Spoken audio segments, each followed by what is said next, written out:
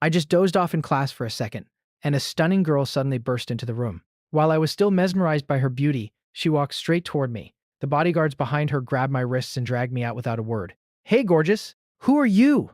I stumbled as I was pulled away. The math teacher finally snapped out of his shock and hurried over. "Student, who are you? What are you doing?" The girl paused slightly. She looked coldly at the math teacher, her sexy red lips parting as she spoke two thunderous words. Wu Qing. Who in the entire country didn't know that name? A 19-year-old female business genius who inherited the BT Group. That name alone was a symbol of absolute status. It was the ultimate capital. "Now can I take him?" Oh Ching didn't even wait for a response. She ruthlessly ordered her men to take me away, leaving the entire class dumbfounded. 10 minutes later, I was hunched over a trash can outside the hospital, throwing up my guts. Parked right next to me was a Lamborghini. The door opened and Oh Ching slammed it shut. "You can choose to throw up later." "You think I want to? You had the driver go so fast, were you rushing to reincarnate?" I angrily wiped my mouth. Expressionless, Oh Ching walked right past me, her voice dripping with impatience. "Follow me." I turned my head, ready to walk away. "Take one more step, I dare you," she warned coldly. "Let me make this perfectly clear. There is a life upstairs waiting for you to save it. You better follow me. Otherwise, I don't mind actually sending you to reincarnate." A life waiting for me to save it? I looked up and realized we were at the People's Hospital. I shook my head and didn't ask any more questions, quickly catching up to her. It was a human life, after all. Seeing us, a doctor anxiously ran over. "Miss O, you're finally here. Is it this gentleman?" The doctor glanced at me, and upon seeing my face, a flash of surprise crossed his eyes. Instinctively, I looked away and used my hand to cover my face. The doctor turned and ordered the nurse, "No time to lose, prepare for surgery immediately." Surgery? I looked completely bewildered. And who was that little kid lying on the hospital bed not too far away? I stared at Oh Ching in absolute shock. "Your daughter?" Oh Ching rolled her eyes at me. "I'm 19. You have a daughter at 19? My voice pitched even higher in disbelief. Oh Ching completely ignored me and turned to the doctor. "If my sister receives his blood, will it affect her intelligence?" The doctor replied with a perfectly straight face. "Please rest assured, Miss O. A blood transfusion will absolutely not impact a person's intellect." Lying in the operating room, I watched my blood being continuously drawn from my veins. After the donation, I sat on the side to rest. The second miss of the O family was finally out of danger. Oh Ching stayed right by her bedside, a laptop resting on her legs as her fingers flew rapidly across the keyboard. Completely ignored, I felt a surge of annoyance and floated over like a ghost. Oh Ching didn't even acknowledge me. "Hey," I said. "Aren't you even going to say thank you?" Oh Ching acted as if she had just heard the funniest joke in the world. She lifted her cold gaze and looked at me with pure sarcasm. "Why should I thank you? Not strangling the Xia family to death is already my mercy." I was just about to curse when the ward door was pushed open. A middle-aged couple rushed in frantically. Looking at the man, I almost thought I was blind. "Dad, what are you doing here?" My dad glanced nervously at Oh Ching, rubbing his hands together before glaring at me. "You have the nerve to ask? I called you earlier. Why didn't you answer? Your aunt just hit the O family's second miss with her car. She almost bled to death." "Thank goodness." I remembered in time that you have the same rare Rh-negative blood type as the second miss. Otherwise, my dad didn't even dare to finish that thought. Meanwhile, the middle-aged woman beside him was bowing and scraping to Oh Ching with a sickeningly sweet smile. "Miss O, we've already taken care of all the hospitalization procedures. It's entirely our fault. Whatever demands you have, please, just name them. As long as we can do it, we just beg you to calm your anger and leave us a way out." "A way out?" Oh Ching sneered, tossing her laptop aside. "Just a minute ago, your precious son was righteously demanding an apology from me." I was completely speechless. I just wanted to dig a hole and bury myself. I had absolutely no idea this was the truth. No wonder Oh Ching hadn't given me a single good look since the beginning. She had every right to treat me like a criminal. Hearing this, the middle-aged woman's eyes widened and she screeched at me. "You little brat, are you doing this on purpose to cause us more trouble? Look at your status. Getting to donate blood to the second miss is your absolute honor. And you have the audacity to demand an apology from Miss O? What the hell do you think you are?" This woman was my father's second wife, my stepmother. My hands subconsciously clenched into tight fists. My brain was buzzing and it took everything in me not to step forward and punch her right in the face. My dad nudged me from the side. "Xiaojia, Dad is begging you. Just go apologize to Miss O first. After all, it was our family that caused the second miss to get into a car crash." "Our family?" I found that incredibly hilarious. "Let me ask you, do I even have a family right now? When Yang Wenpei personally kicked me out of the Xia family gates years ago, why didn't anyone talk about our family then?" Seeing me stand there unmoved, Yang Wenpei's voice turned even shriller. She pointed at me, venting all her rage. "Xia, are you trying to get us killed? I told you to apologize to Miss O. Are you deaf? Have your wings grown hard now? You won't listen to us anymore? Roll over here and apologize right now." She rolled up her sleeves and marched toward me, looking fully ready to teach me a physical lesson. Enough. Oh Ching stood up. Her eyes were an abyss of indifference, and her voice dropped below freezing. Who gave you the courage? To treat my room like a place for your screaming matches? No, Miss O, please listen to me. Yang Wenpei scrambled to explain. Get out. Oh Ching's eyes were filled with absolute disgust. My lawyers will handle the rest. As for you, don't ever appear in front of me again. Yang Wenpei panicked. Sister. Suddenly, a soft, sweet voice came from the hospital bed. Everyone turned their heads, only to realize the little girl who had been unconscious was now sitting up. Oh Ching immediately rushed over. You're awake? Does anything hurt? Mm-hmm. It hurts right here, the little girl pouted pitifully, poking her head. Sister, what happened to me? Don't move around. Wu Qing frowned, gently holding the little one's hand. The doctor quickly examined the second miss, smiling as he took off his stethoscope. Miss O. She's out of danger, but she still needs to rest and recover for a while. The doctor gently patted the little girl's head. Second miss, don't worry, you are perfectly fine now. The blood you lost, that big brother over there used his own blood to make up for it. The little girl's dark gem-like eyes shifted, landing squarely on me. Then she flashed a blindingly bright smile, revealing a row of perfect white teeth. Her voice was as crisp as a bell. Big brother, thank you for saving Bebe.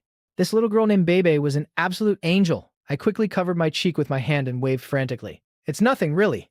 Then, how should Bebe repay Big Brother? The little one actually furrowed her tiny brows, thinking incredibly hard about it. Suddenly, her eyes lit up. I know. Big brother, can I marry you? I almost choked to death on my own spit. What are you even thinking about? Oh Ching lightly flicked Bebe's forehead. He is at least 10 years older than you. So what? Age has never been a barrier to true love. Oh my god. Were those words seriously coming out of a 5-year-old's mouth? Big brother, are you willing to wait for Bebe to grow up? Oh Ching gave me a dismissive glance. Ignore her. You can leave now. No. Big brother can't leave. Bebe desperately clung to my arm. We haven't even exchanged contact info yet, and Bebe still hasn't figured out how to repay you. Standing to the side, Yang Wenpei immediately chimed in with a groveling smile.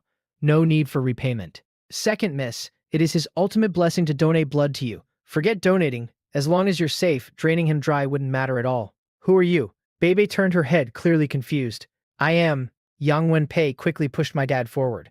He is Xiaozhou's father. We are all his family. If you're Big Brother's family, then why did you just say you wanted to drain his blood? Aren't you afraid Big Brother will be sad? That sentence struck a nerve deep inside me. I lowered my gaze, looking at the little dumpling who was gripping my arm tight, terrified I would slip away. Yang Wenpei pinched my dad's arm, shooting him a frantic look. My dad instantly bowed and laughed awkwardly. Haha, second miss. Anyway, as long as you're fine, the rest of us aren't important at all. Yang Wenpei vigorously nodded along, but before she could speak, the little dumpling cut her off. She turned her head toward the incredibly regal girl standing behind her. Sister, these two people are so loud. Bebe just escaped danger and needs quiet time to recover. Oh Ching shot a freezing glare at Yang Wenpei and Xia Zhongsheng. Get out. How could Yang Wenpei be willing to leave just like that? Miss Oh, we out. Do not make me repeat it a third time. You know the consequences. Yang Wenpei's face drained of all color in pure terror. Yes, yes, yes. We're leaving right now. Grabbing my dad, she didn't forget to shoot me a vicious glare. What are you standing there for? Hurry up and get the hell out. Why don't you show me how to get the hell out first? I immediately shot back. You disrespectful little. Enough. My dad quickly pulled her back. He turned his head and glared at me. Xiaozhe, hurry up and follow us out. I gently patted the little dumpling's head. Your name is Bebe, right? Big brother is leaving now. You need to rest well. Goodbye. Probably goodbye. Forever, I thought to myself. Don't go. Big brother. The little dumpling panicked as I reached the door. Sister. Quick, call Big brother back. He's my savior. His family hit you and caused your car crash. Oh Ching replied calmly. He was merely paying off his family's debt. I don't care. I don't care. He is Bebe's savior. Bebe literally threw a tantrum, throwing herself around on the bed like a spinning top. I want him back. If you don't bring him back, Bebe will never eat her vegetables again. Oh Ching looked down at her. You're saying, if he comes back, you'll obediently eat your greens.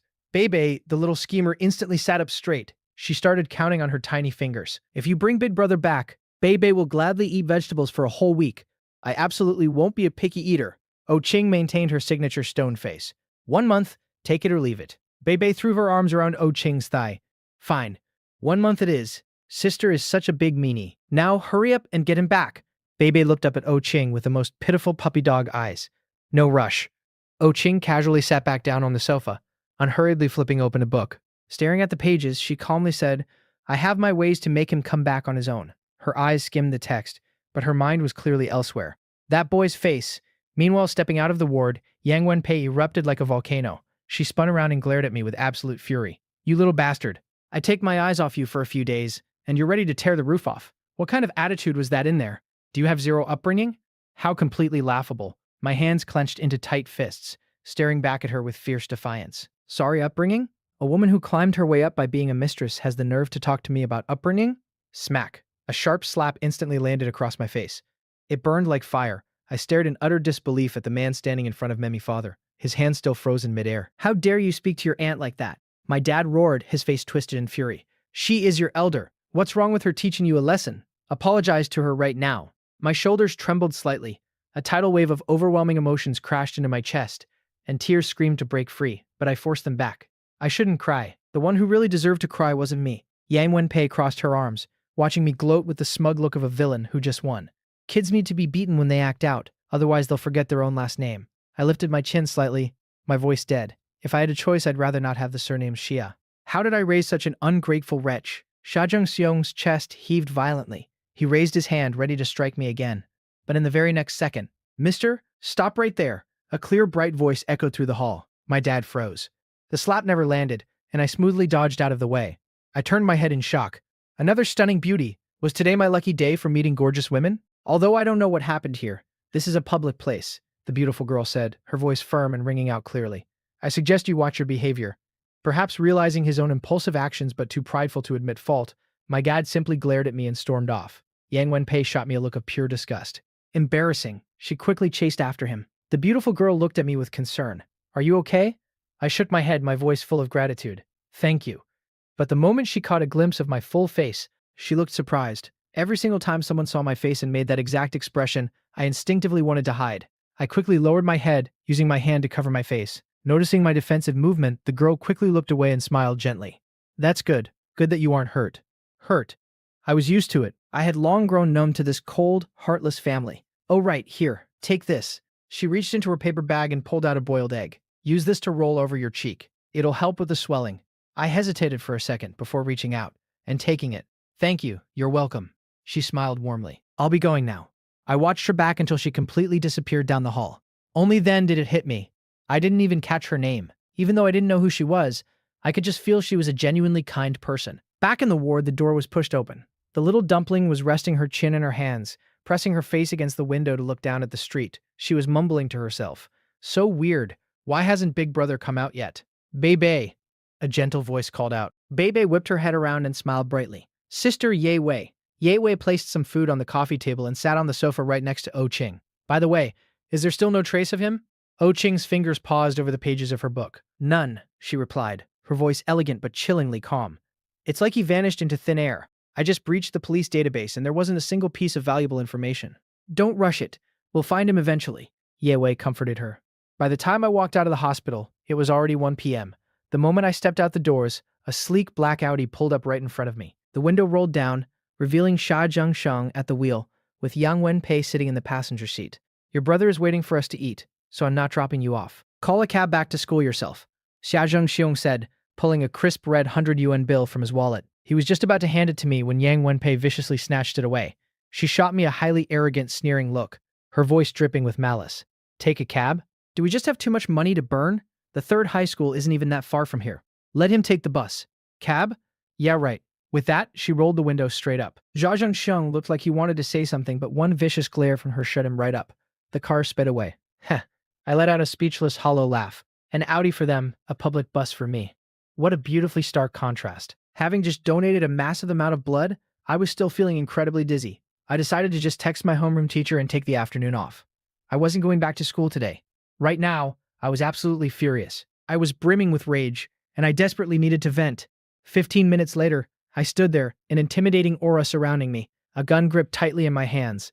My eyes were filled with bloodthirsty cruelty. The few people passing by took one look at my murderous aura and immediately took the long way around, walking away as fast as they could. At that exact moment, I raised the gun. The art style instantly shifted. Intense, pulse-pounding music kicked in as the zombies on the arcade screen were blown to bits. Die. All of you, just die.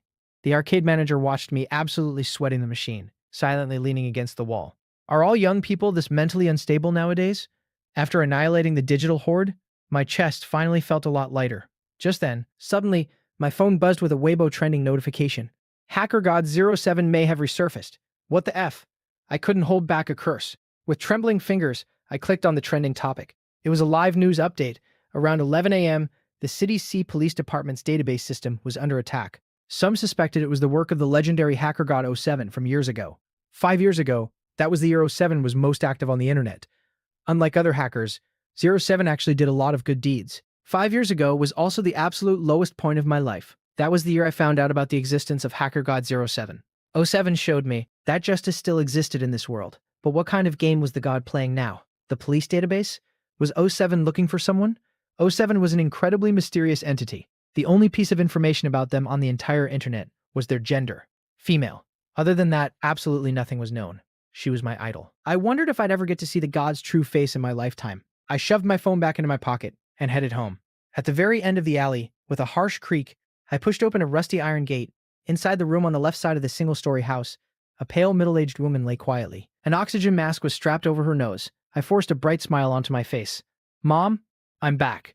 The woman didn't respond at all. 5 years ago, my mom and I were kicked out of the Shah family. She fell into a vegetative state and hasn't woken up since.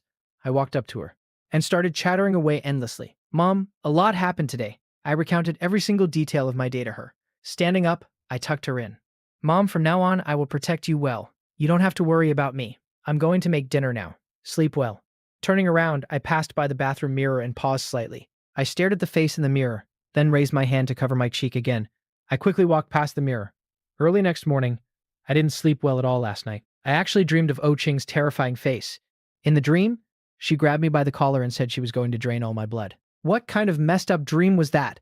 My shoulders slumped as I yawned, dragging my feet toward the classroom. The moment I walked in, the entire class instantly fell dead silent. Everyone whipped their heads around to stare at me. "What's going on? Why are you here?" I looked up at the class sign. Year 1, Class 6. I was in the right place. 2 seconds later, the gossips in the class absolutely exploded, completely surrounding me. "Xiaozhe, what's your relationship with Miss O? Where did you guys go yesterday? How do you know her? Tell us. Tell us now." "Hold on." I violently took a step back. "Can you guys speak one at a time? You're all talking at once. You're going to drown me in spit." A guy sitting at his desk with his legs crossed sneered sarcastically. "Xiaozhe, I don't know what kind of dirty trick you used to get Miss O's attention, but you are dead meat now." "What do you mean? Don't tell me you don't know. You've already been expelled." It was like a bolt of lightning struck me. My eyes went wide with absolute shock. "What did you just say? Expel me? On what grounds?" The guy looked at me gloating. "Hey, I wouldn't dare make this up. The homeroom teacher said it himself yesterday afternoon." Speak of the devil. The homeroom teacher walked right in. "All right, everyone, get ready. Class is starting." I charged over and grabbed his arm. "Teacher, they said I got expelled. What's going on?" The teacher yanked his arm away. "It means exactly what it sounds like. Your things are already packed. Take them and get out." "But why? Skipping class without reason. If I'm not expelled, who is?" I was frantic, but I was forcibly dragged away yesterday. You all saw it, and I even asked you for leave in the afternoon. The teacher cut me off impatiently. "Enough, enough. Stop talking." This came directly from the principal. "Xiaozhe, you are expelled." I was completely dumbfounded. Just then, a student walked into the classroom. "Xiaozhe, someone is outside looking for you." I turned my head and saw Sha Zhengsheng standing right at the door. Had the sun risen from the west? Sha Zhengsheng actually came to find me in person? The moment our eyes met, Sha Zhengsheng waved at me with an enthusiastically, almost disgustingly fawning smile, gesturing for me to come out. I still vividly remembered that slap from yesterday. If I could, I really wanted to pretend I didn't see him at all. "What is it?" I walked over, my tone anything but friendly. Being notified of expulsion first thing in the morning would make anyone explode. "Well, Xiaozhe, can we talk?" "Talk about what?" "That slap yesterday." "Yesterday was Dad's fault. Dad was just too impulsive." "Xiaozhe, please don't take it to heart." Sha Zhengsheng looked incredibly guilty. "Look, I came to find you first thing this morning because I wanted to apologize to you in person. For some reason, my chest felt tight. I lowered my head pretending not to care, but deep down, I still desperately craved a father's love. "Come on, Dad will take you somewhere nice so we can have a proper chat." Sha Zhengsheng wrapped an arm around my shoulders and steered me outside. I didn't resist. In a restaurant across from the third high school, Sha Zhengsheng pointed at the menu. "What do you want to eat? How about seafood fried rice? Your little brother loves this. We always order it when we come here." I glanced at the price. It was worth 2 days of my living expenses. But that wasn't the main issue. The main issue was I was severely allergic to seafood. Every time I ate it, I broke out in full-body hives. A flash of panic crossed Xia Zhengsheng's eyes. "Then let's change it. How about the big plate chicken?" I gave a soft hum. After ordering, Shai Zhengsheng finally got to the point. "Shai Zheng, do you still remember the second Miss O from yesterday?" I tilted my head. Thinking for a second, the little dumpling's adorable face instantly popped into my mind. I remember. The second Mrs. car crash was caused by our Jia family. Even though she's fine now, you know how powerful the O family is. If they really decide to hold us accountable, our Xia group won't be able to handle the consequences. Xia Zhengxiong nervously fiddled with the watch on his wrist. The O family has stated that as long as you go and take care of the second miss for 1 month until she fully recovers, they won't pursue the matter. Hearing this, I finally understood. What apology? It was all a complete lie. This was his real motive, and I had naively delusionally thought he had suddenly grown a conscience and started caring about me. I was utterly furious. I stood straight up. I'm not going. Why should I pay the price for that woman's mistake? Xia Zhe. Right now, only you can save the Xia family. Dad is begging you. Dad, let me make this perfectly clear. I will not pay for that woman's mistakes. I'm not a saint, and I'm not that forgiving. Seeing that the soft approach failed, Xia Zhengxiong instantly changed his tune. Don't forget, you've already been expelled from school. I stared at him in disbelief. My expulsion, was that your doing? I was so angry I was shaking. What kind of biological father in this world would use something like this to threaten his own son? Dad is just reminding you that you currently have no school to attend. But, if you agree, Dad will immediately transfer you to the St. Sia Business Academy. You can start classes there tomorrow. You don't have to stay in this ordinary high school. St. Sia Business Academy was one of the top elite schools in the country. The tuition for a single semester alone was enough to make most people back off. I clenched my fists, my voice unyielding. I said it. I'm not going. That woman turned my mother into a vegetable. She caused me to lose everything. I will never do anything for a woman like her. This is my absolute bottom line. Xia Zhengxiong's ugly true colors were finally fully exposed. He slammed his hand on the table and stood up. I raised you all these years, and you won't even do this one little thing. Do you have any conscience left? Even if I raised a dog, it would know how to be grateful by now. I'm telling you right now, if you don't go, don't even think about getting another cent from me for your mother's surgery. She has a surgery next month, right? Without money, let's see how you keep that woman alive. That sentence struck my absolute weakest point. Damn it! I wanted to kill someone so badly right now. I gritted my teeth, my chest heaving violently. But thinking of my mom, I finally surrendered. For the sake of my mom, fine, I'll go. I just dozed off in class for a second, and a stunning girl suddenly burst into the room. While I was still mesmerized by her beauty, she walked straight toward me. The bodyguards behind her grabbed my wrists and dragged me out without a word. Hey, gorgeous. Who are you? I stumbled as I was pulled away. Shengxi Manor. At the O family dining table, an elegant girl sat there picking at her food. The dishes were absolute perfection in color, aroma, and taste. O Qing gracefully took a sip of soup, then glanced at the little kid sitting next to her, who was resting her chin in her hands and poking her rice with her chopsticks. Bebe, are you counting grains of rice? Wow, sister, how did you know? Bebe is super good at math. Let me count them for you. Saying this, Bebe seriously started transferring rice from her bowl to her sister's bowl. She even muttered as she did it. 1, 2, 3. Bam! O Qing slammed her chopsticks down on her bowl. Leaning back in her chair, she crossed her arms and glared at her. Bebe's little body trembled. She slowly sat back down, placed her hands obediently on her lap, and looked the picture of perfect behavior. Why did you stop counting? O Qing's voice was cold and sharp. What did we agree on at the hospital yesterday? No picky eating for a whole month. Ah? Did we? Bebe pointed at her own head. I hit my head. I can't remember a lot of things. Oh? Is that so? O Qing sneered. Then you better forget about that person too. You won't be seeing him for the rest of your life. Bebe quickly looked at her sister. Seeing her icy expression, she pitifully sniffled, tilted her head back, and let out a loud wail. Sister is a big meanie. You only know how to bully Bebe. I don't want sister. Bebe's crying was a force of nature. Once she started, she was a terrifying, unstoppable force. Nothing could calm her down. If there was one thing O Qing absolutely sucked at, it was dealing with kids. She rubbed her throbbing temples, glaring at the maids standing nearby. Are you all statues? What are you standing there for? Comfort her. The maids scrambled into a chaotic mess trying to soothe her. Unfortunately, Bebe was crying like the world was ending. The more they tried to comfort her, the louder she wailed. Oh, Bebe, if you keep crying, I swear I'll make sure you never see him again. Wah!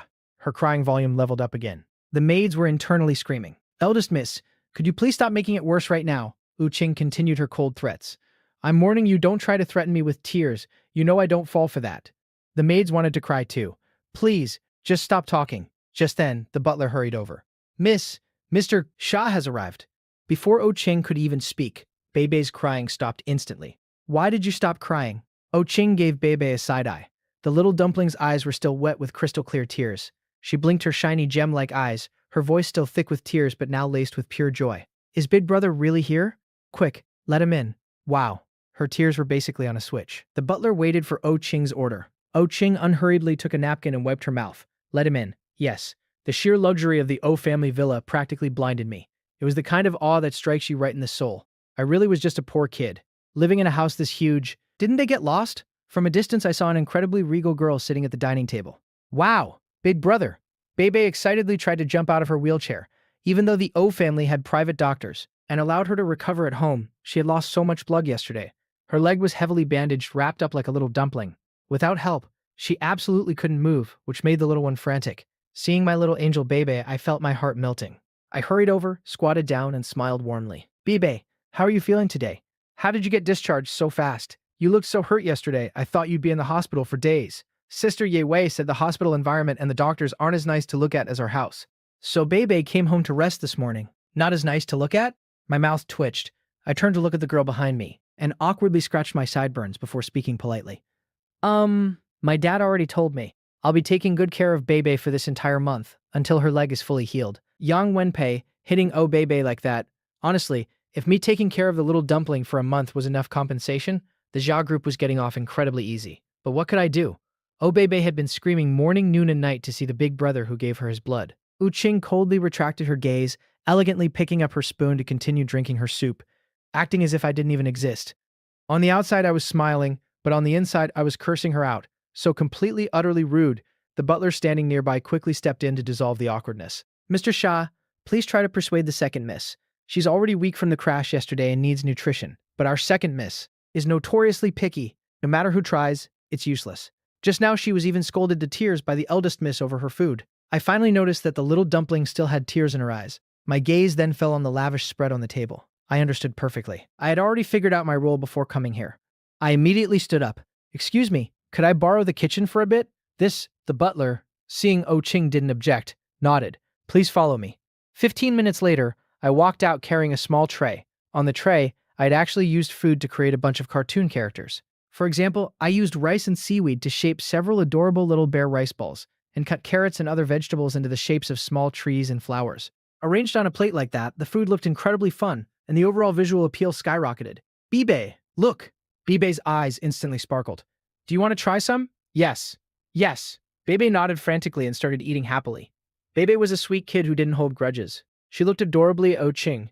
Sister, do you want to try some? These rice balls are super yummy. Oh Ching snorted dismissively. Childish? It's just rice. Changing the shape into a pig doesn't magically make it taste better. Damn it. These were clearly bears, okay? Bears. Bebe took a big bite, her little cheeks puffed out. But it really is super yummy. Ooh, Bebe. Only someone with your intellect could appreciate food like that. The veins in my temples were throbbing wildly. Where was my knife? I was just about to retort, but the fact remained. Bebe absolutely loved it. Oh Ching stayed silent. What I said was completely right. Bebe's picky eating was the biggest headache for the entire O family, and this guy had easily fooled her with just a few cheap tricks. She finished her meal, gracefully lifting her exquisite teacup to take a sip. You should consider yourself lucky that your little tricks can temporarily distract her. That way, you won't seem completely useless. I really wanted to slam that teapot right into her flawless but insanely punchable face. Toxic snake. Bebe had already demolished most of the food I made. She patted her full little belly and finally couldn't help but speak up. Sister, don't talk to Big Brother like that. Listen, Bebe was an absolute angel. Just listen to her. How could someone as cold as O King have such an angelic little sister? It was a miracle of the world. She shot me a freezing glare, turned around, and walked up to the second floor with her long legs. As she walked, she ordered the maids, make a cup of coffee and bring it to my room. I have a new program to write this afternoon. No one bother me. Bebe comforted me with a very serious expression. Big brother, please don't take it to heart. My sister is actually a really good person. Right. I really can't see what's so good about her. I curled my lip. She's arrogant, venomous, and acts exactly like an evil capitalist. Also, big brother, Bebe tugged at my sleeve, weakly pointing behind me. I just dozed off in class for a second, and a stunning girl suddenly burst into the room. While I was still mesmerized by her beauty, she walked straight toward me. The bodyguards behind her grabbed my wrists and dragged me out without a word. Hey, gorgeous, who are you? I stumbled as I was pulled away. Before I could even turn my head, I felt an incredibly dark, oppressive aura completely envelop me. No way. Like a malfunctioning robot, I turned my head inch by inch. When my eyes met O King's flawlessly pale, exquisite face, I jumped back in sheer terror. O Ching stood there expressionless, raising an eyebrow. Her voice was flat. Also what? Keep going. I racked my brain desperately. I meant, even though you're arrogant and venomous, you are incredibly beautiful. You have both looks and talent. Who can teach me how to flatter someone? I'm waiting online, it's urgent. I desperately scratched my head. There are other things too. I'll tell you when I remember them, okay? Ching picked up the laptop she had forgotten on the table, giving me a profoundly meaningful look. Bebe looked up adorably at her sister, her crisp voice ringing out. Sister, can we clear out a room for Big Brother to stay in? In response came an incredibly calm, flat voice. No, why? Bebe pouted. Didn't we agree that Big Brother would stay with me until my leg is fully healed? Because I refuse to live under the same roof as an idiot who can't even flatter someone properly? I was utterly speechless. She said it as if I was begging to move in. Ching was working. For the entire afternoon, I truly didn't see her again, not even during dinner time. I made my signature children's dinner for the little dumpling, and she ate it with absolute joy. Bebe, doesn't your sister have to go to school? I think I heard she's only 19. Bebe shook her head. My sister was already recommended for direct admission to Supreme University when she was in her second year of high school. So whether she goes to school now or not, it's the exact same thing. We're both human, so why is the gap so massive? My grades weren't terrible, but they definitely weren't at the level of getting direct admission to university, especially not Supreme University. The absolute top university in the country. Sigh. God really is unfair. He practically gave every single good thing to that girl upstairs. I turned to check the time. It was already 8 p.m. I stood up. Bebe, Big Brother has to go home now. Bebe instantly put down her food, her bright dark eyes looking at me nervously. Then, will you still come tomorrow? Of course I will. I smiled and gently pinched her little nose. I will take care of you every single day until your leg is completely healed. That was the deal I struck with that person. I would take care of the little dumpling for a month, and in return he would transfer me to St. C Academy and pay for my mom's surgery. Speaking of which, I was supposed to report to St. C Academy tomorrow. I definitely needed to go back and prep for that today. But starting tomorrow, Big Brother has to go to school too. You'll probably only be able to visit me after school or on weekends, right? Does that mean Bebe won't get to eat the breakfast Big Brother makes tomorrow? No, you will. I blinked playfully at the little dumpling. If you don't believe me, check when you wake up tomorrow. Bebe's face filled with anticipation, her eyes sparkling. But the moment I left, the little dumpling instantly deflated from her energized state, slumping like a popped balloon. A maid pushed her wheelchair up to the second floor. Bebe knocked on Ching's door and pushed it open, poking her little head inside. Sister, Bebe is going to sleep. Can you tell Bebe a bedtime story?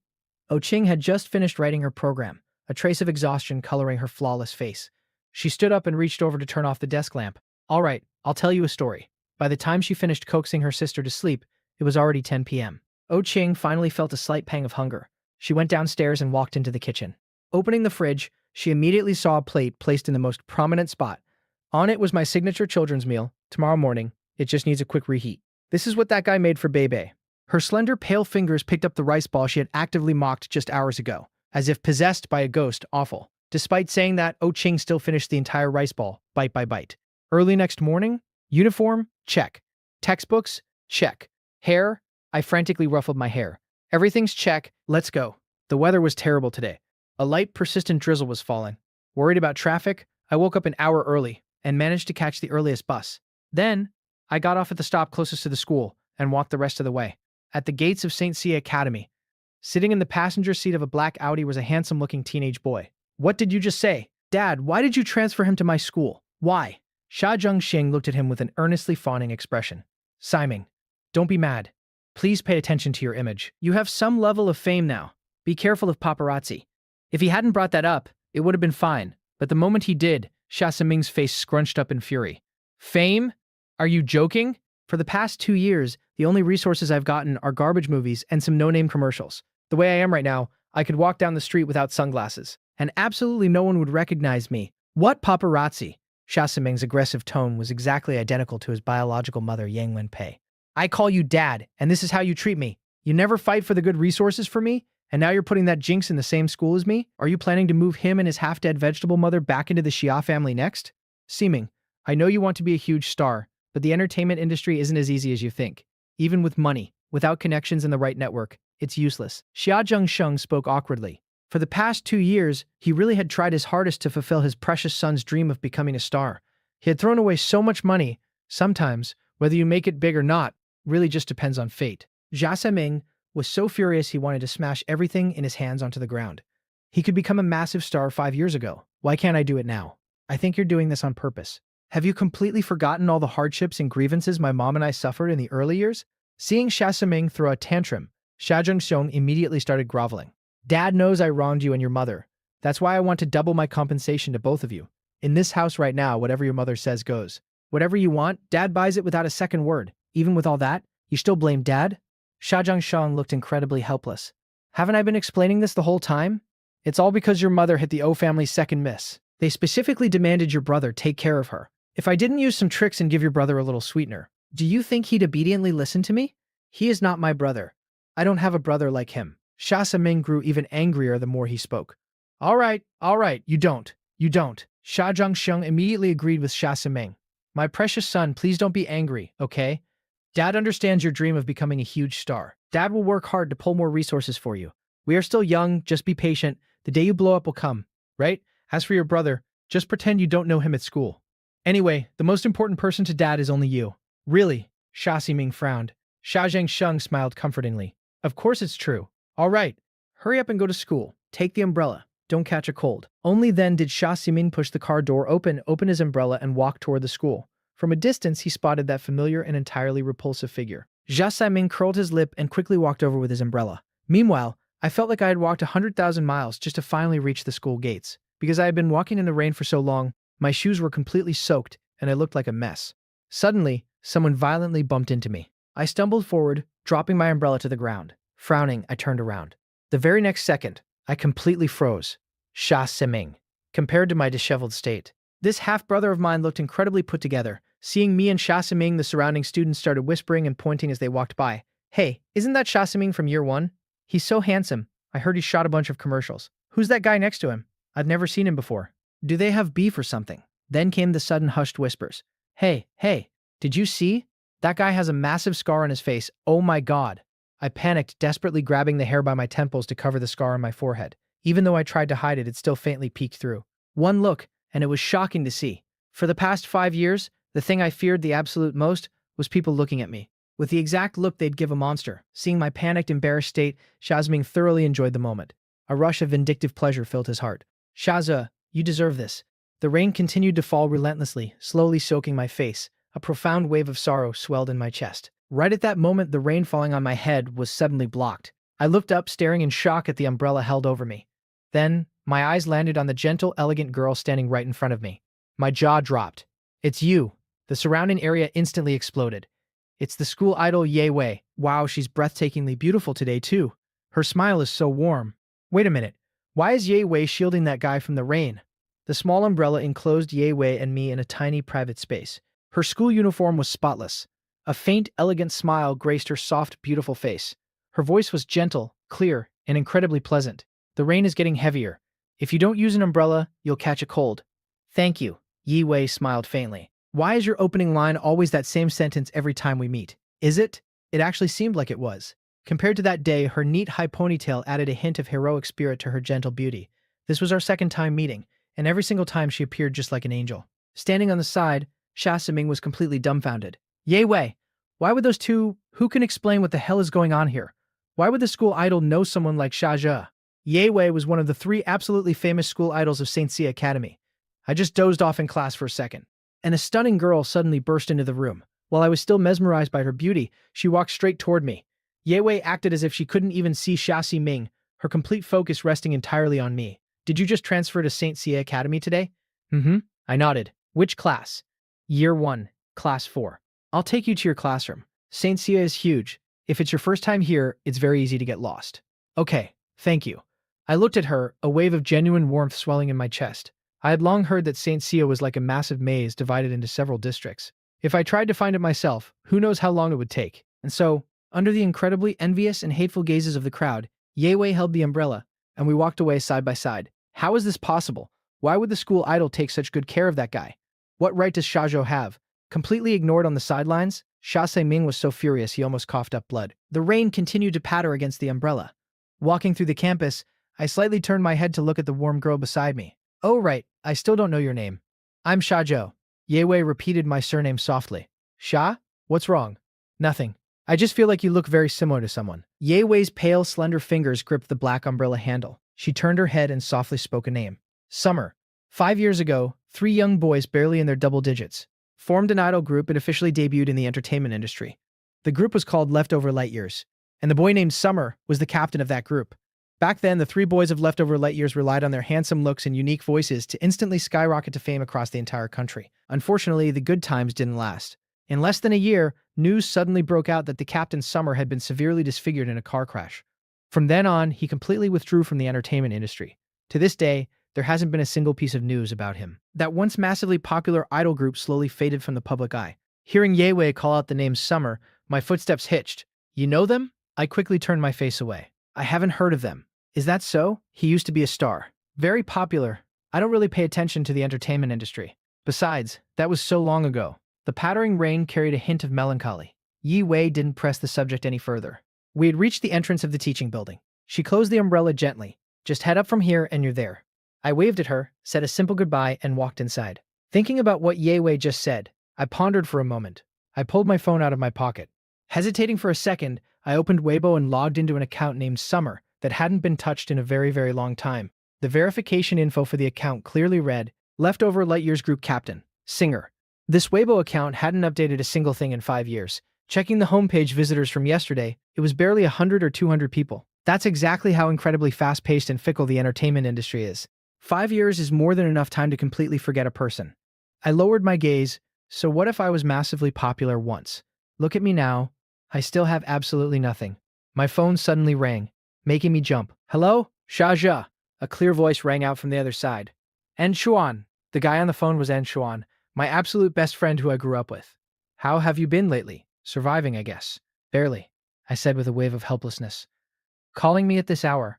Aren't you guys banned from bringing phones to school? And Chuan was from the neighboring city. He had just finished a set of practice questions. I didn't go to school today. I'm self-studying at home. I just suddenly remembered. There's only 3 months left on that contract from 5 years ago. How can you sound so completely calm? 5 years ago, that bastard Xia Siming faked a suicide attempt out of pure jealousy to force your dad to personally blacklist you. They even released fake news saying you quit the industry because you were disfigured in a car crash. Everything was a complete setup. And Chuan's tone was classic diehard fanboy, speaking with absolute fury. I couldn't help but chuckle. Hey, student An Chuan, I'm the victim here. Why are you angrier than I am? I'm just furious on your behalf. Yeah, 5 years ago was the year that utterly destroyed my destiny. That was the year my mom couldn't bear the destruction of our family caused by the mistress, Yang Wenpei, and attempted suicide by jumping off a building, falling into a vegetative state. That was the year my own agency blacklisted me under the guise of a disfiguring car crash, forcing me to play along and act like I was actually scarred.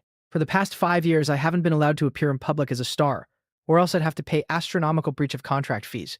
That was the year my stepmother, Yang Wenpei, completely kicked me out of the Shia family. That was the year I went from a completely carefree, wealthy young master and a national idol to a broken kid forced to hide his true identity forever. So anyone can humiliate and mock you like a piece of trash. And Chuan emphasized, just 3 more months. In 3 months, you won't be chained down by that contract anymore, and you can stop hiding your identity. In a few days, I'll be moving back to the city. Yunfan is coming back from abroad soon too. When that happens, the 3 of us can finally hang out together again. And Chuan's voice was full of excitement. And Chuan was my best friend in real life, while Yunfan was a good friend we met online playing games. We still hadn't met Yunfan in person because he was studying abroad, but I heard he was coming back soon. Is Yunfan really coming back? Is his home in the city too? Are you telling the truth? I was getting excited too. Hanging out with good friends was an incredibly refreshing thought, wasn't it? After chatting with An Chuan for a bit, I checked the time and quickly said, I gotta go. Too much has happened these past 2 days. Let's talk face to face when we meet up. Hanging up? There were only 10 minutes left before class started. I definitely didn't want to be late for my very first class. Suddenly, a powerful, overwhelming aura enveloped the area. Oh no, this feeling is... Outside the restrooms, the soft orange lights spilled down. Oh, Qing was washing her hands with her head slightly lowered. My God, it really is her. For some reason, perhaps because this girl was just too profoundly regal, she always carried an untouchable high and mighty aura. Every time I saw her, I inexplicably felt intimidated. Qing. Haha, what a coincidence. You came to the restroom yourself? The moment the words left my mouth, I realized how stupid that sounded. Qing just shot me a freezing glare and didn't say a word. What a boring person. Oh right, Bebe mentioned Qing had already been guaranteed admission to university, so she didn't even need to come to school. Plus, she was already running a company at such a young age, so she must be incredibly busy. I walked over, and while washing my hands, I couldn't help but ask, why did you come to school today? I thought you weren't coming at all anymore. Mind your own business. Qing crumpled up the paper towel, tossed it into the trash can, turned around and walked away. I stared at her back, annoyed. Year 1, Class 4, this is it. I checked the class sign, then pushed the door open. The originally noisy classroom instantly fell dead silent. Everyone whipped their heads around to stare at me. I just dozed off in class for a second, and a stunning girl suddenly burst into the room. While I was still mesmerized by her beauty, she walked straight toward me. I instinctively ruffled my hair to cover my face. Hello everyone, I'm Shajae. I just transferred to this class today. I hope we can all get along. A guy with a fiery temper sitting in the front row scoffed. Shh, what are you acting all innocent for? In all of St. Sia Academy right now, who doesn't know the famous Shajae? You actually have the guts to hit on our school idol, Yi Wei, right out in the open. Why don't you look in a mirror and see what you are? Let me tell you guys, the guy continued. When I walked past the restrooms just now, I actually saw the eldest Miss O. And this Xia Jie was actually trying to hit on our school idol O. Hearing this, O Ching's fanboys in the class were first thrilled that O Ching was actually at school today, since she rarely ever showed up. But immediately after, they were completely enraged by the second half of the sentence. My God, he actually dared to hit on our O idol too. This is absolutely unforgivable. Xia Siming was also in this class. Watching me get attacked by so many people, he was unspeakably smug.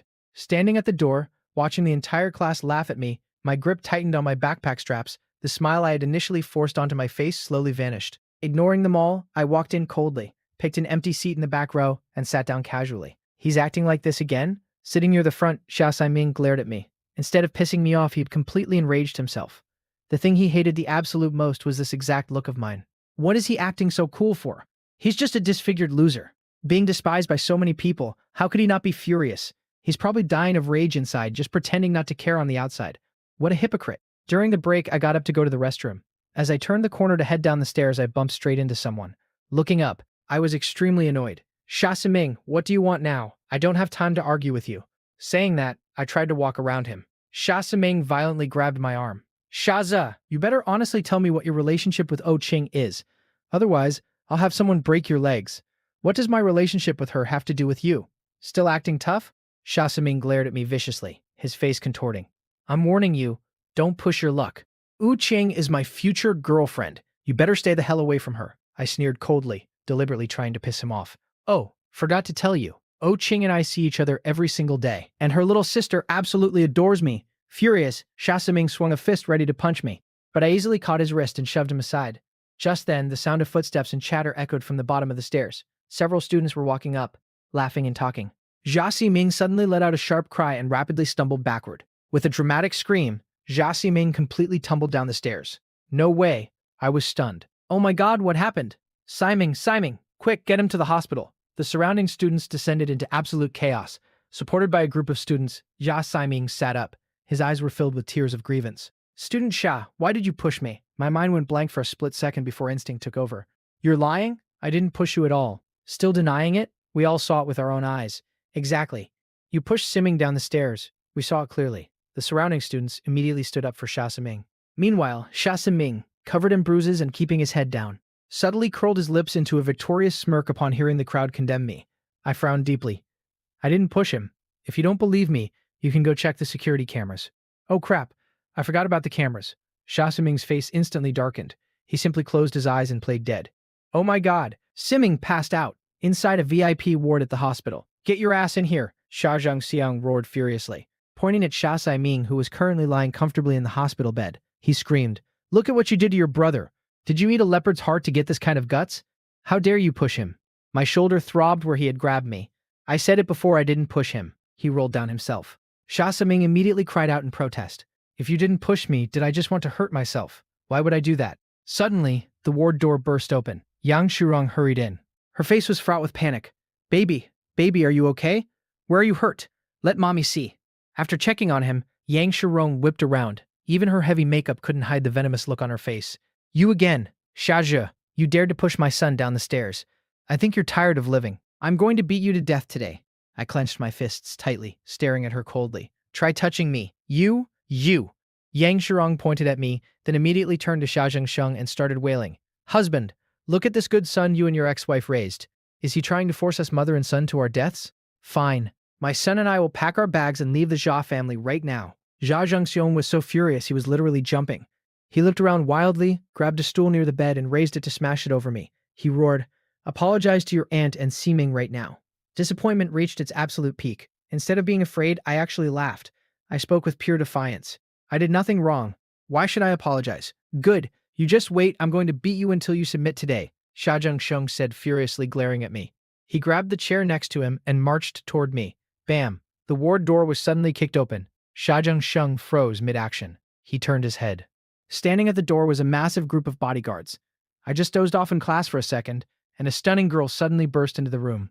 While I was still mesmerized by her beauty, she walked straight toward me. These bodyguards were all dressed in sharp black uniforms, perfectly aligned and disciplined. Just one look at them radiated an intense, suffocating pressure. Where did these bodyguards come from? Zhai Zhangxiong panicked for a second, then darkened his face and yelled, "Who are you people? This is my son's hospital room. Get out immediately." The lead bodyguard glanced at me, confirmed my identity, and gave a hand signal to the men behind him. Go. The bodyguards instantly swarmed in and began absolutely demolishing everything in the room. The flowers on the bedside table were shredded. The thermos Yang Shurong brought was smashed onto the floor, spilling the soup she made for Xia Ximing everywhere.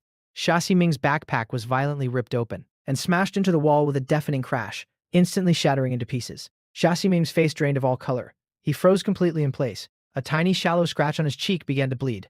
This all happened way too fast for anyone to process. Xia Zhangxiong finally snapped back to reality. He shoved past me and rushed to the bed. "Siming, are you okay?" "Dad, who are they?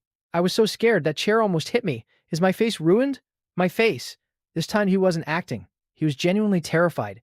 Even I was completely dumbfounded. What the hell was going on? Where did these bodyguards come from?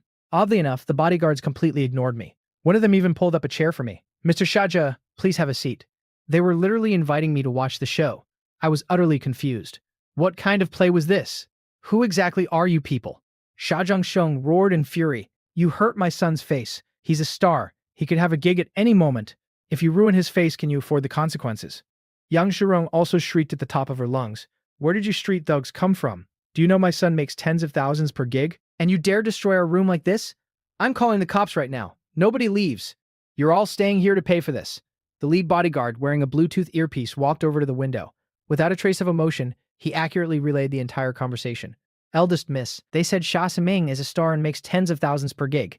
Inside the O family villa, sitting on the sofa, was the incredibly regal girl. Leaning back lazily, her aura absolutely domineering, her exquisite side profile was sharply defined. Her slender hand held a wine glass. She tilted her head back, downing the red wine in one gulp, then casually tossed the glass onto the coffee table. A playful, dangerous smirk formed on her lips. "Keep beating him. Beat him until you hit a million's worth." "Yes, ma'am." The bodyguard turned around and gave a hand signal to his men. "Do it." Xia Siming shrank back in terror. He could clearly feel these bodyguards were coming straight for him. "What are you doing? Don't come closer. Stay away. Mom, call the cops." Before he could even finish his sentence, Xia Siming was slapped brutally across the face. It burned like hell. "Siming." Zhao Zhangxiong and Yang Shirong tried to rush forward but were completely blocked by the wall of bodyguards. Xia Zhangxiong yelled frantically, "Get out of the way! What are you trying to do? If you have a problem, come at me." Siming. Yang Shirong was completely losing her mind. In all her 30-odd years of life, she had never encountered a situation like this. Xia Siming covered his face, absolutely stunned. He had been spoiled and pampered by Xia Zhangxiong and Yang Shirong his entire life. Forget being beaten, he had barely even been spoken to harshly. "You dare hit me?" Xia Siming glared at them. Smack. Another brutal slap. The bodyguard's face remained deadly serious. He was simply carrying out his duties. The crisp sound of slaps continuously echoed through the ward.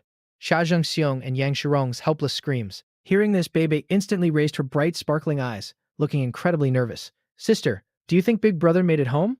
Oh Ching's eyes were locked dead onto the television. On the screen, a reporter was braving the wind, their face practically deformed by the gales, struggling to deliver a live report from a city street. "Sister!"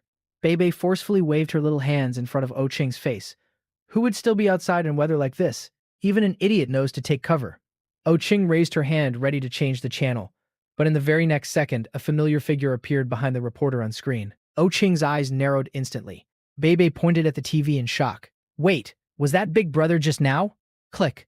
Oh Ching coldly turned off the TV and stood up. "Was that Big Brother just now? It's so dangerous outside right now." "Sister, are you going to pick him up?" "I just said my kindness toward him ends here. I'm not that man's driver. Why should I go pick him up?" Her face dark, Oh Ching marched up to the second floor. "What should I do? Big Brother is in danger." Bebe was frantic. She was just about to call the O family's driver to see if he could go find him, when, less than 5 minutes after going upstairs, Oh Ching came back down, her face still cold as ice. And in her hand were her car keys. "Sister!" Bebe's eyes instantly lit up. "Are you going to pick up Big Brother?" "Who said I'm going to pick him up?" Oh Ching stated raciously. "I'm just going out for a walk." Bebe had been watching Detective Conan on her iPad. "Sister, you really don't have to pretend in front of me. I understand." Bebe, acting like a little adult, pushed up invisible glasses on her nose. The classic Detective Conan background music seemed to play in the background as Bebe used her sweet, milky voice to deliver the iconic line. There is only one truth, and that is Butler Lee brought out the test papers the school handed out today, and if I don't finish them, I can't sleep. No. Bebe hadn't even finished her dramatic performance when, the truth is, sister, you really are just going out for a walk. Oh Ching had already put on her shoes. Cold, regal, and elegant, she shot Bebe a look. As long as you know, I sat on the steps of a shopping mall by the road, a place that barely offered any shelter from the rain. My home was very far from the city center. Public transport had stopped, and there were almost no cars on the road. The Shia family residence was actually in a high-end neighborhood nearby, but since 5 years ago, that place was no longer my home. A sleek red Lamborghini pulled up perfectly right in front of me. The window rolled down, revealing an impossibly beautiful face. Wu Qing stared straight ahead, her voice a direct command. Get in. I looked up, utterly shocked. Wu Qing's expression didn't change, her voice perfectly steady. I just happened to be passing by. Passing by. But this street is in the complete opposite direction of the O family villa. While I was still utterly confused, O Qing had already pushed the car door open. She stepped out, grabbed my arm, and with an expressionless face, opened the passenger door and ruthlessly shoved me inside. Slam. She shut the door, then opened the driver's side door, got in, expertly shifted gears, and sped off. Wu Qing, what exactly are you trying to do? O Qing shot me a side-eye. Outside, the wind and rain raged. Night had completely fallen. The interior of the car was dark, with only the streetlights outside barely illuminating my silhouette. Under such dim, flickering lighting, my dark skin tone and the scar on my face were hidden by the night. O Qing's face softened slightly. She grabbed a handkerchief from the side and tossed it at me. Wiped the rain off. I looked at her in surprise. I didn't expect this demonic eldest miss to actually have a thoughtful side. But then, O Qing casually added a sentence that completely destroyed the moment. Don't dirty my car. Of course, I really shouldn't have expected anything from a venomous snake. Despite that, I still quietly muttered a thank you to her. O Qing let out a cold hum. Arrogant and insufferably haughty, she simply said, I was just conveniently saving a life. Consider it me doing a good deed to build up karma. Saying that, she deliberately emphasized the word conveniently. Very well, that is very O.U. Qing. Early the next morning, I let out a massive yawn as I woke up in a luxuriously decorated European-style room. What's going on? My eyes snapped wide open. I looked around and finally accepted the reality that I had actually stayed the night at the O family villa yesterday. I checked the time. It was already 6:30 a.m. Oh crap. If I don't hurry, I won't have time to make Bebe's breakfast. I frantically jumped out of bed, rushed into the bathroom, and quickly washed up. Half an hour later, I walked out of the kitchen carrying the children's meal I had prepared. The moment I brought it out, I realized Bebe was already awake. Wearing pink little pajamas, the tiny figure was sitting obediently at the dining table. Seeing me walk out, she flashed a blindingly bright smile, revealing her little white teeth. Good morning, big brother. Oh, Bebe, why are you up so early? I was a bit surprised, because I felt Big Brother's food calling out to me. Bebe happily patted the dining table with both hands. I couldn't help but chuckle at how adorable she was. Here you go. Last night I wanted to wait for Big Brother to come back, but I ended up falling asleep while waiting. Is that so? Wait a minute, why were you waiting for me to come back? I blinked, feeling a bit confused. Bebe mumbled through a mouthful of breakfast, her words somewhat unclear. Wasn't it because of the typhoon yesterday, Sister Shi? What about me? A cold, sexy voice drifted over. Oh Qing had actually come downstairs without me noticing. She stood there with her arms crossed, shooting an incredibly friendly warning glare at Bebe. I just dozed off in class for a second, and a stunning girl suddenly burst into the room. While I was still mesmerized by her beauty, she walked straight toward me. Bebe immediately put on a serious little face and turned to look at her. Sister was beautiful yesterday, but she's even more beautiful today. Truly worthy of being Bebe's sister. I admire you the most. Good girl. Oh Qing patted Bebe's little head with satisfaction. The maids, arriving at the kitchen at their usual time, were stunned to find that both the eldest and second misses were already awake. The O family's breakfast time was strictly scheduled, but today they were a full half-hour early. Eldest miss, why are you? We will prepare breakfast immediately. Oh Qing pulled out a chair and sat down with absolute elegance. No need. You mean, isn't there already some ready-made? As Oh Qing spoke, her deep, beautiful eyes locked onto me. I looked down at the sandwich I had casually made for myself while prepping Bebe's breakfast. I immediately pulled it closer to me. No, this is mine. Everything here belongs to you. Just tell the maids to make you one. Are you going to give it to me or not? Oh Qing stared at me, her eyes filled with pure threat. Looking every bit like me eating your food is a massive blessing bestowed upon you. I wanted to cry. Reluctantly, I handed it over to her. I stared pitifully as Oh Qing elegantly ate my sandwich and drank her milk. Then, she even took her sweet time to drop a critique. It's a bit bland. Pay attention next time. I gave her a fake strained smile. You can choose not to eat it. I worked hard all morning and I'm still starving. Oh Qing snorted lightly. Something came up at school. I have to leave half an hour early today. Otherwise, you think I actually wanted to eat this kind of thing you made? What do you mean, this kind of thing? I seriously wanted to curse her out. What was she acting so arrogant for? Right at that moment, the butler walked over. Eldest Miss. Miss Yewei is here. That name sounds so familiar, I turned my head and stared in shock as the gentle, beautiful girl walked toward us. Seeing me there, Yewei was clearly stunned for a second, then quickly curved her lips into a gentle smile. Student Sha, why are you here? It's actually her. The Yewei who offered me her umbrella before, but before I could even open my mouth to speak, a certain female demon coldly interjected. He is our family's new male servant. I was furious. What male servant? I'm just responsible for taking care of Bebe for a month. Taking care of Bebe? Ye Wei shifted her gaze to Bebe, who was happily munching on her breakfast. Connecting it with everything that happened over the past few days, she instantly understood. She chuckled softly. The world really is small. Taking a seat opposite Wu Qing, Ye Wei looked at me, standing off to the side. Aren't you going to sit? Oh Qing sat there, utterly arrogant, barely lifting her regal eyelids to glance at me. A male servant should have the self-awareness of a male servant. Why should he sit? Damn it. Completely unlike the domineering, arrogant aura that Oh Qing radiated, the lines of Ye Wei's face were incredibly gentle. Her voice was like cherry blossoms falling in spring. Wu Qing, stop bullying student Xia. Look at this.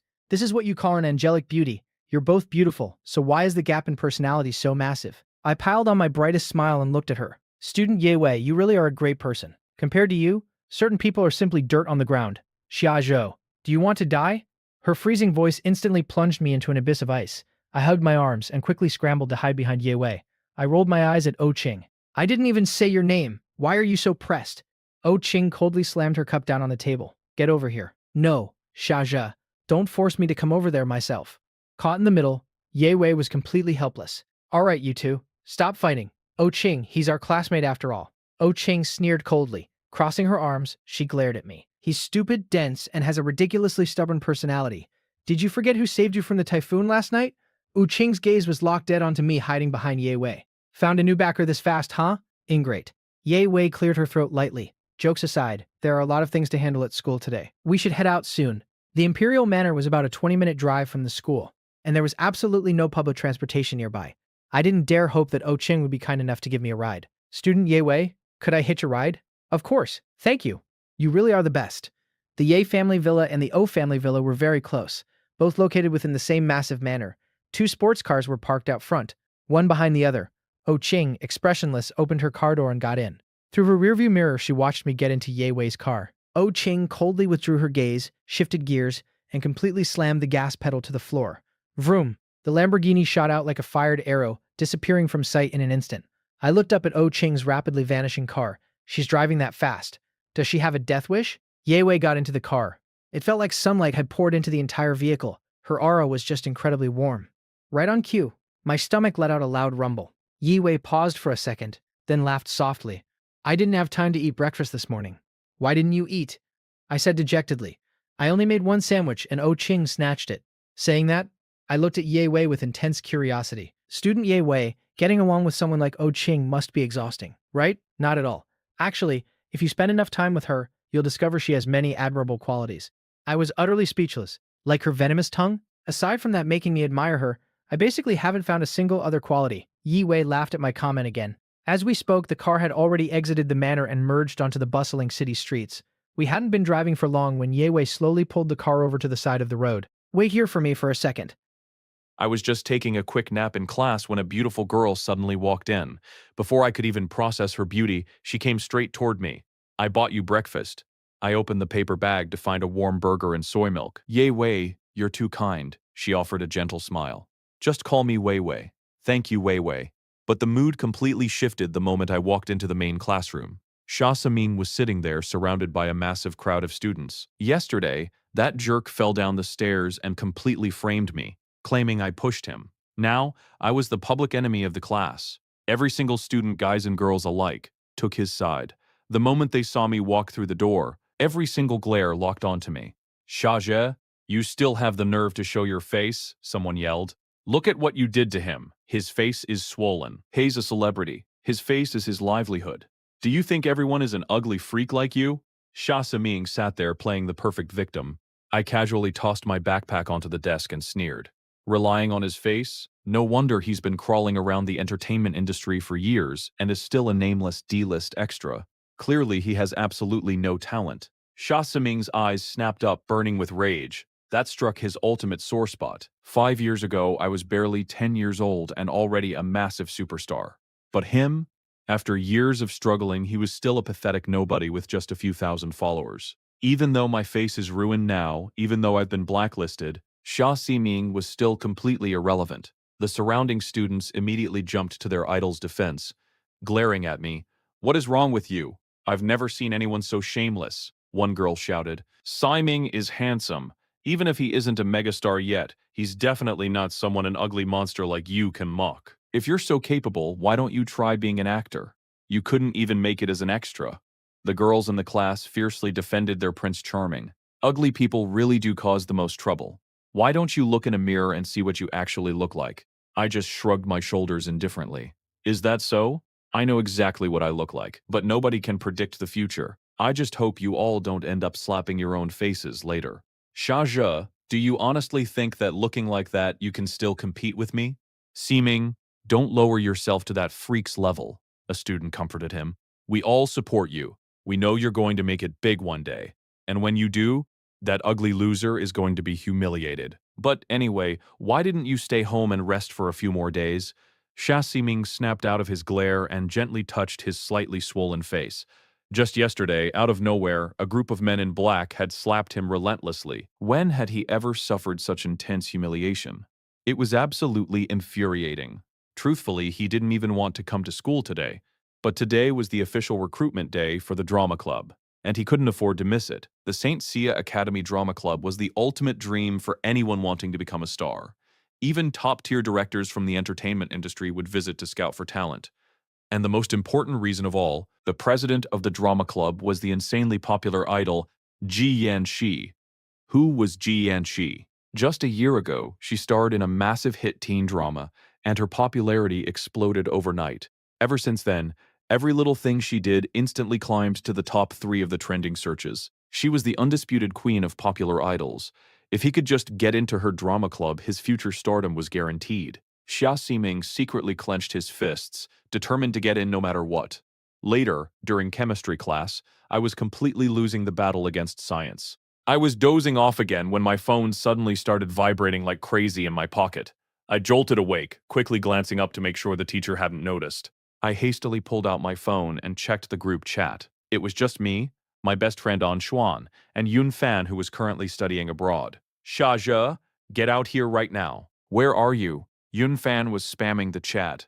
"If you don't reply in 3 seconds, I'm going to kill you." My mouth twitched in annoyance as I quickly typed back. "I'm here! I'm here! Boss, I'm literally in the middle of class. You think I'm chilling in America like you?" Yun Fan replied instantly. "This is a massive emergency. The St. Sia Drama Club auditions are this afternoon. Do not forget to sign up." I stared at the screen. Are you seriously telling me to go to the drama club with this terrifying ruined face of mine? Am I auditioning for the role of a literal goblin? Yun Fan shot back. "Why do you have absolutely no vision? The drama club only recruits once a year. Besides, in exactly 3 months, your face will be completely healed. Once you restore your original looks, won't you dominate the entire drama club in seconds?" I paused and thought about it. He actually had a point. That cheap stepbrother of yours definitely won't pass up this chance. Yun Fan continued, "He's probably dreaming about joining the club to become an overnight star.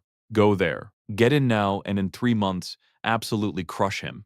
I hesitated, but with the way my face looks right now, I honestly have zero confidence. "What are you afraid of?" Yun Fan typed. "Did you forget your ultimate secret weapon?" Mentioning my special skill made me fall into deep thought. Ultimately, I decided to go. The drama club was located in the West Campus. There were dozens of clubs around, but the drama club was by far the most explosive right now. Everyone wanted to see the superstar idol Ji Yanxi, and more importantly, they were all dreaming of becoming stars themselves. "Hey, stop pushing." I held my registration form tightly, getting squeezed and tossed around by the massive crowd, like the filling in a sandwich. Suddenly, a familiar conversation drifted over from beside me. "There are so many people here, and they're only picking 3 members? The competition is going to be brutal. What are you worried about?" Another voice chimed in. Siming is definitely going to pass. He's already a professional actor. Of course, Sha Siming replied with absolute arrogance. I at least have that much confidence. I turned my head and, sure enough, spotted Sha Siming standing there with his posse. Our eyes met in the crowd. Sha Siming froze for a second, clearly shocked that I had actually shown up. Am I seeing things? A voice mocked. Are ugly freaks dreaming of becoming famous these days? The one speaking was Xue Zhang, Siming's die-hard lackey. To be fair, Xue Zhang was somewhat good-looking, but right now, standing next to Siming, the look he gave me was filled with pure, unfiltered disgust. His face twisted into a sneer. Xiaozhe, do you have zero self-awareness? It makes sense for us to audition. At least we're handsome. But what the hell are you? If you actually get selected, I'll livestream myself eating a keyboard. Xia Siming joined in, laughing loudly. Count me in on that bet. I just shrugged, completely unbothered. Is that right? Then I'll be looking forward to that. Our little exchange quickly caught the attention of the surrounding crowd, and soon everyone was laughing. Where does this ugly guy get his confidence? Someone mocked. He looks terrifying, yet he still has the nerve to audition? Can that scarred-up freak just look in a mirror? Seeing that the crowd had successfully turned against me, Xia Saming and Shui Zheng exchanged a triumphant, gloating glance. Even though I had spent the last 5 years getting used to being treated like a monster, in this exact moment, I can feel all of your enthusiasm. Now please don't push each other.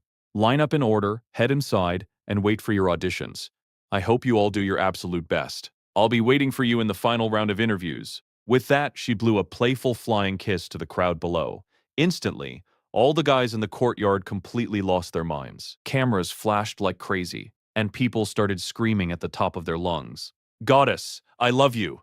The deafening noise was unbearable. I desperately covered my ears, wondering what I had walked into. Was this a club audition or an Idol fan meet and greet? The insane screaming from these rabid fanboys was going to shatter my eardrums. Shaking my head helplessly, I pushed my way through the frantic crowd. While all the other guys were still completely mesmerized by the balcony, I took the lead and walked straight up to the tall club member managing the front door. I handed over my registration form. The tall guy glanced down at my face and his jaw practically dropped to the floor. You're here to audition? That's right, I replied calmly. He quickly waved me away. You're disqualified. Hurry up and leave. I frowned, my expression darkening. Why? He scoffed loudly. Why don't you take a look in the mirror? Do you seriously think our drama club just lets any ugly freak walk through the door? Get lost. Hurry up. My patience snapped. I pulled out my student ID and stared at him with absolute seriousness. First of all, I am a student of St. Sia Academy, which gives me every right to audition for this club. Second, I don't recall the drama club ever having a rule that based selection purely on physical appearance. Are you the president? Can you just casually alter the audition requirements? And third, take off those prejudiced glasses. Casually insulting someone's appearance just proves that you have absolutely no manners.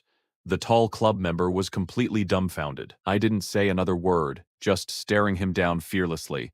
Despite my ruined face, a sharp, undeniable aura radiated from me, locking him in place. The guy instantly ran out of words, stumbling back a step in intimidation. Fine, go in then, he grumbled, trying to recover his pride. You don't know your place. Even if I let you in, you're definitely going to fail. Ignoring his pathetic lack of manners, I simply replied with a calm, thank you. I snatched my registration form back from his hand and confidently strode inside. The audition process was straightforward. A written test, followed by a live interview. The written exam covered foundational knowledge about theatrical performance. Anyone who knew nothing about acting would definitely be completely lost. 5 years ago, I debuted as a singer, but my true passion had always been acting. So the contents of this written exam were incredibly easy for me. The entire examination room was dead silent, with everyone frowning and struggling through the complex questions. It took me a grand total of 5 minutes to finish. I stood up, walked to the front, and handed over my paper.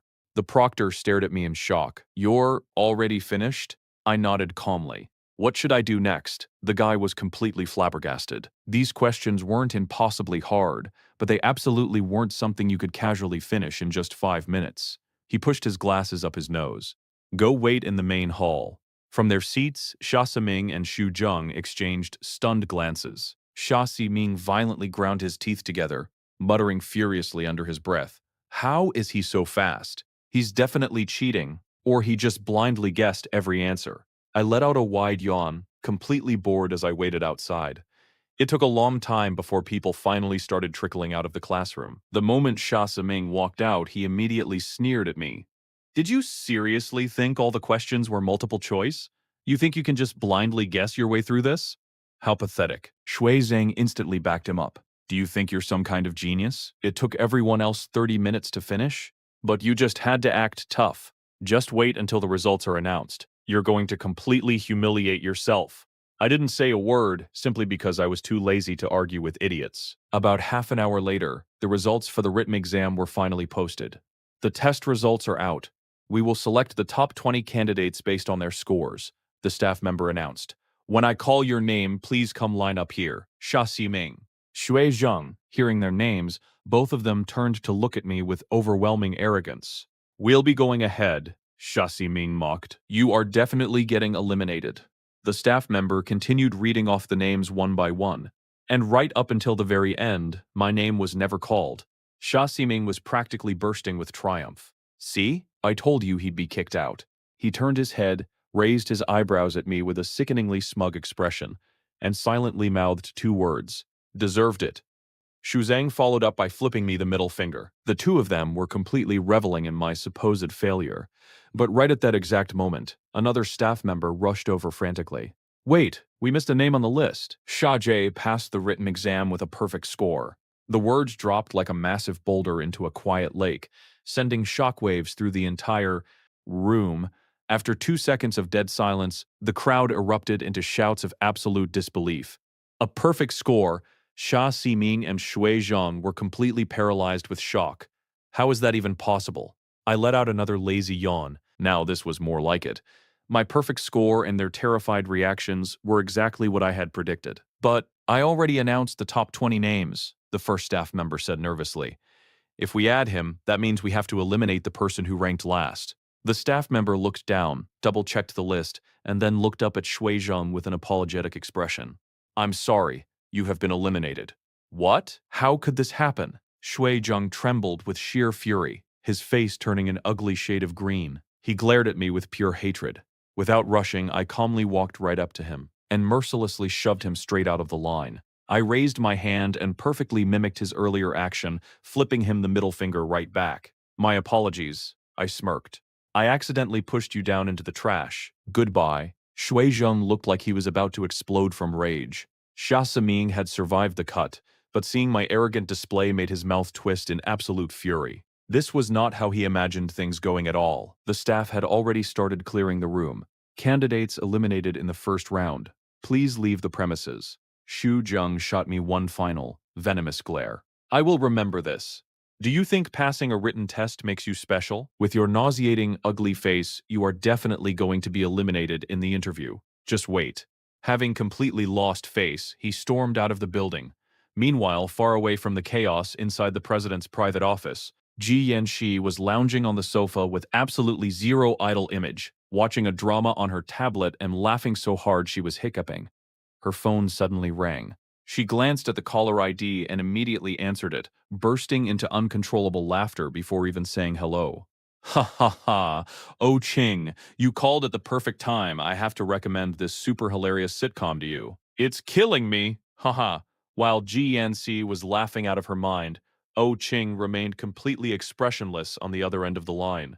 GNC, if you laugh for one more second, I will leak your embarrassing photos to the media. Since GNC heavily valued her public reputation, she instantly stopped, quickly wiping the tears of laughter from her eyes. You're no fun. Why are you calling me anyway? The other end of the line fell dead silent for several seconds. Hello? Ji blinked her beautiful blue eyes, a giant imaginary question mark popping up over her head. Was this really her decisive, cold-blooded best friend? What was with this bizarre silence? Finally, Oh Ching cleared her throat, her voice completely flat. There's a guy named Sha Zhou. He applied for your drama club. What is his current status? I have no idea, Ji Yanxi replied honestly. They just finished the written exam. The interview segment hasn't even started yet. She sat up on the sofa, casually picking up the written exam score sheet the staff had just brought in, scanning through the names. Suddenly, she paused. Wait a minute. Who is Xiao Zhou? And why do you care about him so much? Oh Ching's voice dropped to a freezing temperature. Which eye of yours saw me caring about him? If you don't care, why would you specifically call me? Ji Yanxi fired back. The last time I was filming and almost broke my leg, you didn't even bother to call me once. Forget it. Just pretend I never called, O King replied, preparing to hang up. Wait, wait, Ji Yanxi yelled, now completely confused. You're making my head spin. Are you telling me to give this Shajo guy special treatment or what? Oh Ching paused again, her red lips curving slightly. Whatever you want. The call abruptly ended. Ji Yanxi stared at her phone, totally bewildered. What the hell did whatever you want even mean? Could somebody please explain what went on inside Oh Ching's head? Half an hour later, inside the massive performance hall, someone violently pushed the doors open, instantly silencing the noisy, chaotic room. Sorry. Thank you all for waiting. Ji Yanxi walked in with a dazzling, radiant smile. We will begin the interviews immediately. I followed the rest of the candidates who had passed the written test and took a seat inside. We watched as Ji Yanxi walked with light, elegant steps to the judge's center seat. Everyone around me was practically vibrating with excitement. Ji Yanxi turned and handed a stack of papers to an assistant. Pass these out. The documents were distributed one by one. I picked mine up and saw that it was a script, packed tightly with dense, complex lines. Judging from the dialogue, it seemed to be a historical drama. Everyone now holds a unique script, Ji Yanxi announced smoothly. The interview test is very simple. You have exactly 5 minutes to memorize these lines. Once time is up, you will be split into pairs for an acting battle. You must recite your lines back and forth with zero hesitation. The first person to pause or freeze up is instantly eliminated. The room exploded into panic. 5 minutes? To memorize this mountain of text? It was impossible. But Sha Ming stared at the script in his hand, a smug, arrogant smirk spreading across his face. He had been the top literature student his entire life. Memorizing massive walls of text was an absolute breeze for him. Hey, Sha Jia. Sha Ming turned his head to look at me, raising an eyebrow in a direct challenge. Why don't we pair up and battle it out? Do you dare go against me? I shrugged carelessly. Whatever. Ji Yanxi crossed her arms and leaned back comfortably in her judge's chair. Is everyone ready? Your 5-minute countdown starts. Now. The performance hall instantly plunged into dead silence as everyone began frantically memorizing their lines. Meanwhile, Ji Yanxi poked the vice president standing next to her and lowered her voice to a whisper. Hey, which one is Sha Zhou? The guy sitting in the very back row. The vice president replied. Following the direction of his finger, Ji Yanxi's eyes locked onto me. In the next second, she violently slipped in her chair, nearly crashing straight onto the floor. No way, she had slipped and almost crashed to the floor. That guy has absolutely nothing to do with the word handsome. Her gorgeous best friend had kept her heart completely locked away for over a decade. Ji Yanxi used to jokingly wonder if O Qing even liked men. But to think O King actually favored this type of guy? It was truly impossible to understand. Back in the room, the 5 minutes vanished in a flash. 30 seconds left, the staff announced. Those who have finished memorizing, please hand in your scripts. Sha Ming stood up, brimming with absolute confidence, and marched forward to submit his pages. Turning around, he noticed I was still deeply focused, utilizing the final few seconds to review my lines. He strode right over and violently snatched the script straight out of my hands. What the hell are you doing? I snapped. I was furious. My intense concentration instantly shattered. Didn't you hear there are still a few seconds left? I'm just kindly helping you hand it in, you ungrateful freak. Sha Ming sneered, raising an eyebrow with malicious delight. You couldn't memorize it, could you? Did you honestly think acting was that easy? If you don't have the talent, don't force it. Just surrender now and save yourself the embarrassment. My heart remained completely calm. In fact, I found his arrogance almost laughable. The acting battles officially began. Pairs of candidates faced off, rapidly firing lines at each other. The room devolved into absolute chaos. Barely 2 minutes in, people were already freezing up and getting eliminated left and right. Sha Ming and I stepped up to face each other. Staring at my ruined, scarred face, he radiated an overwhelming aura of arrogant superiority before we even spoke a word. Setting aside his actual acting skills, based purely on physical appearance, he genuinely believed he was completely out of my league, and to completely crush my spirit, he instantly launched into fast-forward mode the moment our battle began. His mouth moved like a machine gun, rapidly firing off his dialogue in a blatant display of dominance. I simply raised an eyebrow and seamlessly fired back, reciting my lines flawlessly. My speed perfectly matched his. In fact, my delivery was even sharper. Sha Saming began to panic. What was his next line? His brain suddenly completely short-circuited. The color instantly drained from his face, turning deathly pale as his rapid-fire pacing began to slow down. He had been too greedy, too desperate to show off. Crap, crap. I'm right at the part I can't remember. Was he actually going to lose? But just as he was about to collapse, in the very next second, I suddenly froze. My entire body locked up mid-sentence. I had slipped up. Sha Saming excitedly whipped his head around, screaming at the judge. Look, he choked. He lost. Look, he choked. He loses, shoutedly shouted at the judge. The judge simply stared back at him, calmly pushing his glasses up the bridge of his nose. Student, I think you are severely mistaken. Mistaken about what? Sha Siming yelled indignantly, pointing a vicious finger directly at me. He clearly just completely froze. Are you blind? How are you even qualified to be a judge? Are you openly, blatantly rigging this competition right in front of everyone? Sha Siming's tone was incredibly aggressive. His arrogant, overbearing attitude instantly infuriated the judge. I am warning you, you had better watch your mouth. Every corner of this performance room is covered by security cameras. Student Shajo didn't choke or pause. He simply finished reciting every single line on his script. What do you mean frozen? Are you completely brain damaged? What? He finished. Sha Saming staggered back. How is that even possible? His mouth opened and closed silently, utterly unable to process reality. He had only managed to memorize about 2/3 of the script, but I had flawlessly recited the entire thing? That massive wall of text? What kind of monster memory did I have? Watching Sha Saming stand there paralyzed with absolute shock, completely speechless, I offered a slight smile. With an expression of pure nonchalance, I casually broke the silence. My apologies, I won again. Jia Siming looked like he was going to vomit blood from sheer fury. He had actually lost to me, again. So what if you finished your lines before me? He shouted, desperately trying to save his bruised ego. This competition isn't about speed. Before you finished, I didn't make a single mistake either. At worst, this is a tie, he continued, puffing out his chest with self-righteous arrogance. Besides, the drama club isn't just about memorization. Appearance is absolutely critical. Xia Jie, why don't you look in a mirror and see what kind of monstrous freak you are right now? Even if you somehow crawl your way into the drama club looking like that, what role could you possibly play? What role I play is none of your concern, I replied coldly. The indisputable fact is, you lost. Xia Samin glared at me with venomous hatred. By this time, the chaotic noise in the rest of the room had gradually died down. The victors of the other battles had already emerged.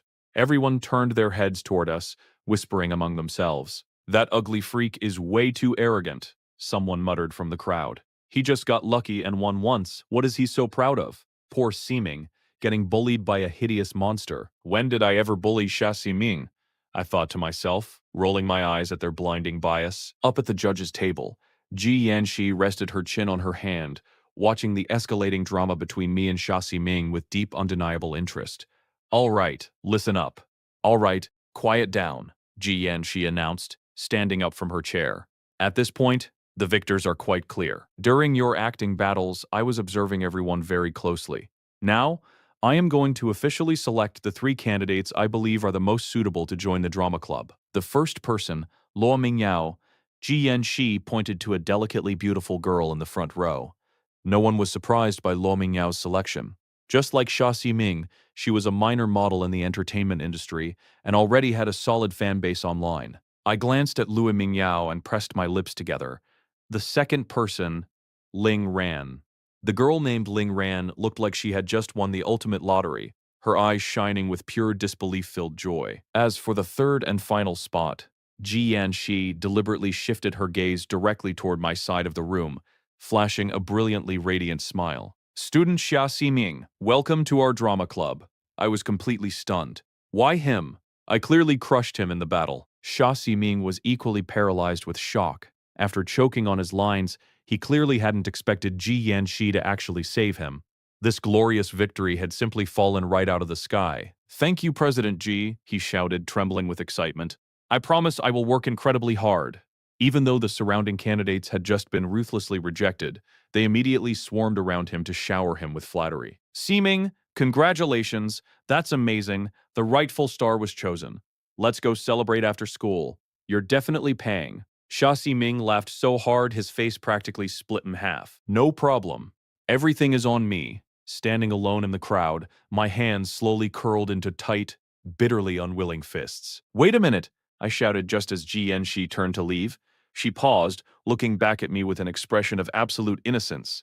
I slowly uncurled my trembling fists and stared directly into her eyes. Why? I clearly won that battle. Student, I am truly sorry, but I never once stated that this was a speed memorization contest. Ji Yanxi replied smoothly. The acting battle you just performed was simply a reference point for my evaluation. Winning or losing that specific duel does not directly dictate the final recruitment results. She spread her hands in a graceful gesture of helplessness. Furthermore, the drama club's recruitment this time serves a very specific, urgent purpose. During summer vacation, our club will be embarking on a massive multi-city performance tour. We are recruiting new members specifically to fill several crucial roles for that exact tour. The unspoken, brutal truth hanging in the air was painfully clear. She simply couldn't find a single role on that stage meant for a monster with my ruined face. On the surface, Ji Yanxi seemed playful and carefree, but she was actually incredibly sharp and experienced in the industry. She absolutely could not jeopardize the club's massive summer tour just to be fair to one person. I bit my lower lip, feeling the blood in my veins run completely ice cold. I was unwilling, furiously bitter, yet utterly helpless. It was true. Who asked me to be cursed with this horrifying face? What use was raw, undeniable talent? This was a society that solely worshipped beauty. Ji Yanxi gave me one final, sympathetic glance. Maybe next time. If a truly suitable role ever opens up, I will make an exception and recruit you. With those empty words, she turned and walked away. Xia Siming's mouth twisted into a sickeningly triumphant grin. He crossed his arms and looked down at me with supreme arrogance. Did you see reality clearly now? So what if your memory is better and faster than mine? What useless good does that do you? The only thing you can blame is your unbelievably ugly face. I furrowed my brows tightly. And please don't glare at me with those terrifying eyes, Xia Saming mocked, dramatically shivering. I'm afraid I'll have nightmares tonight. Trying to challenge me? You're 1,000 years too early. Just like I told you before, you will spend the rest of your pathetic life crushed firmly beneath my feet. The surrounding crowd eagerly piled on, desperate to please their new star. Exactly. An ugly freak is just an ugly freak. Stop dreaming about a comeback. If you look like a monster, just lock yourself in a library and read a book. Stop coming out here and embarrassing yourself. Xia Ximing was practically glowing with joy. Let's go, everyone. I'm in a fantastic mood today. I'm taking you all out for a massive feast. As he walked toward the exit, he turned his head back to me, enunciating every single word with venomous delight. Bye-bye, my pathetic, defeated loser. My anger was practically tearing through the roof. But he had barely taken 2 steps out the door when someone in the corridor suddenly screamed in shock. Oh my god, it's the eldest miss of the O family. Xia Ximing's face instantly lit up with wild, desperate surprise. Miss O, he immediately abandoned his massive crowd of sycophants and aggressively shoved his way forward to intercept her. A year ago, Xia Ximing had briefly worked as a minor spokesperson for a small web game developed by O King's Corporation. He had seen her from a distance exactly once. Even back then, he had been completely captivated by this girl who commanded the room with the terrifying, flawless aura of an absolute queen. Xia Ximing quickly adjusted his face into a picture-perfect charming smile and spoke with extreme caution. Wu Qing, do you still remember me? Xia Ximing was undeniably handsome, but O Qing merely cast a cold, disinterested glance his way, immediately finding his presence incredibly irritating. Xia Ximing couldn't hide the desperate excitement, trembling in his voice. I'm Xia Ximing from the first year. Actually, exactly a year ago, we met once at the BT Group headquarters. Do you remember? O Qing simply crossed her arms and shot him a look of supreme, icy disdain. What exactly makes you think you are worth remembering? The charming smile instantly shattered on Xia Ximing's face, turning ghastly pale. He forced out a terribly awkward, trembling laugh. It's fine if you don't remember. We can take our time and slowly get to know each other. Where exactly do you get your delusion? O Qing replied frostily. What makes you think I have the slightest interest in slowly getting to know you? Xia Ming's face could no longer just be described as pale. it twisted into an expression of utter, humiliating agony. The surrounding crowd gasped, a massive wave of collective shock sweeping through the hall. The eldest miss of the O family was famously arrogant and untouchable, but the guy standing right in front of her was practically a celebrity. The rumors were absolutely true. The school's ice queen was completely merciless, remaining utterly unmoved even when faced with a famously handsome idol like Xia Ximing. Desperate to break the suffocating tension, a bespectacled drama club member nervously scurried over. Miss O, what brings you to our drama club today?" O Qing's cold gaze lightly swept across the room, not lingering on a single face. "Where is Ji Yanxi?" The bespectacled guy quickly answered. "Our president actually just left 5 minutes ago. Should I go run and call her back for you?" Standing off to the side, I violently gritted my teeth. I didn't know why, but from the exact moment O Qing appeared, an overwhelming, suffocating sense of embarrassment and shame had washed over me. Standing here, looking like this, I felt like an absolute, pathetic joke.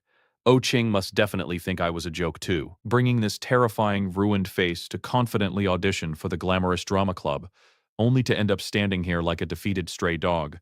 Unable to bear it a second longer, I spun around and quickly fled through the drama club's back exit. Even though her gaze wasn't explicitly focused on me, O Qing's sharp peripheral vision perfectly captured my lonely, retreating silhouette, fading into the hallway. Miss O, the glasses guy, noticing O Qing suddenly go completely silent, cautiously spoke up again to check on her. O Qing immediately started walking toward the exit. No need. Seeing her leaving, Xia Siming desperately chased after her. "Wait, my friends and I are about to go out to eat. To celebrate my official acceptance into the drama club. Why don't you come with us?" The surrounding crowd of Xia Siming's lackeys immediately launched their ultimate desperate assist. "Yeah, Miss O, you should definitely join us. If only you had come 10 minutes earlier. The acting battle just now was incredibly exciting. Yeah, there was this incredibly ugly freak named Xia Zhe. Siming completely crushed him in seconds. It was so satisfying to watch. O Qing hadn't slowed her pace in the slightest, completely ignoring their noise. But the exact second she heard my name, her elegant footsteps came to a sudden freezing halt. Xia Ximing was absolutely overjoyed. Was the Ice Queen actually tempted?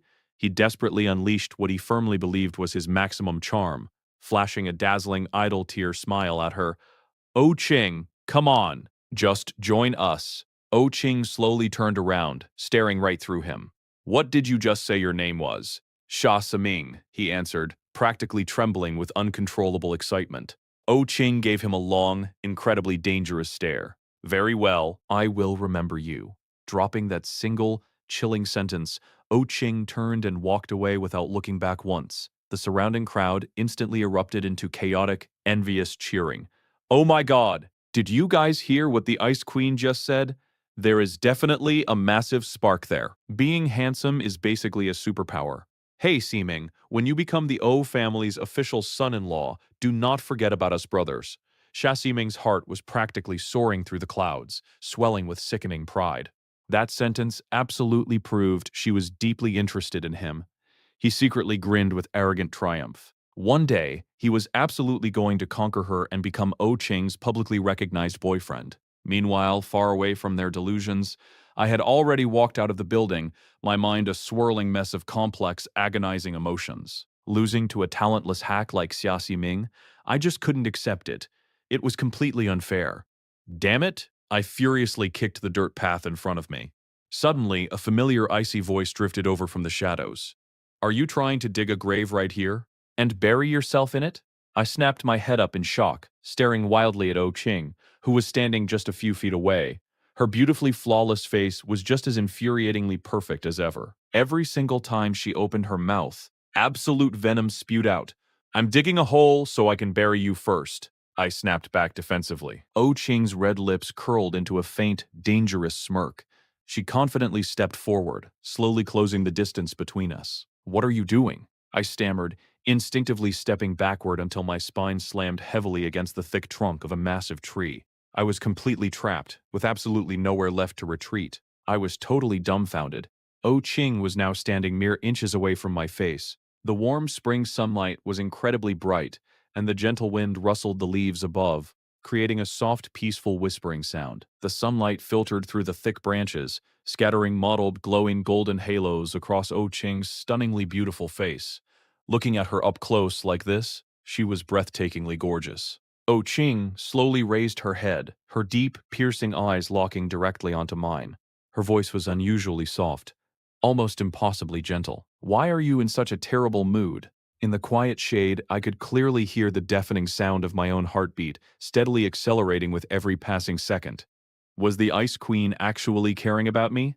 Pure panic instantly flooded my mind. I desperately threw my hands up, trying to hide my scarred, ugly face from her gaze. But before I could cover myself, Oh Ching suddenly reached out and firmly gripped my wrists. She raised a delicate, flawless eyebrow. "What are you so nervous about?" She leaned in even closer, so dangerously close she could perfectly see the sheer, frantic panic swirling in my eyes. "Xiaja, you are terrible at hiding your thoughts. Don't tell me you actually thought I was genuinely caring about you?" The corners of Oh Ching's mouth suddenly hooked into a cold, mocking smirk as she released my wrists and casually took a step back. She instantly reverted to her usual, brutally sharp-tongued self. "I am merely reminding you that no matter how pathetic your mood is, do not forget your place. Bebe is still at home, waiting for you to go back and serve her." I completely knew it, I thought, violently grinding my teeth in frustration. Oh Ching turned and started walking away.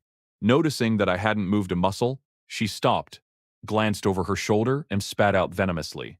"Are you coming or not? Or do I need to hire a crew to carry your majesty back?" I know, I'm just born to be a miserable slave anyway," I muttered, sprinting forward to catch up with her. As we walked, my mind helplessly drifted back to what had just happened. That was the very first time I had ever been that intimately close to a girl. My heart was still pounding wildly against my ribs. I must be completely losing my mind. The exact moment I drove our car into the lavish O family courtyard, Oh Ching's phone suddenly rang. She glanced at the caller ID, then shot me a cold, dismissive command. "You go inside first." I unbuckled my seatbelt, swung the car door open, and headed straight into the massive villa. Outside, Oh Ching answered the call.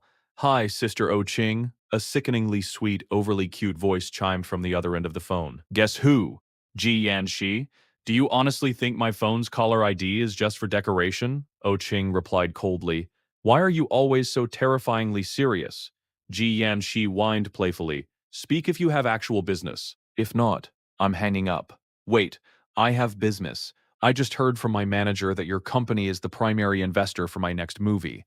I felt it was absolutely critical to call you and deeply reminisce about our beautiful many years of sisterly love. Please invest a little more. I know you have absolute mountains of cash." The exact size of the investment would directly dictate the quality of Ji Yanxi's daily meals and living conditions on set for the entire shoot. Because of this, the gluttonous idol took this negotiation incredibly seriously. "Your next movie, you mean the film Secret Love?" Oh Ching asked.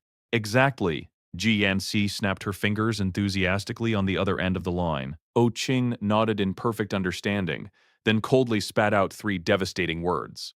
"I am withdrawing my investment." What the hell? Ji Yanxi was completely paralyzed with shock. "Withdrawing? Why?" "Figure it out yourself," Oh Ching replied flatly. "How am I supposed to know what crazy phase your brain is going through right now?" Ji Yanxi screamed in despair. "Oh Ching, are you still my best sister or not? You're being so cold and totally unreasonable. Call me back when your brain finally starts working." Beep, beep, beep. The phone call abruptly died. Ji Yanxi collapsed backward onto her plush sofa, aggressively biting her knuckles in frustration. Where on earth had she completely offended the Ice Queen this time? Meanwhile, back inside the luxurious O family villa, I walked into the grand living room and found Bebe sitting on the sofa, completely engrossed in a handheld video game. "Bebe, what are you playing?" I asked. Bebe looked up, revealing an incredibly adorable, angelic smile. Bebe looked up from the screen, her face breaking into a bright, angelic smile. "Big brother," she chirped, happily waving the tablet at me. I leaned in to take a closer look and nearly dropped my jaw. Displayed perfectly across the screen were the words, "Winner, winner, chicken dinner." "You won!" My jaw practically hit the floor today. Bebe was playing Wilderness Showdown, an incredibly popular battle royale game developed by O King's company that had taken all of Asia by storm. My best friend An Chuan and I were obsessed with it. In fact, we had originally met Yun Fan through this exact game. The three of us constantly teamed up to play, but because our skills were pretty average, we rarely actually won a match. Yet right in front of my eyes, little Oh Bebe, a 6-year-old child, had just casually won a match like it was nothing. Bebe innocently shrugged her small shoulders. I'm getting ready to uninstall it. This game is way too easy. I instantly felt a million points of critical damage hit my pride. I was a teenager, and yet my gaming skills were literally worse than a kindergartner's. Just then, a tiny, incredibly fluffy kitten trotted over and affectionately rubbed its small body against Bebe's leg. Whoa, what a cute kitten, I said, my eyes lighting up with pleasant surprise. Bebe, where did this little guy come from? It's so adorable. Bebe gently scooped the kitten into her arms, softly playing with its little pink paws. It was a beautiful American shorthair with white markings. Her name is Meow Meow, Bebe explained. Big brother, have you ever seen the Japanese anime called Chi's Sweet Home? Meow Meow is the exact same breed as Chi. My eyes instantly lit up with excitement. But wait, how come I didn't see her around the last few times I was here? Meow Meow was sick for the past few days, Bebe said softly. She's been staying at the pet hospital. We just brought her back home today. I couldn't resist the urge to lean in closer, desperate to pet the fluffy little creature. Bebe quickly spoke up, looking a little worried. Be careful, big brother. Meow Meow is super fierce. She usually doesn't let anyone pet her, and she might even bite you. The moment Bebe's warning left her lips, Meow Meow leaned forward toward my hand. First, she cautiously sniffed my fingers. Then, to Bebe's surprise, she affectionately rubbed her tiny, soft head against my hand. In that instant, my tough guy heart completely melted into a puddle. I naturally reached out and gently picked Meow Meow up. Suddenly, an icy, familiar voice drifted down from the staircase above. As expected, creatures with the same level of intelligence naturally flocked together. A stupid human and a stupid cat. What a perfect match. My eyelid twitched violently. I angrily turned my head to glare up the stairs. Wu Qing, who are you calling stupid? Whoever answered the question, Oh Ching replied, gracefully descending the stairs and taking a seat on the sofa. She elegantly crossed her long legs and slightly raised her arrogant, beautiful eyes. Did you come here just to play with the cat? I was just about to go make something for Bebe to eat, I shot back. Am I not allowed to take a tiny break? Despite my annoyance, I couldn't resist gently rubbing Meow Meow's soft little head one last time before finally standing up and heading into the kitchen. Over the past few days, I had spent my time at home actively researching and perfecting various visually appealing and delicious children's meals. Every single day, I tried to cook something new and exciting for Bebe. I didn't know why, but seeing Bebe's eyes light up with pure joy gave me an incredible sense of accomplishment. After finishing the cooking, I returned to the living room, sat back down on the sofa, and started playfully teasing the kitten again. Without realizing it, my voice had naturally softened into a gentle baby talk tone. You're so cute. Oh Ching sat expressionless at the dining table, gracefully cutting into the premium steak her maid had just served. Her sharp eyes shifted slightly, casting a cold, disdainful side glance at the grinning idiot on her sofa. Sha zhe. What is wrong with you? She demanded. Put away that disgusting voice of yours. You're ruining my appetite. My bright smile instantly completely froze. What did she mean, disgusting voice? 5 years ago, I debuted as a professional singer.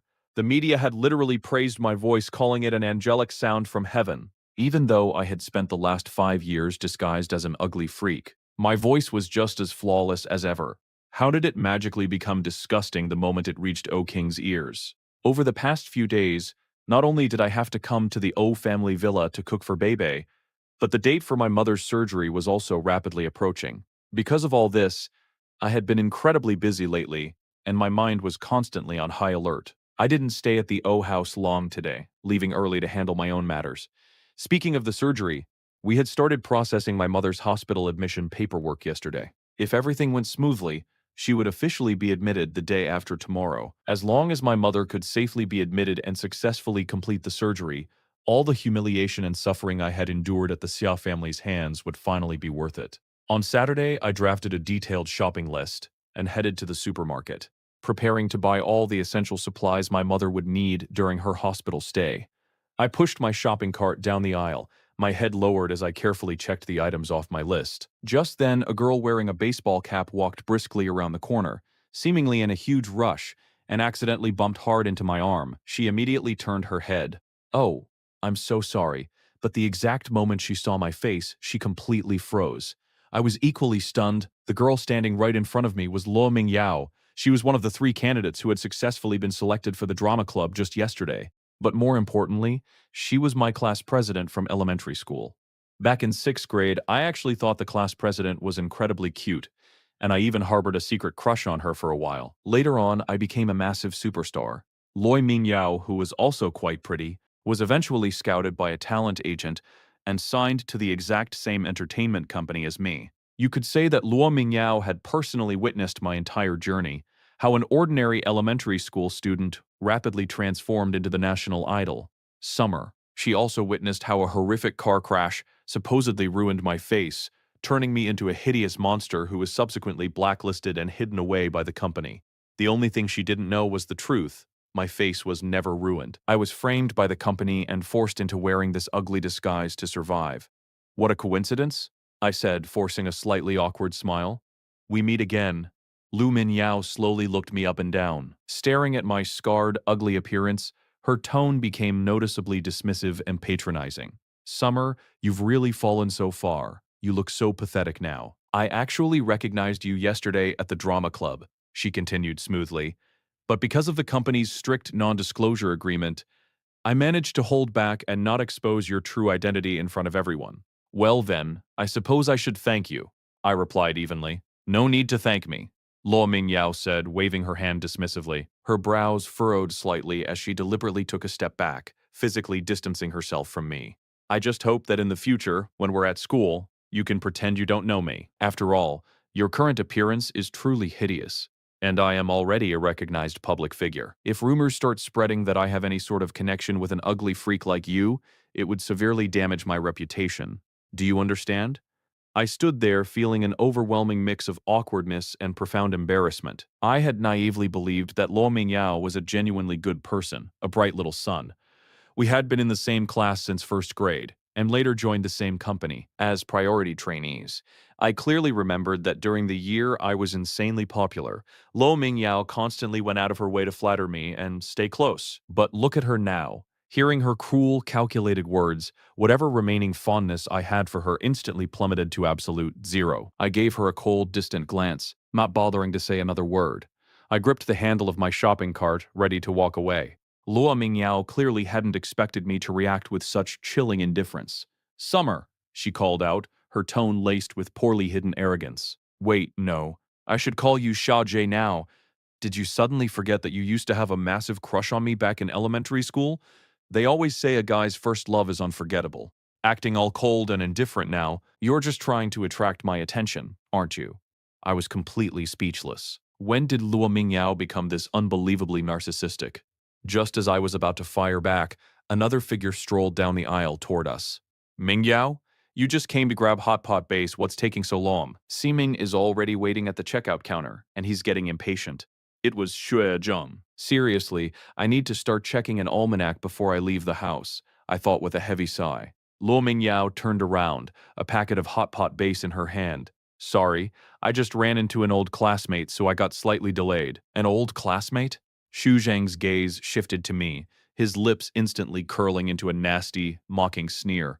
Well, if it isn't our school's famous ugly freak, you two used to be classmates. Mingyao, I feel so sorry for you. Shui Zheng puffed out his chest, completely dripping with arrogance. I heard you got ruthlessly rejected by the drama club.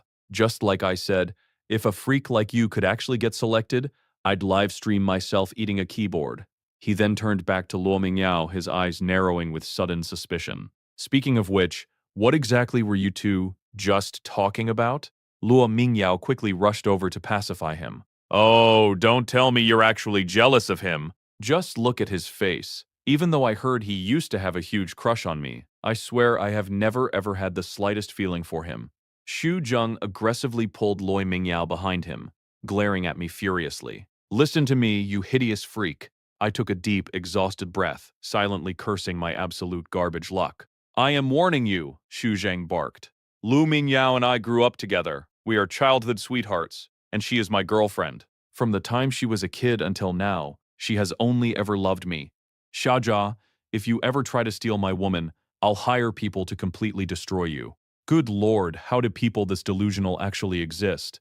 I thought, absolutely flabbergasted. I took a few deep breaths to calm myself before finally speaking. I'm sorry, but I have absolutely zero interest in your girlfriend. Zero interest. Shuizheng pressed forward aggressively. If you have zero interest, why were you harassing her and talking to her for so long? I can tell you're completely full of malicious intentions. Why don't you look in a mirror and see what kind of garbage you actually are? A disgusting toad desperately dreaming of eating swan meat. The corner of my mouth twitched violently. This Xue Zheng and Luo Mingyao really were a perfect match. Their shared stench of arrogance was so overwhelming it was nauseating. Xue Zheng, is your brain severely damaged? I snapped. Do you honestly think everyone in the world has standards as pathetically low as yours? Hey, what the hell is that supposed to mean? Luo Mingyao instantly shrieked, deeply offended. Are you saying any guy who likes me has low standards? I dare you to say that again. Shui Zheng furiously rolled up his sleeves, looking like he was ready to physically attack me. Even though it was currently 2 against 1, my stubborn temper completely flared up.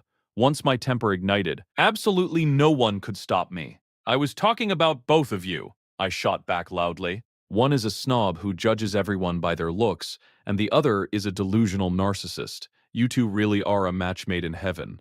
The two idiots across from me were instantly enraged. Originally, Luo Mingyao had been trying to hold Shui Zheng back, but after hearing my insult, her fragile ego was completely shattered. Abandoning all pretense, she aggressively pointed her finger right in my face. Sha Jia, who the hell do you think you are? Are you seriously going to stand there and lie, saying you never liked me? Back then, who was the one bringing me breakfast every single morning? Who was constantly passing me notes during class? Who did all my cleaning chores for me? It was you, you disgusting, hypocritical liar. So what if I did? I replied coldly. Everything you just said happened years ago, and listen closely. I already have a girl I like, and she is 180 times better than you. So could both of you please stop aggressively barking and following me around like rabid dogs? A girl you like? Luo Mingyao sneered sarcastically. Haha, please enlighten us. What kind of girl is supposedly better than me? You're just a pathetic loser suffering from sour grapes. Shui Zheng smugly wrapped his arm around Luo Mingyao's waist, deliberately flaunting her in front of me. My girlfriend is the most beautiful. The girl I like is 10,000 times prettier than Luo Mingyao. I shot back without hesitation. And she's the undeniable school beauty. My girlfriend has an amazing figure. Shui Zheng challenged. The girl I like is 175 centimeters tall, elegant, and possesses absolute supermodel proportions. My girlfriend is wealthy. The girl I like not only comes from a massive corporate family, but she also started her own highly successful company at a young age. The absolute last thing she lacks is money. Wait a minute. I blinked, suddenly realizing something completely terrifying. Why did it feel like, when I combined all those hyper-specific details together, they perfectly described exactly one person? Xue Zheng and Luo Mingyao exchanged a stunned look before Luo Mingyao turned back to me with an expression of absolute, mocking disbelief. Sha Jia, don't tell me the person you're talking about is Miss O Qing. At this point, I was fully committed to the lie. I furiously doubled down. Yes, exactly. So what? I just like O Qing. O Qing is 10,000 times better than you. Amitabha, Lord Buddha, please forgive me. I prayed frantically in my head. Anyway, O Qing isn't even here. So what's the harm in using that terrifying ice block as a temporary shield? I was just secretly congratulating myself on my brilliant improvised defense, when, out of the corner of my eye, I caught a glimpse of an incredibly noble, elegant figure. Wait a minute. Why does that person look exactly like O Qing? That freezing, expressionless face, even from this distance, I could perfectly feel her overwhelming, untouchable aura. If that wasn't O Qing, who was it?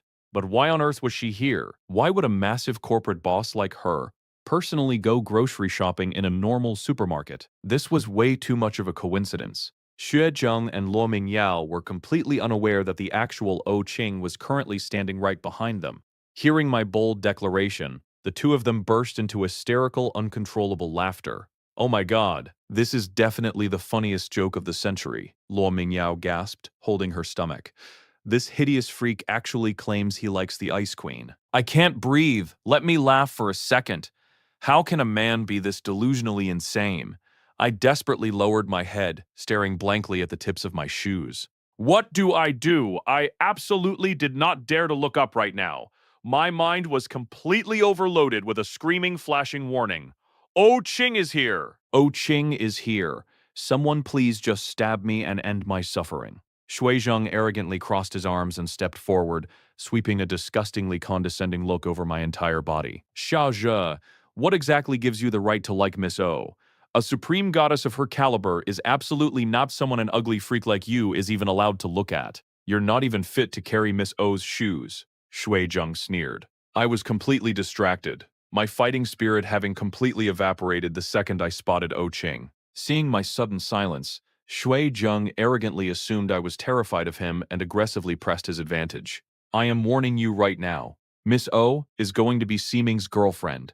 A disgusting freak like you has absolutely zero right to even compare yourself to Seeming. Exactly. Luo Mingyao chimed in with a cold laugh. You're shouting so loudly, acting like just because you supposedly like Miss O, she would ever actually like you back. Who on earth would ever like a hideous monster like you? She would have to be completely blind. I completely tuned out their insults, my brain furiously calculating my escape route. Should I just run away right now? If I manage to escape, can I just play dumb the next time I see O Qing? Because I was completely silent, trapped in my own internal panic. Shui Zheng completely lost his temper. Xia Zhe, you absolute moron. Are you pretending you can't hear me when I'm talking to you? He furiously raised his arm, ready to slap me right across the face. He was still incredibly bitter about being eliminated from the drama club because of me, and today I had basically delivered myself right to his doorstep. Xu Zheng, what exactly do you think you are doing? An incredibly cold, chilling voice sliced through the air. Xu Zheng's raised hand froze instantly in midair. Miss O? O Qing's flawlessly beautiful face was currently clouded by a thin, terrifying layer of absolute darkness. Her pitch-black eyes stared silently at him, radiating a bone-chilling cold that felt like freezing ice. What a terrifying gaze, without a single word. O Qing simply raised her hand. Instantly, a massive bodyguard in a black suit stepped out from the shadows. Without a moment's hesitation, the bodyguard delivered two vicious, brutal kicks directly into Shui Zheng's stomach. Shui Zheng let out a strangled gasp of pain and violently crashed backward into the nearby supermarket shelves, sending products flying everywhere. Luo Mingyao shrieked in panic and desperately rushed over to help Shui Zheng up from the floor. She was terrified and angry, but she absolutely didn't dare raise her voice at O King. Seeing her boyfriend brutally beaten, she forced a pathetic, trembling smile. Miss O? Shui Zheng didn't really do anything wrong, did he? Why would you have him beaten like that? O Qing slightly raised her elegant chin, her eyes filled with absolute indifferent disdain. He is too ugly. He was offending my eyes. She paused, her voice dripping with terrifying authority. Is that a problem? Xu Zheng stared at her in absolute shock. He had been praised as a handsome guy his entire life. Ugly? Where was he ugly? Ha ha! Watching Shui Zheng turn purple with rage, completely unable to utter a single word in his defense, I desperately wanted to burst out laughing. I violently bit down on my lower lip, trying with all my might to hold it in, but my shoulders were uncontrollably shaking up and down. Shui Zheng's face instantly turned ghastly pale as a terrifying, undeniable realization finally hit him. O Qing stood there with her arms crossed, looking down at Shui Zheng like he was nothing more than an insect. Are you going to get out of here on your own, or do I need my people to throw you out? Miss O, I don't understand what you mean, Xu Zheng stammered, trembling violently. You don't understand? The overwhelming, suffocating aura of a true apex predator radiated naturally from O Qing. She let out a cold, chilling laugh. Xia is my person. What kind of garbage do you think you are, daring to bully him over and over again right in front of my face? Miss O said what? Xia is her person? What exactly did that mean? Shui Zheng staggered backward, so utterly terrified he couldn't even form a coherent sentence.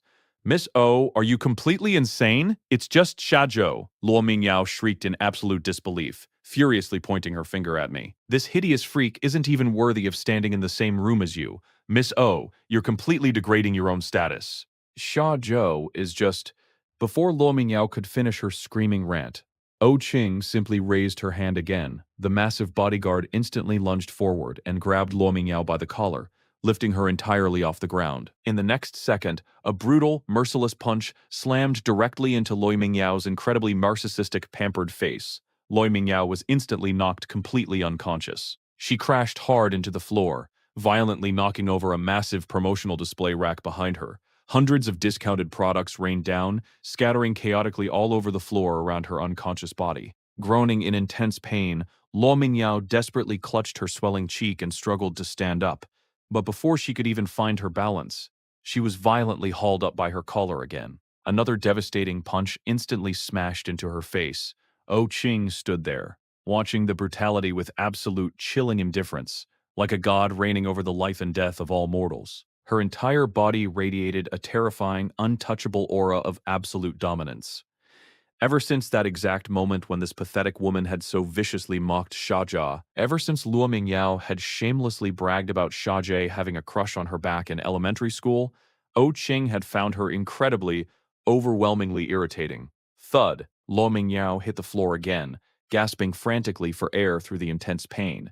She completely failed to understand why Oh Ching was ordering her bodyguard to beat her so mercilessly. In a sudden, desperate burst of anger, Luo Mingyao's temper finally exploded. How can you be so unreasonable and violent?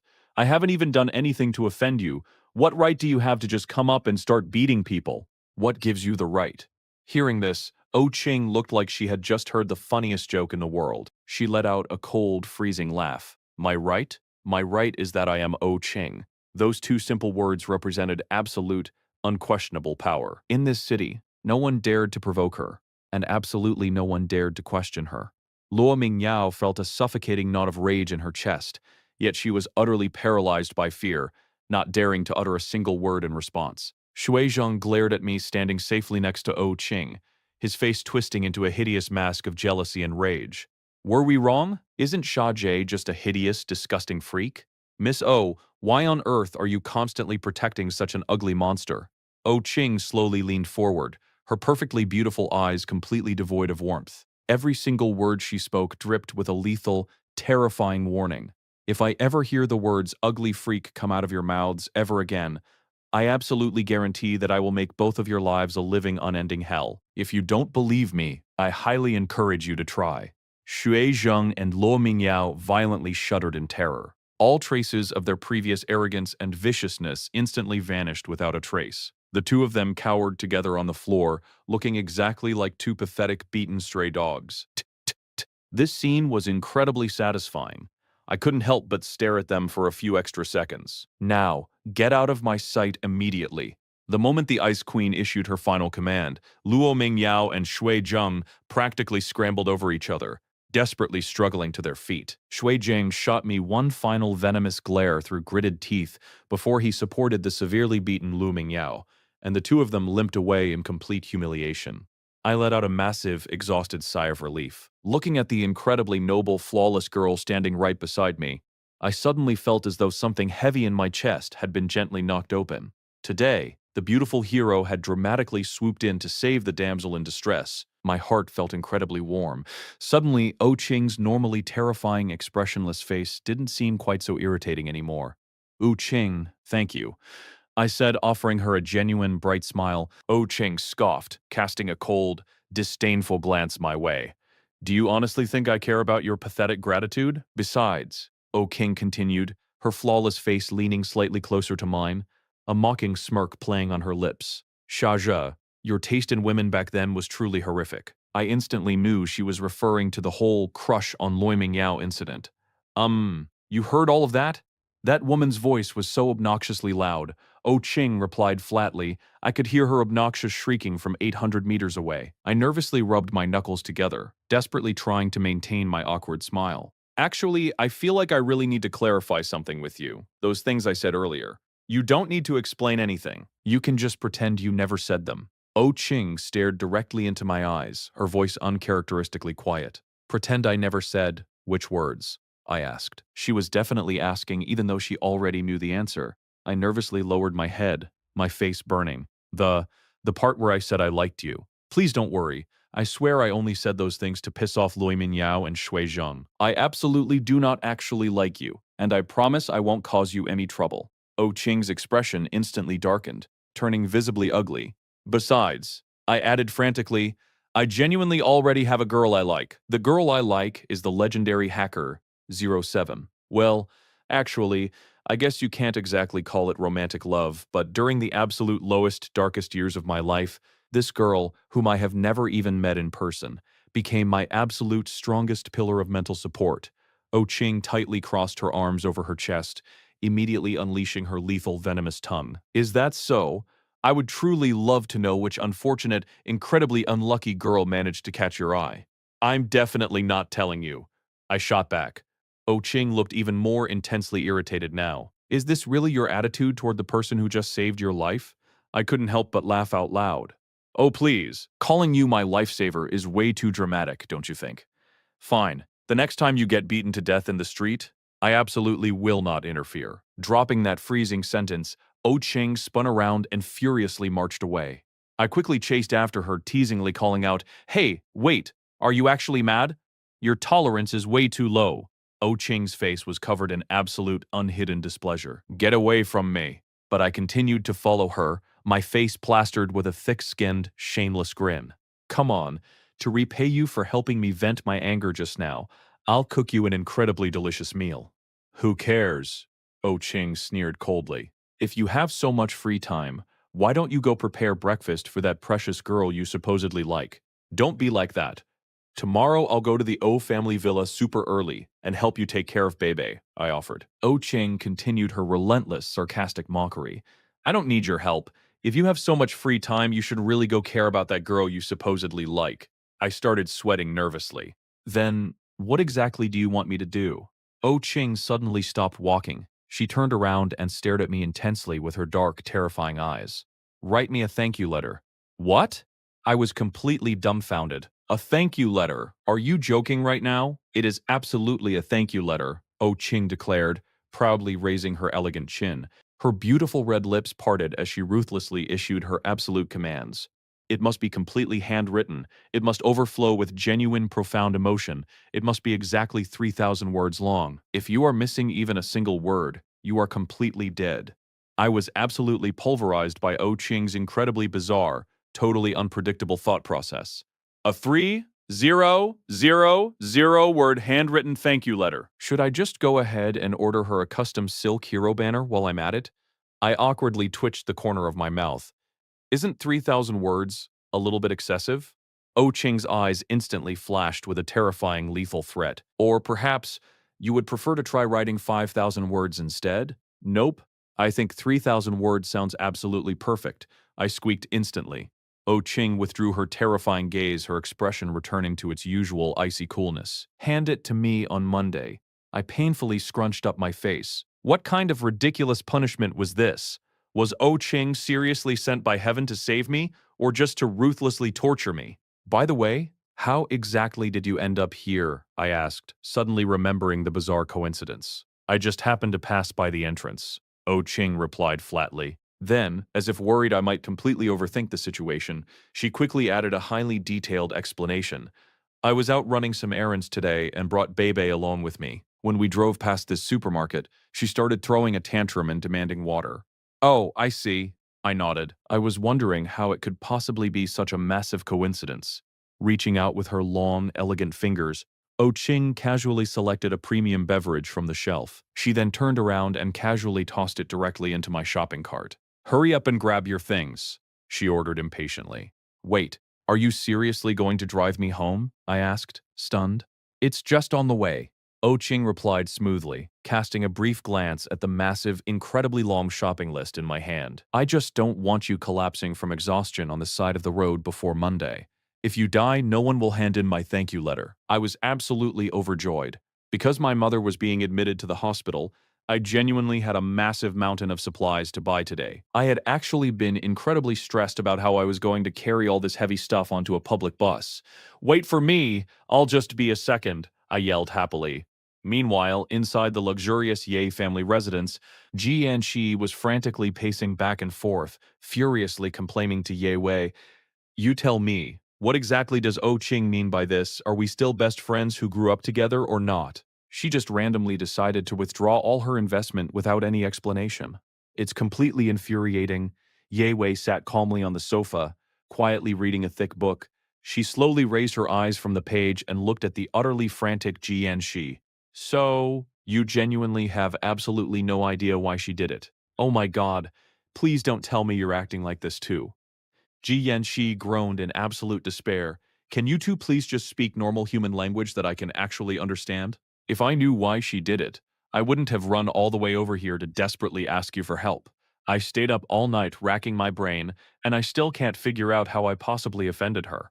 My only logical guess is that because I am clearly much prettier than her, she has finally started to get insanely jealous of me. Yes, that absolutely must be it.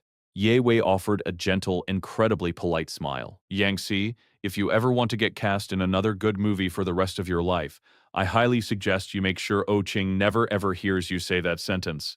Ji Yanxi immediately pouted, nervously twirling a strand of her hair. Fine, fine. Oh Ching is maybe a tiny, tiny bit prettier than me, but I am obviously vastly more adorable. We don't even have the same style. Ye Wei decided to stop speaking in riddles. During the drama club auditions yesterday, was there, by any chance, a male student named Xia Zhou participating? Yeah, I remember him perfectly. Ji Yanxi nodded. That guy has a terrifying amount of raw potential. But because I genuinely couldn't find a single role in our upcoming play that fit his unique appearance, I ultimately didn't select him. As Ji Yanxi spoke, her voice gradually grew quieter and quieter. Suddenly, her eyes widened in absolute shock as a massive realization finally struck her. Wait, don't tell me. Exactly as you just said. Ye Wei smiled softly.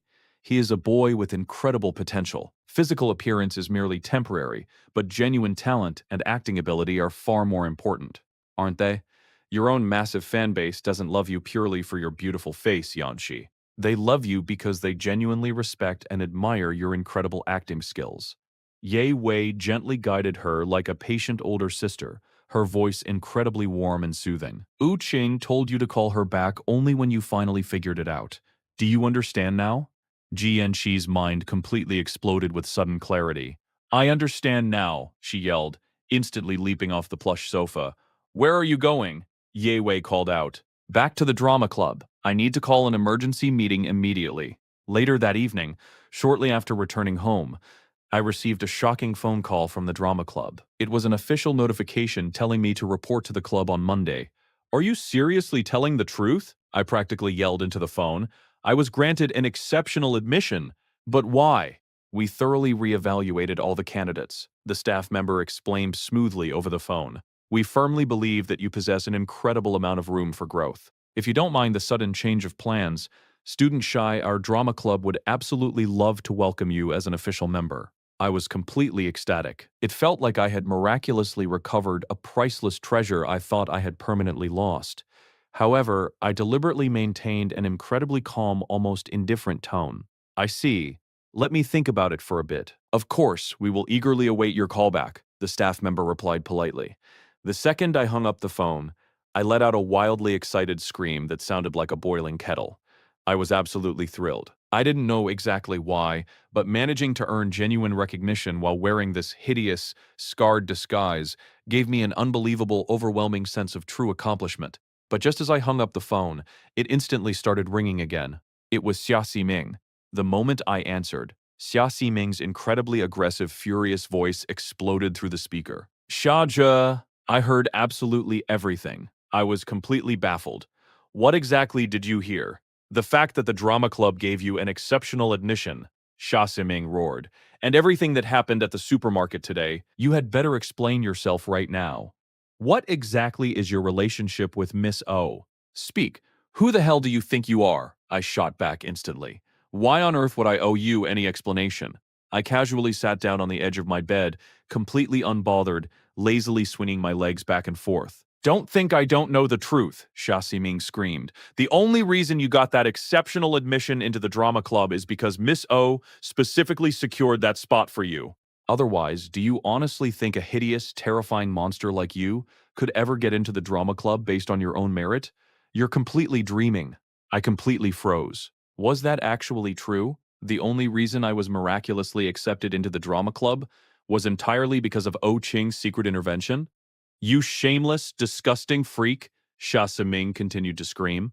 Right as Xia Siming was cursing me out enthusiastically, the dial tone of a hung-up call suddenly echoed from his phone. He pulled his phone away, looked at the screen, and almost spat blood from anger. Damn it! That ugly freak Xiaozhou actually dared to hang up on me? Driven mad by anger, Xia Ziming violently smashed his phone onto the floor. Hearing the commotion, Xia Zhongsheng and Yang Wenpei hurriedly knocked and entered the room. What's wrong? What happened? Mom, Dad, Xia Jie is deliberately going against me, Xia Ziming yelled. He recounted everything that happened at the convenience store, how Shui Zhen was publicly humiliated by O King. Xia Jie is definitely doing this on purpose. He clearly knows I like Miss O, so what right does he have to compete with me? What right does he have? Hearing this, Yang Wenpei immediately started cursing. He's an embarrassment. After hearing his son's complaints, Xia Zhongsheng's face was filled with complex emotions. Yang Wenpei pushed him, annoyed. Say something. Siming has been bullied by Jia Jia to this extent, and you're not going to do anything? Xia Zhongsheng sighed heavily. Actually, ever since Siming was in the hospital last time and a group of bodyguards suddenly rushed in, slapping people and smashing things, I felt things weren't that simple. What do you mean by that? Don't tell me you think Miss O sent those people to slap Simming at the hospital? How is that possible? Yang Wenpei screeched, her voice incredibly harsh and mean. With that face of his that makes people sick just looking at it? What woman would ever be interested in him? Absolutely impossible. Even if she liked someone, she should like our Seeming. Xia Seeming hopped up and down in anger. My mom is right. Is Xia Zhou even worthy? Xiao Zhongshang shook his head. Regardless, it's been almost a month since the car accident. I think we should find a chance to visit the O family and see the second Miss O. We can test the waters while we're there. Xia Siming's eyes lit up. I want to go too. The Xia couple was completely helpless against their precious son and had no choice but to agree. Fine, we'll take you. I opened the memo app on my phone and realized that there were only 2 months left until the contract ended, and my appearance was restored. Before I knew it, a whole month had passed by so quickly. The injury on Bebe's calf from the car accident was also almost completely healed. Did this mean the day I would leave O Qing and the O family was getting closer and closer? My chest felt a bit tight. I seemed to have gotten used to the smile of the little angel Bebe and even O Qing's venomous tongue. Habit truly is a terrifying thing. I arrived at the OE estate just like any other day. Bebe was resting upstairs after taking medicine for a cold. Oei Ching was watching TV, completely oblivious to my presence. I coughed lightly, walked over, and called out to her. O Ching rested her chin on one hand, her eyes shifting slightly to look at me, silently questioning. I received a call from the drama club, I said. I was originally eliminated, but they said they made an exception and accepted me. So, are you trying to get me to praise you for being amazing? No, I just wanted to ask. You didn't intervene in this, did you? Xia Zhou. Watch less of those melodramatic romance novels and don't randomly cast yourself as the male lead, O Ching said, changing her posture on the sofa, looking entirely aloof and superior. I have neither the time nor the interest to interfere in your affairs. Understand? You could have just said you didn't interfere. Was it really necessary to say it so harshly? I muttered under my breath. What did you say? I immediately chickened out. I didn't say anything. Ding dong, the doorbell rang. I'll go get the door. I turned and hurried away. O Ching's gaze followed my back the entire time. I ran outside, but as soon as I saw the figures standing at the door, the smile on my face instantly froze. Standing outside the villa were the 3 people I least wanted to see, and the ones who chilled my heart every time I saw them. Xia Simin, Yang Wenpei, and my own father. The weather today was terrible, with a light drizzle falling continuously from the sky. Yang Wenpei stepped forward, her voice filled with exasperation. What are you spacing out for? Hurry up and open the door for us. I pursed my lips, but still stepped forward and opened the door. Xia Siming shoved me hard. Get out of the way, you good dog, he said, strutting into the villa with incredible arrogance. I was irritated. Xia Siming was truly disgusting. O Qing naturally preferred quietness. Normally, the maids in the villa had fixed cleaning times and weren't around otherwise. But these 3 from the Xia family hadn't even called ahead before storming into the O family villa like this. The originally quiet atmosphere was instantly filled with the sound of nauseating flattery. Yang Wenpei plastered on a fawning smile. Miss O, we came without calling first. I hope we're not interrupting you? Xia Zhongsheng placed the nutritional supplements he brought onto the coffee table, smiling apologetically. And where is the second miss? We haven't seen her since the car accident. How is she recovering? Is Xia Zhou taking good care of her, Miss O? Xia Ximing stared at O Qing nervously. and shifted her gaze to me standing not far away. Didn't I tell you not to just let anyone into the house? I spread my hands innocently. It wasn't me. They forced their way in. I couldn't stop them. Looking at the three of them, Oh Ching's eyes remained completely calm, her voice devoid of any emotion. Take your things and get out. Sha Zhongshan looked extremely embarrassed and said awkwardly, Miss O, we don't have any other intentions. We just wanted to.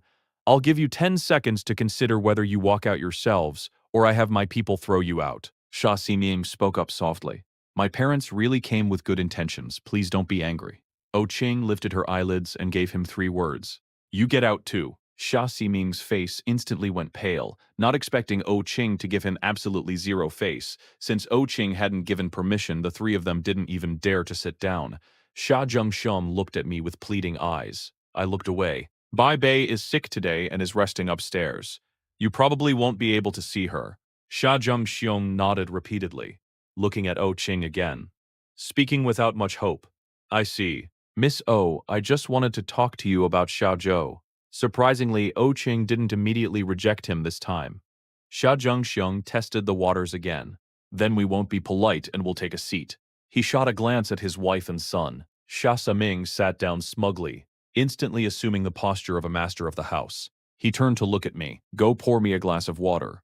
I looked at Xia Ximing, my face full of question marks. Am I your servant? Xia Ximing sounded incredibly self-righteous. Isn't your current status a servant? Is it not expected to pour water for a guest? Oh Ching cut in coldly. Did I ever say you were my guest? Who gave you the right? Xia Ximing shut his mouth awkwardly. Do you not have hands? Or are they just for show? It was the first time I felt Oh Ching's venomous tongue was actually quite beautiful. Having repeatedly hit a wall with Oh Ching, Xia Ximing was full of anger but didn't dare to explode, so he could only glare at me. In the past, Xia Zhengxiong would have already scolded me for being insensible. But right now, due to Oh Ching's presence, he couldn't scold me too directly. He coughed lightly and said, Xiaozhou, go pour your brother a glass of water. It won't kill you, if nothing else. Just do it for me. Can a father not even order you around? I opened my mouth, but before I could say anything, an arrogant voice rang out. You are not allowed to go. Oh Ching leaned back on the sofa like a queen, gesturing for me to sit beside her with her eyes. Come here. Is Oh Ching actually defending me? I awkwardly walked over and sat beside her. Glancing at Oh Ching from the corner of my eye, I unexpectedly felt an unprecedented sense of contentment. Mr. Xia, my house is not a charity station.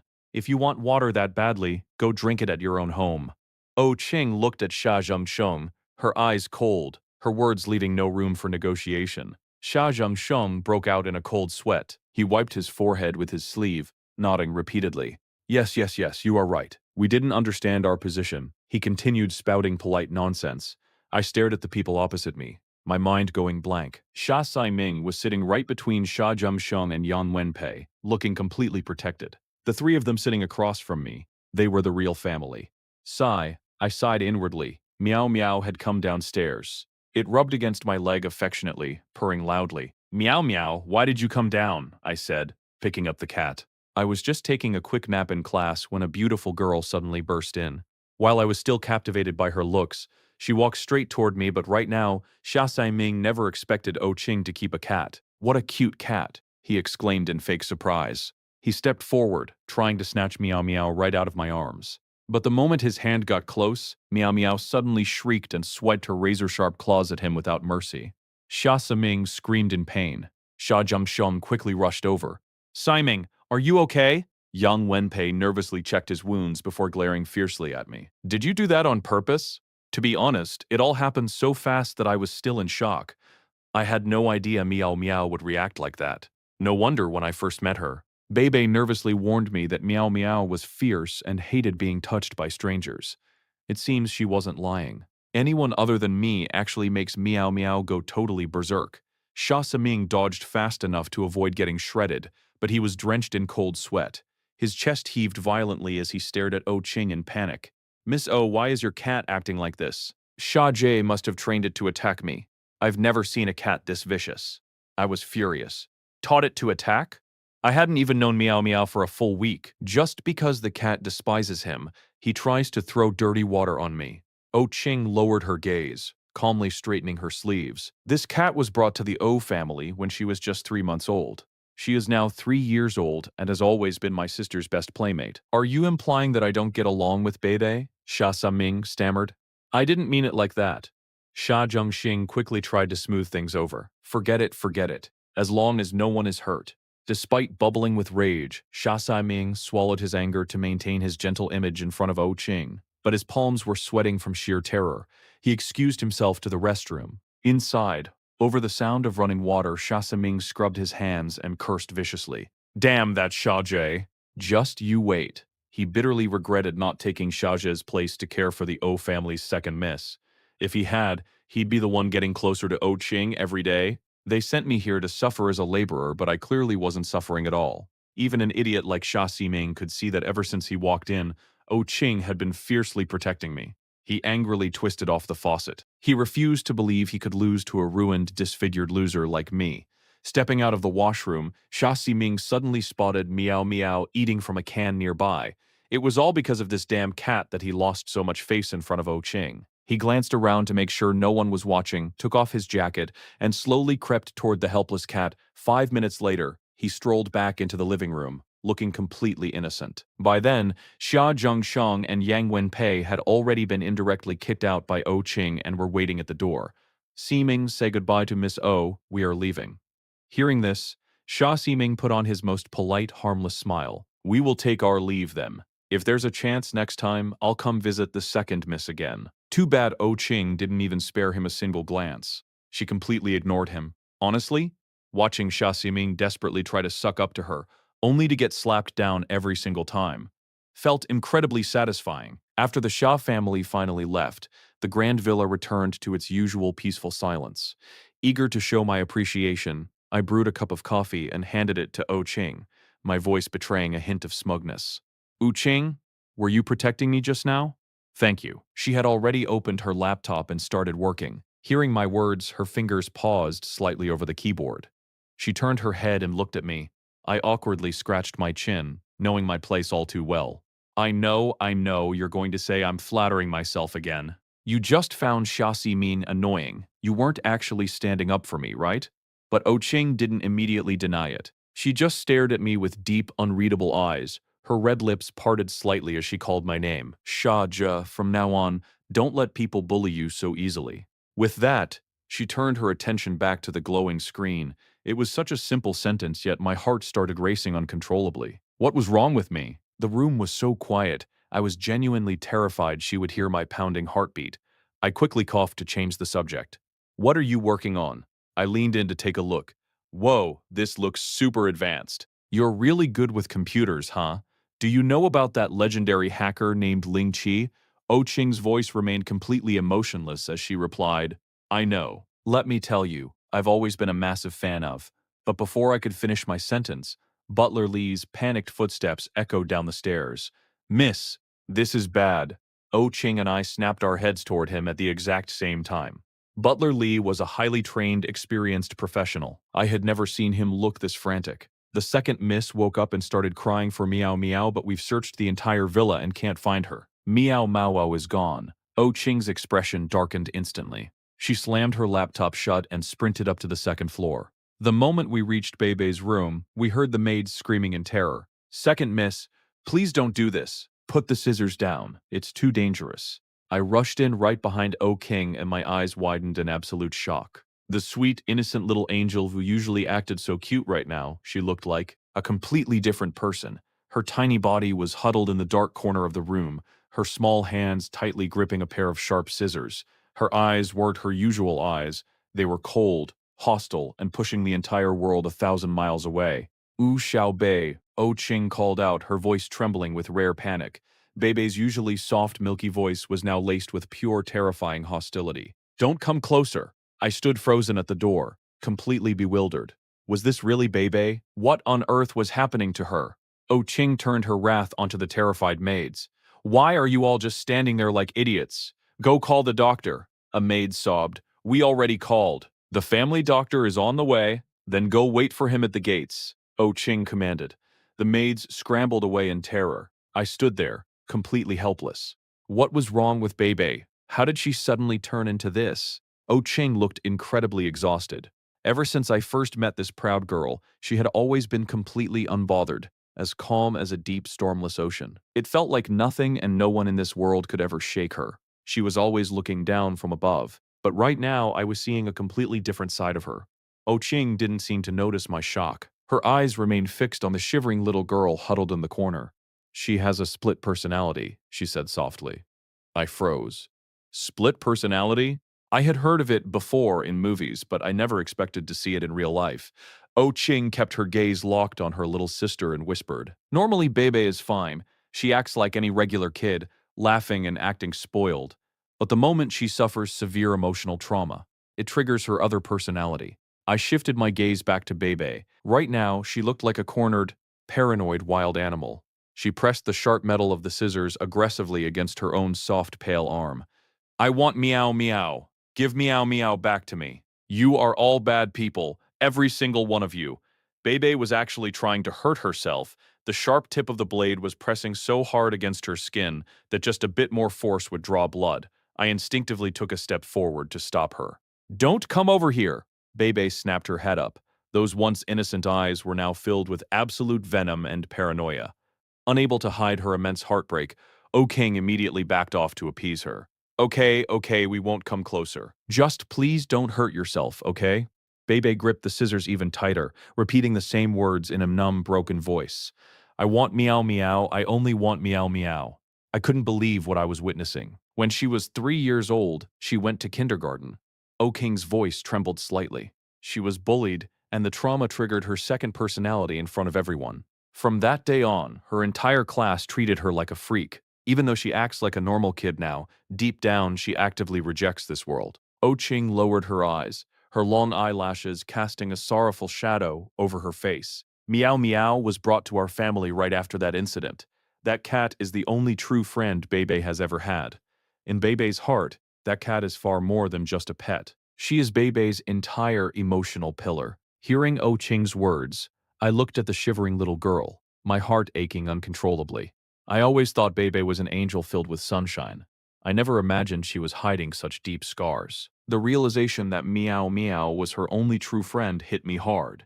Clenching my fists, I took a very cautious step forward. Bebe listened to me. Her resistance was immediate. She gripped the scissors so tightly her knuckles turned white. If I don't see Meow Meow, I won't listen to anyone. I needed to reach her. But O Ching grabbed my arm. "It's no use." O Ching let out a heavy, defeated sigh. "Don't trigger her anymore. All we can do is wait for the doctor to put her under hypnosis. We have no other choice. If we forcefully try to take the scissors, she will definitely do something extreme." It was true. Just because I had taken 2 small steps forward, Bebe had threateningly pressed the sharp tip right into her delicate skin. Tiny drops of crimson blood were already blooming on her pale arm. Panic and heartache paralyzed me. I didn't dare move a single muscle. Was this really something a 6-year-old child was capable of? Was a split personality truly this terrifying? Suddenly, another maid rushed upstairs, gasping in sheer panic. "Miss, it's terrible. The storm outside is too heavy, and the roads are completely blocked. The doctor is trapped in traffic. He just called to ask if he could arrive a little later." Absolute fury swept across O King's flawless face. "Later? What does the O family pay him for? Tell him to figure it out himself. Even if he has to fly, he better get here right now or he's permanently fired." The situation was dangerously critical. Bebe could escalate her self-harm at any unpredictable second. Even though O Ching rarely spoiled her sister, Bebe was the most important thing in her life. The maid nodded frantically and bolted downstairs to relay the order. But what were we supposed to do now? The doctor couldn't get here anytime soon, and we couldn't just let Bebe stay in this terrifying standoff. It was way too dangerous. My mind raced. Taking a deep breath, I slowly crouched down, keeping a safe distance from her. This way, even though we were apart, we were at least at eye level. "Bebe, look at me," I said with the softest voice I could muster. "It's your big brother. Don't you love playing with me the most?"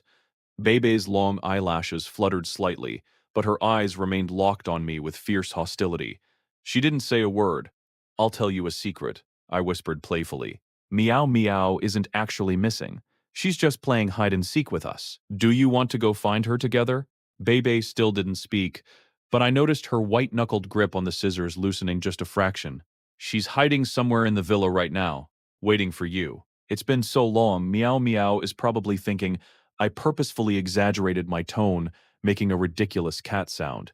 Meow, is my little master tired? Why hasn't she found me yet? I didn't step forward. I simply stayed where I was, offering her a warm, bright smile and extending my hand. Come here, Big Brother will play hide and seek with you. Let's go find Meow Meow. Silence? Absolute, heavy silence. After what felt like an eternity, Bebe finally spoke. The pure defensive rage in her voice had faded, replaced by a tiny sliver of childish doubt. Are you telling the truth? Is she really playing hide and seek? If you lie to me, I will never talk to you again. I nodded frantically, my heart leaping with hope. It's true, let's go. I'll take you to find her right now. Standing by the door, Butler Lee's jaw practically hit the floor in shock. He watched in disbelief as their second miss slowly crawled out of the dark corner. Even though she was still nervously clutching the scissors, she had clearly dropped her guard. Her tiny body hesitated for a moment before inching slowly toward me. How is this possible? Oh Ching was completely stunned. Since childhood, Bebe's alternate personality had rarely been triggered. This was only the third time in her entire life. Whenever this dark, paranoid personality took over, she would always resort to violent self-harm to protect herself or get what she wanted. It was a terrifying state that even Oh Ching was utterly powerless against, forcing them to rely on heavy medical hypnosis. Yet this guy, with just a few gentle words, he managed to calm her down? How could something so miraculous happen? A chubby little hand gently wrapped around my index finger. Bebe looked up at me, her eyes regaining their clarity. You have to help me find Meow Mao. Seeing her turn back into the sweet girl I knew, my heart melted into absolute mush. Okay, I promise, I nodded firmly. Then, holding her small hand, I gently led her out of the room. Mr. Shaw Butler Lee whispered anxiously, blocking my path. Meow Meow is genuinely missing. She isn't playing hide and seek. Where do you plan on taking the second miss to look for her? If you can't find the cat, her emotions will spiral even more out of control. It's fine. Trust me, I replied, my voice clear and unwavering. I smiled, looking past him to meet Oh Ching's worried gaze, silently trying to comfort her. Even with my ordinary, unimpressive face, that confident smile made Oh Ching's eyes widen slightly in surprise. What an idiot, she thought, her red lips pressing into a beautiful tight line. Stepping forward, Oh Ching quietly followed right behind us. I led Bebe around the massive O family villa, making a huge show of checking every single corner for her cat. During our fake search, the family doctor finally arrived drenched from the storm. With professional medical hypnosis, even without finding Meow Meow, Bebe's manic state was safely suppressed, and she fell into a deep, peaceful sleep. The villa fell into a heavy silence, like the eerie calm after a violent storm. Downstairs, Oh Ching sat on the living room sofa, completely swallowed by the dark, oppressive atmosphere. She leaned her head back, unable to hide the bone-deep exhaustion on her beautiful face. I watched her from a distance. Every other time I had seen her, she was a majestic, untouchable queen, the proud daughter of heaven whom nothing could ever break. But today, her armor had completely shattered. Gritting my teeth, I walked over to her. Still no sign of Meow Meow? I asked softly. Oh Ching slowly opened her eyes. We searched the entire perimeter. One thing is certain, she is no longer inside the villa. How is that possible? I frowned. Where could a cat even go? How did she even get out in this weather? At that moment, Butler Lee approached and bowed respectfully. Miss, the second miss is asleep. She won't wake up until tomorrow. Have the doctor stay the night, Oh Ching ordered wearily. Keep a constant watch on her. Oh Ching turned her head to look out the massive floor-to-ceiling windows. The violent storm was mercilessly thrashing against the glass. Retracting her gaze, she stood up and walked past me. But right as she brushed by my shoulder, she paused. Her voice was uncharacteristically soft. Stay here tonight. But, no buts, O King interrupted, keeping her eyes fixed straight ahead. B-Bay is already giving me enough of a headache. I don't want to have to worry about you getting caught in that storm, too. Without another word, she walked away. I stood there, staring at her elegant back in absolute disbelief. Then, I turned to look out the window. The rain outside was absolutely monstrous. My heart was pounding so loudly it almost drowned out the sound of the thunder. The maids quickly prepared a guest room for me, but as I sat inside, my mind was entirely twisted in knots. What was I supposed to do? I had promised Bebe I would find Meow Meow. If I didn't find that cat before tomorrow morning, that sweet little angel would truly never speak to me again. I had to find Meow Meow. I absolutely had to. Half an hour later, I cracked open the window and reached my hand out. The rain seemed to have lightened up just a tiny bit. Making a split-second decision, I grabbed an umbrella and dashed downstairs. Stepping out into the freezing night, I circled the perimeter of the grand villa. Wait, were those footprints in the mud? I sprinted over and looked up. This was directly outside the guest washroom window. I squatted down to inspect the ground, but the heavy rain had almost completely washed the muddy tracks away. There was no way to be completely sure it was meow meow. Whatever, I had to try anyway. I picked a random trail leading away from the window and marched into the dark, screaming at the top of my lungs. Meow meow? Where are you? Meow meow. Suddenly, a very faint meow echoed through the wind. I froze, perking my ears up to listen. Meow, it was so incredibly weak it was almost imperceptible over the rain. It was meow meow. My eyes instantly lit up with wild joy. I bolted forward, yelling, Meow meow, where are you? Scrambling blindly through the dark, I finally reached a steep, muddy slope, and there she was. Meow meow was trapped underneath a fallen sapling. Yes, I found her. I was practically vibrating with relief. Grabbing onto a thick tree trunk for balance, I carefully slid down the treacherous slope, whispering desperately, Meow meow, don't worry. I'm coming to save you right now. Sitting completely in the mud, I tossed the umbrella aside, no longer caring about the freezing rain. With immense care, I lifted the heavy branches and pulled the terrified cat out. Meow Meow was absolutely petrified, shivering violently in my arms. Her shivering little body kept pressing tightly against my chest. Holding Meow Meow in my arms, a profound sense of relief washed over me. I quickly checked my surroundings, pulled out my phone and dialed Oh Ching's number. The moment she answered, my excited voice immediately rang out. Hello? Oh Ching! You might not believe this, but I found Meow Meow. I really found her. By the way, if you guys want to watch ahead, click the link in the bottom left corner. I was just taking a nap in class when a beautiful girl suddenly walked right toward me. Meanwhile, Oh Ching was sitting by Beibei's bed, calmly flipping through some documents. Hearing the crackling sound of rain from my end, her beautiful eyebrows furrowed deeply. Where are you right now? I replied cheerfully. I'm in the woods right outside the estate. Don't worry, she's completely safe. Meow Meow is fine. Even though when I found her she was... Oh Ching cursed under her breath. I'm asking if you are okay, you absolute idiot. I stood up, holding Meow Meow securely in one arm while gripping the phone with the other. Carefully, I took a step toward the main path. Before I could even finish my sentence. My foot suddenly slipped on the slick mud. I screamed as my entire body lost control and plummeted violently down the steep slope. No way. Help. Somebody help me. Oh Ching instantly shot up from her chair, her slender fingers gripping the phone so tightly her knuckles turned white. Hello? Sha Zhou. Beep beep beep. The call abruptly disconnected. Damn it. Oh Ching immediately dialed back, but the automated voice chillingly stated the phone was powered off. Her rage instantly skyrocketed. What on earth was that man's brain made of? Was he a total moron? Who gave him permission to go into the forest by himself? What kind of hero was he trying to play?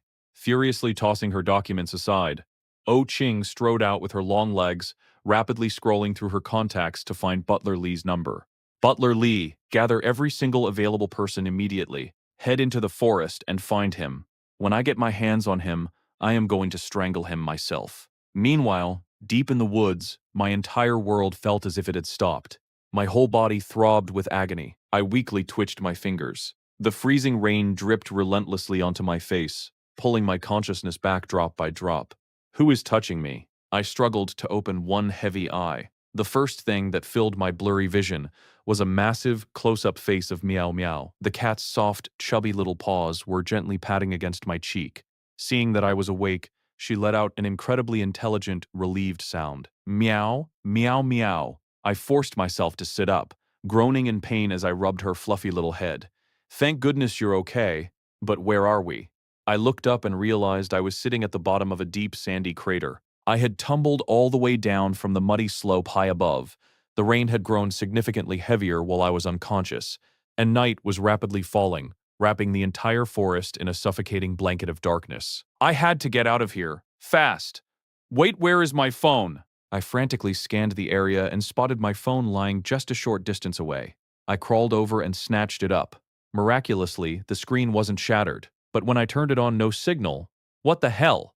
It was working perfectly fine just a minute ago. True panic began to set in. No signal meant I was completely and utterly cut off from the outside world. I struggled to my feet, holding Meow Meow tightly against my chest, and quickly checked my body. Luckily, nothing felt broken or badly sprained. Since my phone was totally useless, I had no choice but to rely entirely on myself. Wiping the freezing mud from my face, I analyzed the steep crater walls and tried to climb up. But before I even made it a fifth of the way, the wet sand beneath my feet violently gave way. I cried out in shock and slid right back down to the very bottom, landing hard in the mud. I don't believe this! Again! I gritted my teeth, gathered every single ounce of strength I had left, and desperately clawed my way up the slope once more. Swoosh, another massive slide of wet sand sent me tumbling backward. I wiped my muddy face, looking absolutely pathetic, staring up at the towering slippery slope. A deep sense of despair washed over me. Hello! Is anybody out there? Help! Oh Ching, I'm down here. Dead silence. There was no response whatsoever. And, as if this damn weather was intentionally trying to kill me, the rain only rained harder. It was pouring so heavily I could barely even keep my eyes open. God, do you hate me that much? Meow, meow, meow shivered violently in my arms. I immediately ripped off my jacket and wrapped it tightly around her, shielding her completely from the storm. After scanning the crater one last time, I retreated to a small, slightly sheltered corner and sat down. At this point, making reckless moves would only make things worse. Since I couldn't climb out using my own strength, my only option was to conserve my energy and wait for a rescue team. Night had fully descended, plunging the crater into pitch-black darkness. Huddled in the corner, holding Meow Meow tightly, I shivered uncontrollably in the freezing cold. I lowered my eyes, my voice barely a whisper as I mumbled to myself. I was trying to comfort Meow Meow, but really, I was trying to convince myself, don't be afraid, we'll get out of here. Oh Ching already knows I'm in the forest. She'll come save us, right? She definitely will. I had been missing in the forest for 3 entire hours now. The O family staff had mobilized in full force, bringing in external police and rescue resources as well. Yet, even with such a massive, imposing group spread across the sprawling forest, they felt completely insignificant against the vastness of the wilderness. Several helicopters hovered loudly above the tree line. Inside one of the choppers, Butler Lee turned his head. Miss, please try not to worry. The rain is starting to lighten up. This will greatly help our search and rescue efforts. Oh Ching's face was as cold as absolute zero. Her piercing gaze never once left the glass as she relentlessly scanned the dark forest below. She aggressively ground her teeth. That complete idiot. He better pray I don't find him, because if I do, I swear I am going to crack his skull wide open and see exactly what kind of garbage is rattling around inside it. Sitting nearby, Ye Wei lowered her binoculars, her beautiful, delicate eyebrows furrowing slightly. Is there still no news from the ground search teams? Butler Lee shook his head helplessly. No. As you both know, the forest is simply too massive. Oh Ching grew increasingly agitated and fiercely slammed her binoculars down. A bunch of useless trash. Ye Wei quickly tried to calm her down. He hasn't been missing for too long. Even without food, he'll be find him. Please don't worry so much. Who says I'm worried about him? Oh King snapped defensively. I am only worried about our family's cat. Despite her harsh words, her body completely betrayed her. She immediately picked the binoculars right back up and anxiously resumed scanning the pitch-black ground below. In a chilling, commanding voice, she ordered the pilot, "Lower the altitude. Bring the helicopter down even more." Understood, Miss O. Down in the crater, I had completely lost track of time. I was so cold I could barely feel my limbs anymore. The rain seemed to have stopped. The world around me had fallen into a terrifying, deathly silence. But why did my head feel so incredibly hot? I dizzyingly shook my head, only to realize my entire body felt completely limp and weak. Just turning my head took a massive amount of effort. What was happening to me? Was I running a fever? My teeth were chattering violently, my entire body convulsing with deep, uncontrollable shivers. I hugged Meow Meow even tighter. The little cat seemed to have fallen asleep, but my own consciousness was rapidly slipping away into a blur. No, I have to hold on. I forced myself to stay awake, desperately trying to cheer myself up. Oh Ching will come, she will definitely come get me. But my eyelids felt like they weighed a ton. Am I really going to die out here? I haven't even been in a proper relationship yet. Rumble from high above, the heavy, rhythmic thumping of helicopter blades echoed through the sky. Was I hallucinating? I forced my heavy eyelids open and stared up into the darkness. In the distance, I could faintly hear the shouts of search and rescue teams. Someone was coming. but I had absolutely no energy left to shout back. Driven by pure survival instinct, I somehow managed to force myself to sit upright. With violently trembling fingers, I pulled out my phone and turned on the flashlight. I pointed the beam straight up into the sky, repeatedly flashing it on and off. Please, please see me. Up in the helicopter, Oh Ching's sharp gaze swept over the dark sector where I was trapped and instantly locked onto the flashing light. That light down there, she commanded instantly. Land the helicopter at our 3 o'clock position right now. Move fast. The pilot didn't dare hesitate. The helicopter swiftly banked, adjusted its direction, and began a rapid descent. The cabin door suddenly slid open. Miss O, this is too dangerous, the pilot yelled over the roaring wind. Please wait until we are fully touched down before I said open it. Her voice brokered absolutely no argument. The pilot shivered and obediently kept the door wide open. While they were still a short distance above the ground, Oh Ching completely ignored the danger and jumped straight out into the fierce wind. The helicopter blades whipped her long hair wildly around her, but her eyes remained fiercely determined. Oh Ching, be careful, Ye Wei shouted. Without waiting for the chopper to stabilize, Ye Wei jumped down right after her. The two girls sprinted desperately toward the spot where the weak SOS flashlight beam was still desperately flickering. But down in the crater, I didn't even have the strength to hold the phone anymore. It slipped from my numb fingers, dropping into the mud, and the screen instantly went black. My head was spinning violently. I truly couldn't hold on any longer. My thoughts were slowly slipping away, fragmenting into nothingness. My brain was being completely swallowed by a blinding, heavy white fog. Xia zhe. A proud, commanding voice suddenly pierced through the darkness. It was followed by the frantic sound of footsteps sprinting toward me. My fading consciousness instantly sharpened into a single point of focus. That voice, it was Oh Ching. It felt like fresh, boiling blood had just been injected straight into my veins. Her desperate shout made my eyes burn with tears. Drawing on some unknown reserve of strength, I used the very last of my breath to scream back, Oh Ching, I'm down here. Up above, for the very first time in her perfect life, Oh Ching felt genuine, paralyzing panic. The surrounding trees felt like an endless, suffocating maze, completely stripping away her legendary sense of direction. The absolute calm and unshakable composure she always prided herself on in this single second, it was utterly shattered.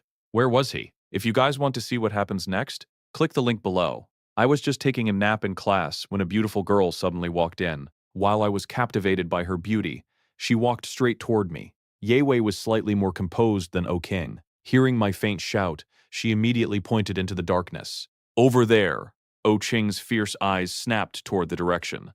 She sprinted forward, and the moment she saw me lying half dead at the bottom of the muddy slope, her face turned frighteningly pale. Without a single second of hesitation, she completely ignored the danger and recklessly slid right down the treacherous slope. O Ching forcefully grabbed my arms, stabilizing my violently swaying body. As she pulled me up, the jacket I had been gripping tightly in my arms fell to the muddy ground.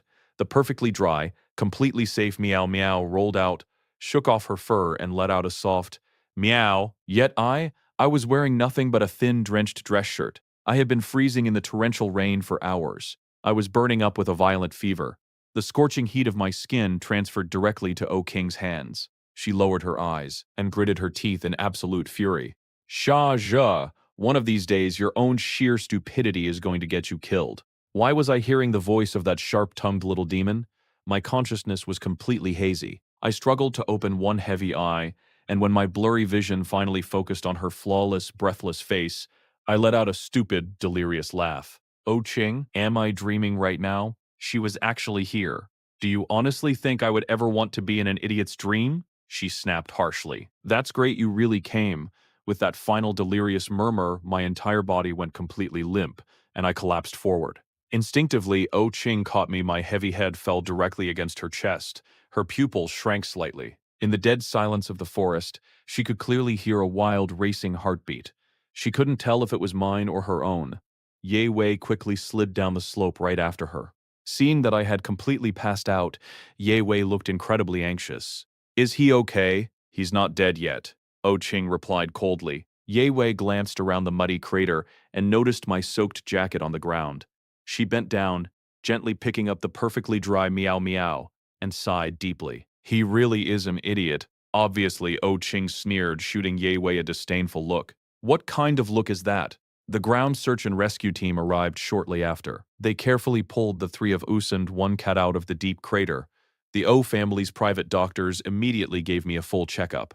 Aside from a severe fever caused by prolonged exposure to the freezing rain, thankfully nothing else was injured. It was already 10 p.m. The heavy anxiety that had been suffocating Yewei all night finally dissolved into immense relief now that I was safely back. Since it was late, O Ching personally walked Yewei to the front door. Before leaving, Ye Wei turned around, her voice incredibly gentle. "Promise me when he wakes up. Don't yell at him anymore. Depends on my mood." Oh Ching replied coolly. "Oh, come on. You're obviously deeply moved by what he did," Ye Wei teased with a knowing smile. Oh Ching let out a cold scoff. In my eyes, his actions were nothing but sheer stupidity. Ye Wei simply gave her a helpless look. All right. I'm heading back." After seeing her off, Oh Ching returned directly to my room. She stood by the bed, staring down at me as I lay there unconscious. Her dark eyes deepened slightly as she pressed her red lips together and stepped closer.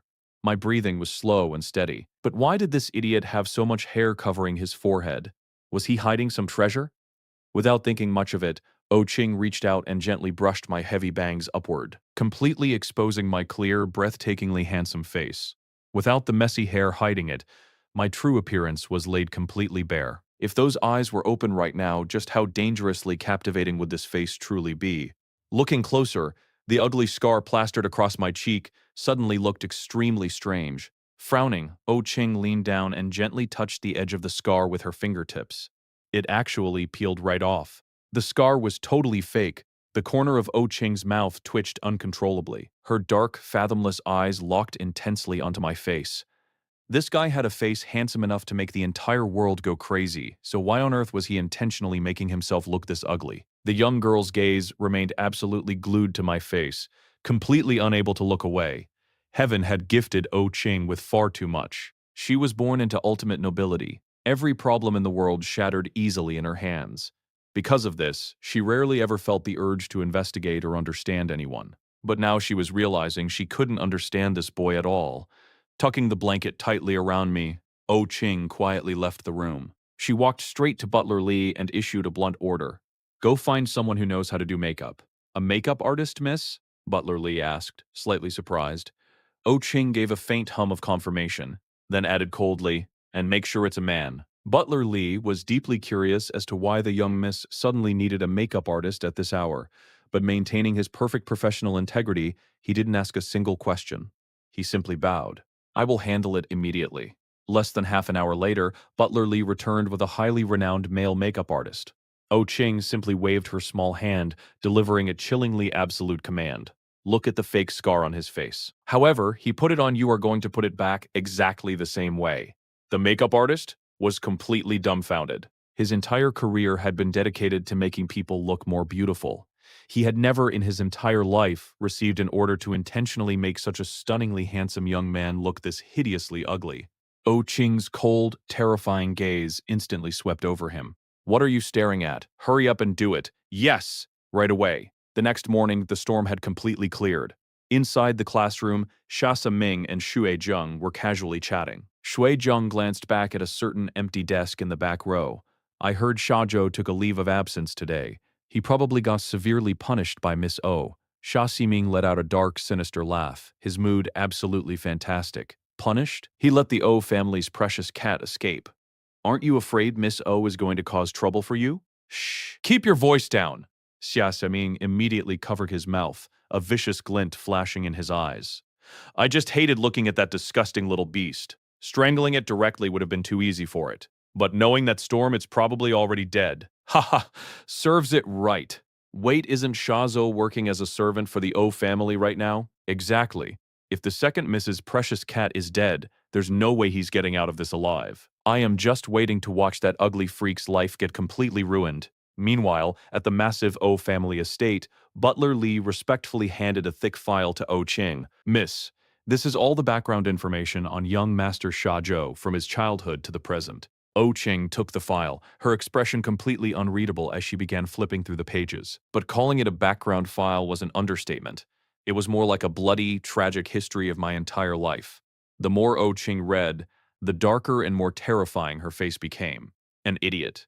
He really was a complete idiot. He never even knew how to protect himself. He just let his biological father and evil stepmother abuse him his entire life without fighting back. Shia Corporation Oching's eyes narrowed dangerously, a terrifying, lethal threat flashing in her dark pupils. Her fingers tightened around the file. Having been unconscious for an entire day, I finally, slowly opened my eyes. I stared blankly at the ceiling, my mind completely empty. Who am I? Where am I? What am I doing? Wait, I'm not dead.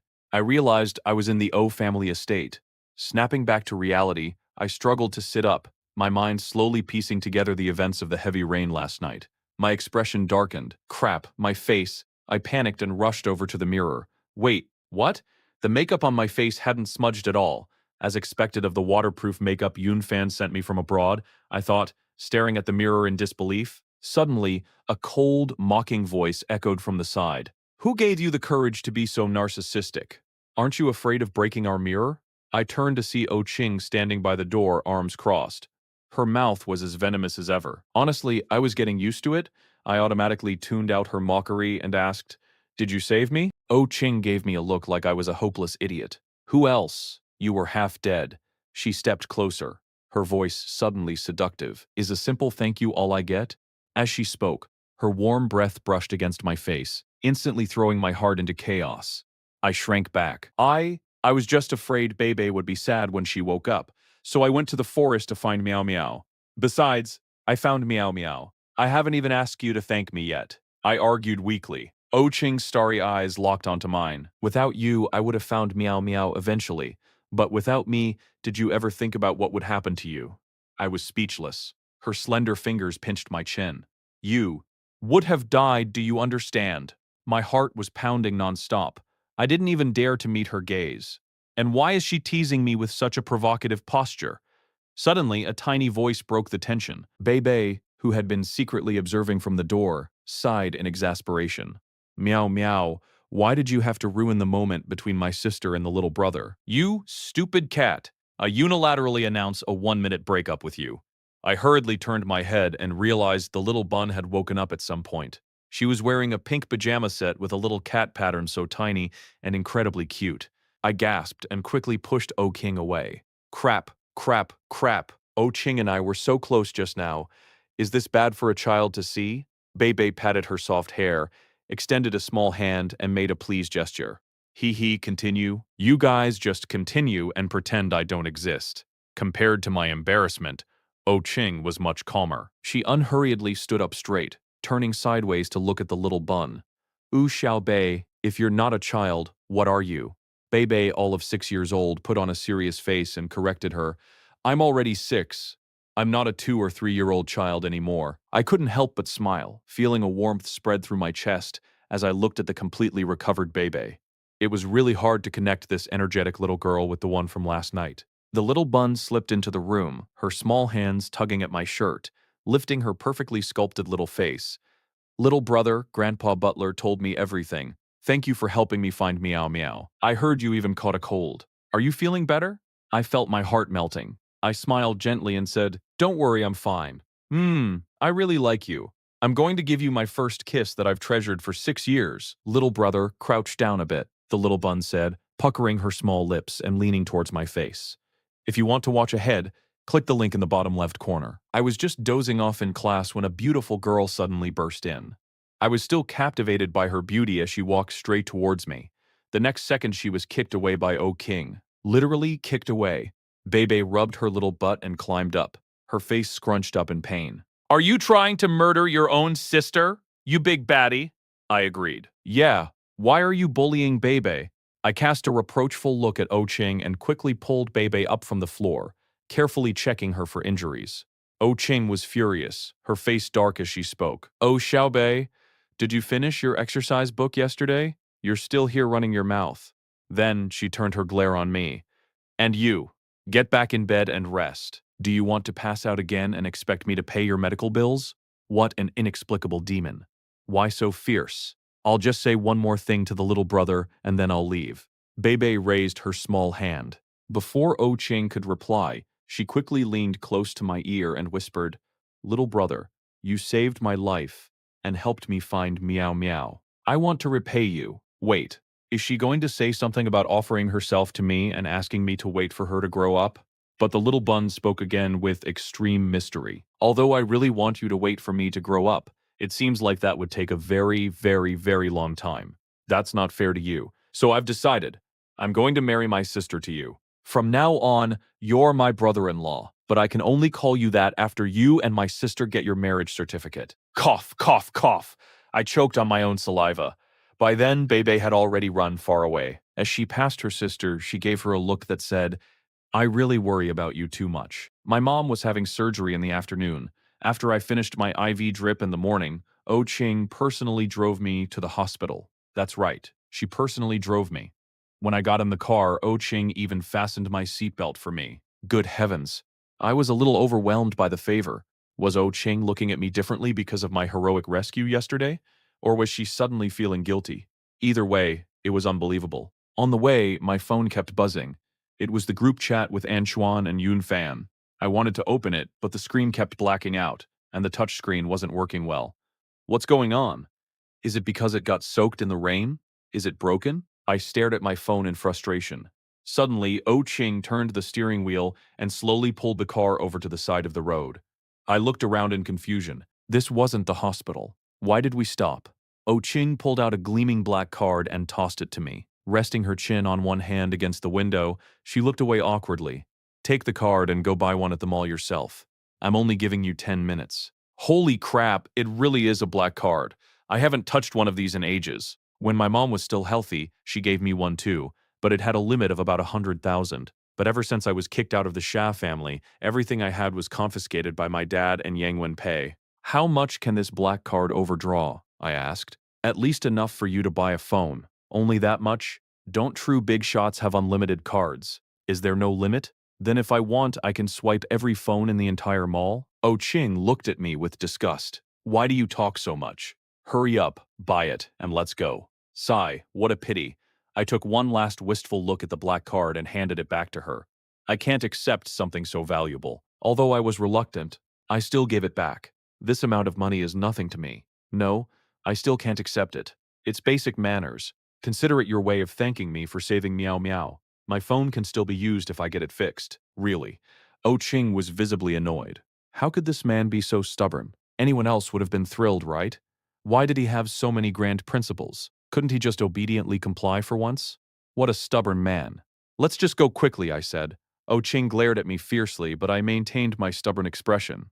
Suit yourself. If you're so capable, boil that broken phone of yours into antique soup and frame it on your wall. My mom's surgery was a success. The doctor said it wasn't impossible for her to wake up. I was overjoyed. Everything seemed to be moving in a positive direction.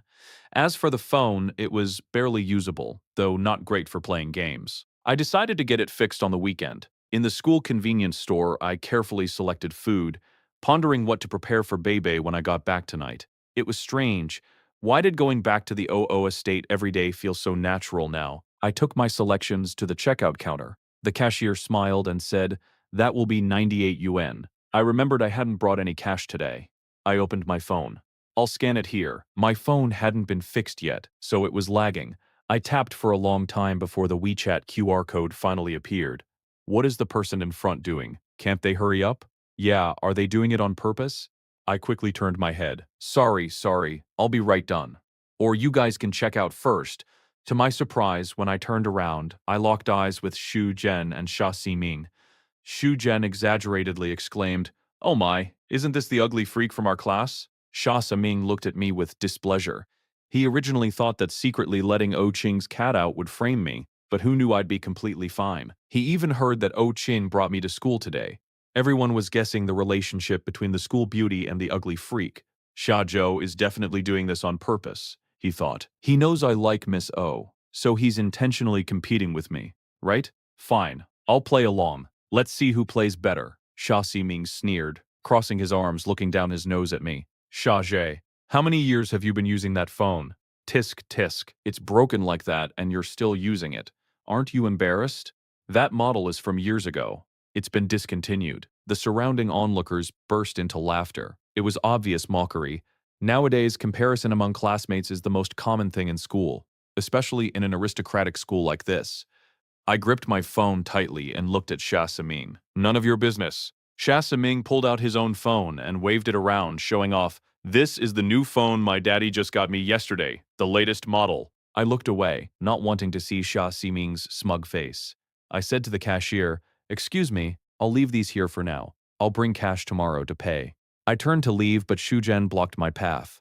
Trying to leave so soon. Did we hit a sore spot? Shajo, do you really think just any random dog or cat can attend our school? Our parents are all prominent figures in society. An ugly freak like you who still uses a dinosaur phone doesn't deserve to be our classmate at all. Is that so? I turned to look at Sha Ming. Why don't you tell your good friend here who my dad is? Is he a prominent figure in society? Sha Ming panicked. Nobody in the school knew he and I were half-brothers, and nobody knew that Sha Zhou and his mother were forcibly kicked out by his mom back then. Why aren't you speaking? Then let me say it, I said, raising an eyebrow coolly. Shut up. I ignored him and addressed the crowd. This school grass you all idolize is my half-brother. Bet you didn't expect that, huh? Do you know what his mother's profession is? A professional homewrecker? Back then, it was his mother who interfered in my parents' marriage. She only got to live a rich life after stealing my mom's place. Sha Siming, what are you so proud of? What right do you have to call me an embarrassment? Sha Siming stumbled back, his face pale. As soon as those words came out, an uproar erupted around us. Wow, no way. Sha Siming's mom is really a homewrecker? The whispers grew louder, and Sha Siming's face grew uglier. Shu Zhen was also shocked. Siming is Xia Zhou's brother? How is that possible? She shouted loudly, "You ugly freak, what nonsense are you spouting? Let everyone see. Where on your entire body do you look anything like our Siming? Siming is so handsome, how could he possibly be brothers with an ugly freak like you? You wish." Xia Saming forced himself to calm down and said angrily, "I've grown up this big. How come I never knew I had a half-brother like you? Just because we both have the surname Xia. And calling my mom a homewrecker? Xia, you've gone too far." Hearing Xia Ximing's words, the surrounding classmates looked at each other in confusion. Damn, this guy is actually denying it to the end. My temper flared. Xia Ximing, you're the best actor in the world, aren't you? Don't you know perfectly well whether your mom is a homewrecker or not? Don't you dare talk about my mom like that. My mom is not a homewrecker. You need evidence to make claims like that. Shoujen also attacked me mercilessly. Not only are you ugly, but you also love framing people. I bet your mom is the homewrecker. That's why she raised such an undisciplined child like you. Yeah, who just goes around calling someone else's mom a homewrecker. So classless, Xia Ximing has such a good temper. If it were me, I would have just punched him. You ugly freak, you've really gone too far. You should apologize to Xia Ximing. No one believed what I said. So many people, so many mouths, and I was just one person. I gripped the shelf next to the checkout counter, feeling isolated and helpless. It was infuriating. Utterly infuriating. How did Xia Ximing have the ability to turn black into white like this? If you want to watch ahead, click the link in the bottom left corner. I was just dozing off in class when a beautiful girl suddenly burst in. I was still captivated by her beauty as she walked straight towards me. Opposite me, Xia Ximing was surrounded by a group of people backing him up, looking as if he had suffered a massive injustice. Shui Zhen continuously comforted him. One of Xia Ximing's friends stepped forward and shoved me. Ugly freak, are you deaf? Apologized to Siming. The guy was tall and strong. With that shove and completely off guard, I stumbled backward. The next second, my hand suddenly brushed against something soft. A faint scent of cherry blossoms enveloped me. I looked back in surprise. It was Ye Wei arrive. The noisy crowd instantly fell silent. Are you hurt? A gentle voice asked. I quickly steadied myself and shook my head. Thank you. Ye Wei then turned her gaze to the crowd. It was strange. Ye Wei was smiling just as she always did, yet she somehow felt terrifying. It was as if her current smile didn't reach her eyes. Xue Zhen, playing the victim, complained first. Yi Wei, that ugly freak, has no class at all. He just slandered Xia Siming and said really horrible things. Xia Siming immediately nodded in agreement. Unfortunately, Ye Wei completely ignored these two attention seekers. Instead, she fixed her gaze on the boy who had just shoved me. Her red lips parted slightly. Apologize. The boy was stunned for a moment. What did you say? I said, apologize to my classmate. Her voice was incredibly gentle, yet it carried an undeniable tone of authority. The boy opposite her was a typical hot-blooded teenager. Unable to help but speak up for his friend, he said, I was just standing up for Xia Ximing. Xia Zhou falsely accused Xia Ximing's mother of being a homewrecker. I don't want to hear the backstory. That has nothing to do with me. Ye Wei's facial features were extremely soft. Sunlight fell into her eyes, creating little specks of light. For the last time, apologized to my classmate. The boy was reluctant but intimidated. He stammered innocently. Sorry. Ye Wei guided him with a good temper. Sorry to who? Jia Zhe, I'm sorry. I shouldn't have pushed you. Xia Siming was absolutely furious, but with so many people watching, he didn't dare throw a tantrum. He could only clench his fists in silent rage. Shui Zhen was completely dumbfounded. Ye Wei, why are you defending that ugly freak? Siming is clearly the one being slandered. Ye Wei completely ignored the two of them. She glanced at the items on the checkout counter, then rested her gentle gaze on me. Are these the things you want to buy? Yeah. I nodded slowly, still trying to process what was happening. But I forgot to bring cash today and my phone is broken. How much is it? Ye Wei asked the cashier. 98 yen in total. Ye Wei nodded, pulled a 100 yen bill from her wallet, and handed it over. Without waiting for the change, she walked up to me. Let's go. I picked up the shopping bag and followed her out. From beginning to end, despite Xia Ximing standing right there, she didn't even spare him a single glance. Total ignorance is the ultimate slap in the face. Xia Ximing looked like his hair was about to stand on end from pure rage. It wasn't until we were outside the convenience store that I finally snapped back to reality. Classmate Ye, Wei Wei, thank you, you're really a good person. Ye Wei let out a helpless little smile. Can I reject your good person card? But you really are, I sighed, holding the shopping bag tightly. I'll pay you back tomorrow. I just want you to know I'm not the kind of person who accepts charity for nothing. Ye Wei nodded, her smile sweet and reassuring. Okay. After school, I was waiting for the bus, planning to visit my mom at the hospital. Suddenly, a white Lamborghini pulled up right in front of me. Oh, Ching? The eldest miss gave a calm nod. I shuffled to the side. You're blocking the bus stop. Oh Ching gave me a look that said I was completely hopeless. Get in. I'm dropping you off on the way, idiot. Wow, I actually share the same route as Oh Ching. Talk about lucky. I eagerly hopped into the car, looking at her with a big smile. Thanks. Oh Ching shot me a sideways glance. Ye Wei had already told her what happened at the convenience store this afternoon. Seeing my idiotic, grinning face now, it seemed my mood hadn't been affected at all. Retracting her gaze, Oh Ching spoke up. Open the glove compartment in front of you. I opened the box, and inside were phones. They were the exact same model Xia Ximing had been showing off at the convenience store. The latest fruit brand phone, and there were two of them. I was completely shocked, shooting Oh Ching a look of pure confusion. Driving with one hand on the steering wheel, Oh Ching rested her chin on her other hand and spoke with her usual arrogant tone. What are you looking at? They're for you. I don't want them, I said, slamming the compartment shut. I'm going to get my phone fixed tomorrow, so I have no reason to change it. Just give up on this idea. I just couldn't understand why Oh Ching was forcing me to take them. Does she just have too much money to spend? Staring straight ahead, Oh Ching extended her pale, delicate hand toward me. Give me your phone. Why? Just give it to me. I gave her a suspicious look, but obediently handed over my battered device. Who knew that in the very next second, Oh Ching would roll down the window and ruthlessly toss my phone outside. It flew through the air, hitting the ground with a harsh crack before being completely crushed into dust by the car behind us. Did my phone offend you or something? Why do you hate it so much? I glared at her furiously. Didn't you say you had no reason to change phones? Now you do. So domineering. In the blink of an eye, the Lamborghini had already turned into the hospital parking lot. Oh Ching stopped the car. We're here. Hurry up, pick one and get out. I stared at the glove compartment. Why did you buy two? I'm not the roundworm in your stomach. How am I supposed to know whether you prefer the black one or the silver one? I felt my entire understanding of money being completely rewritten. She didn't know which color I liked, so she just bought both? My lips moved to argue. Oh Ching, she suddenly turned to look at me, her voice lacing with a heavy warning. Try rejecting me again, I dare you. I've never seen anyone look so fierce while giving a gift. I pulled out the black one. Then I'll take this one. Oh Ching's expression softened slightly. Get out. I'll have someone deliver your new SIM card later, by 7 p.m. I rushed back to the OE estate. Every night, I had to prepare Bebe's meals for the next day in advance. OE Ching wasn't home. I heard she went out for a business dinner. Little OE Bei was doing her math homework. After I finished cooking, I leaned over to take a look. only to realize I couldn't even understand most of the questions.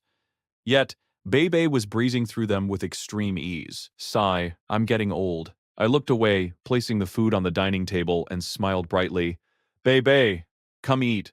Bebe scribbled furiously with her pen. One more question. Almost done.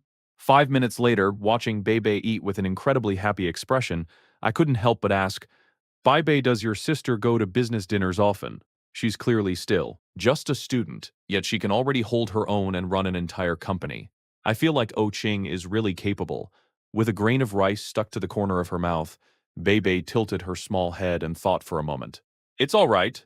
Don't worry, little brother. Even though she inevitably runs into handsome guys at these dinners, my sister is absolutely not interested in them. Who said I was worried about that? I'm serious. Bebe put on a very solemn face. Anyway, in all my years of living, I've never seen my sister have any male friends, let alone deal with annoying ex-boyfriends. She is completely devoted. Bebe sounded exactly like a salesperson desperately pitching their product. I facepalmed, completely speechless.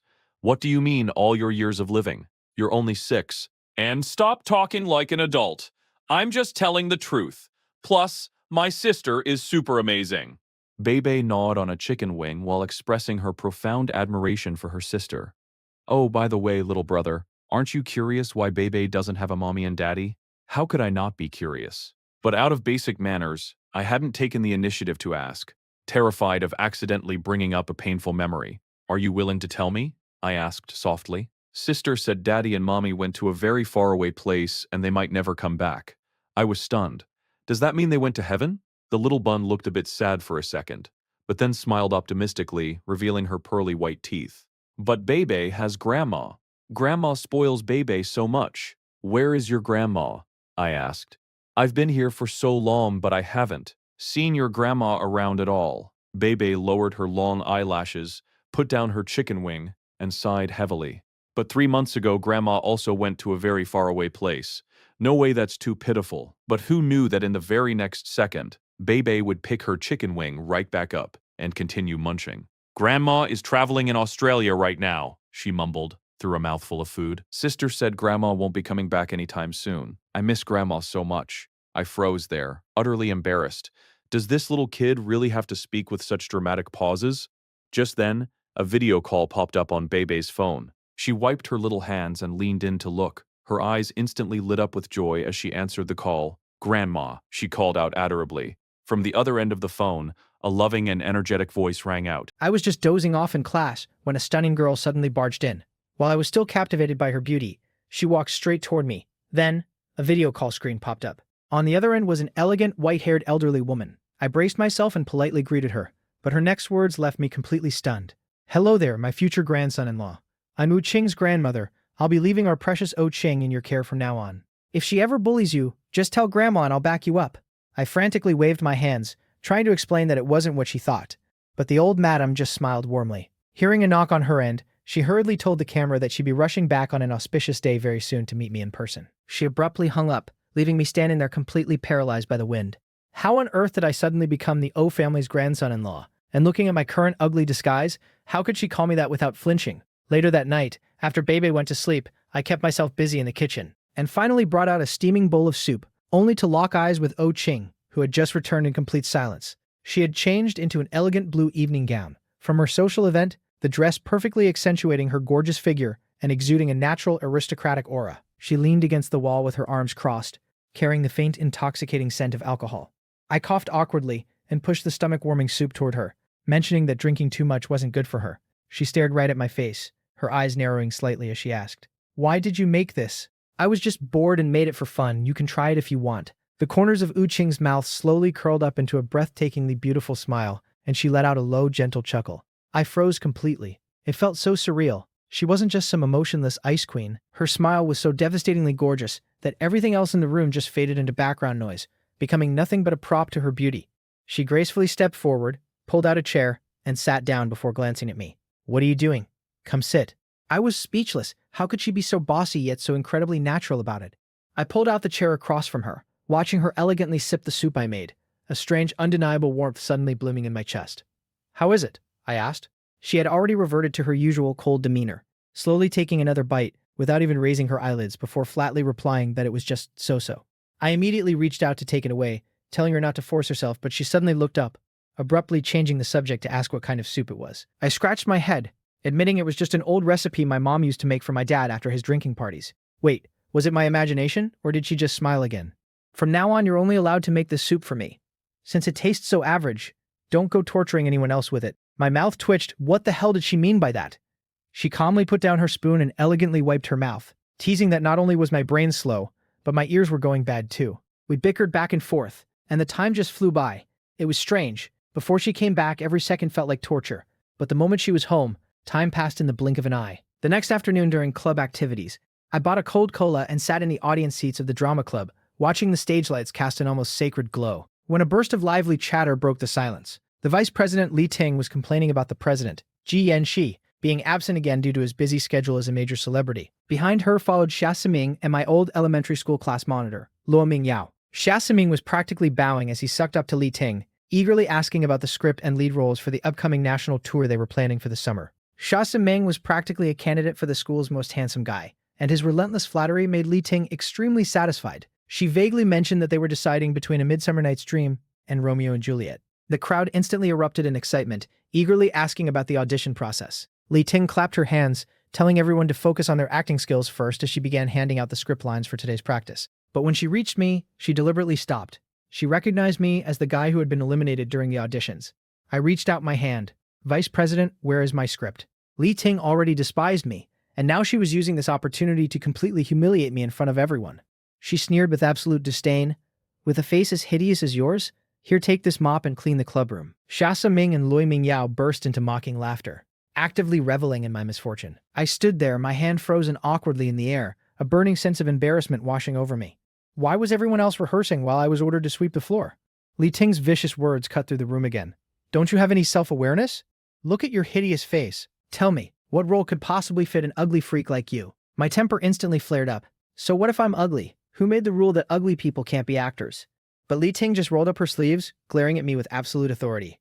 Are you the president or am I? In my club, only good-looking people get to act. Even if an ugly freak like you got in by sheer luck, you're only fit for doing the dirty work, so get to sweeping. Xia Siming smirked, raising a mocking eyebrow at me. You heard the president, what are you waiting for, ugly?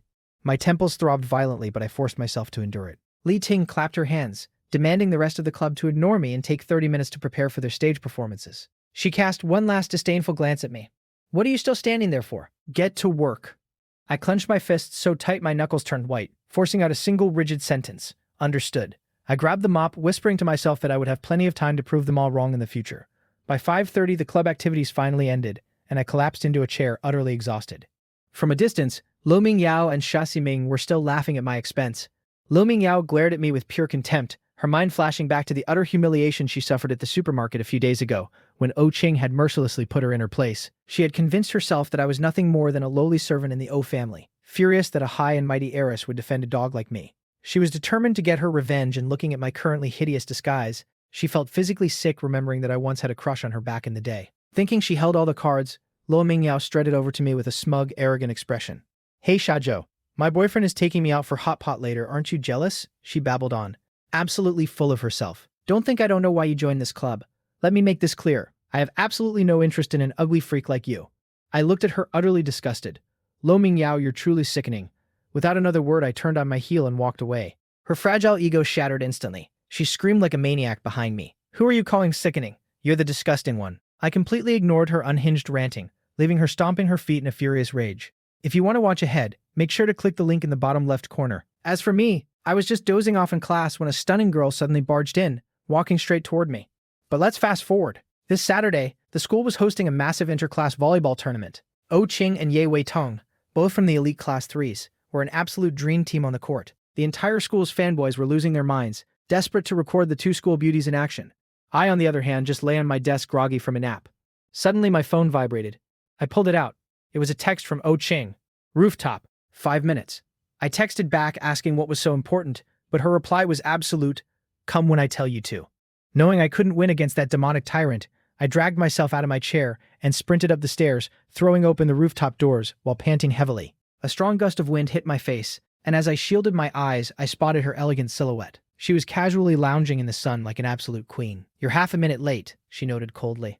I forced a fake smile, asking what on earth was so urgent. She didn't even look at me, her face completely calm as she pointed a slender finger at the sky. "Look at the clouds."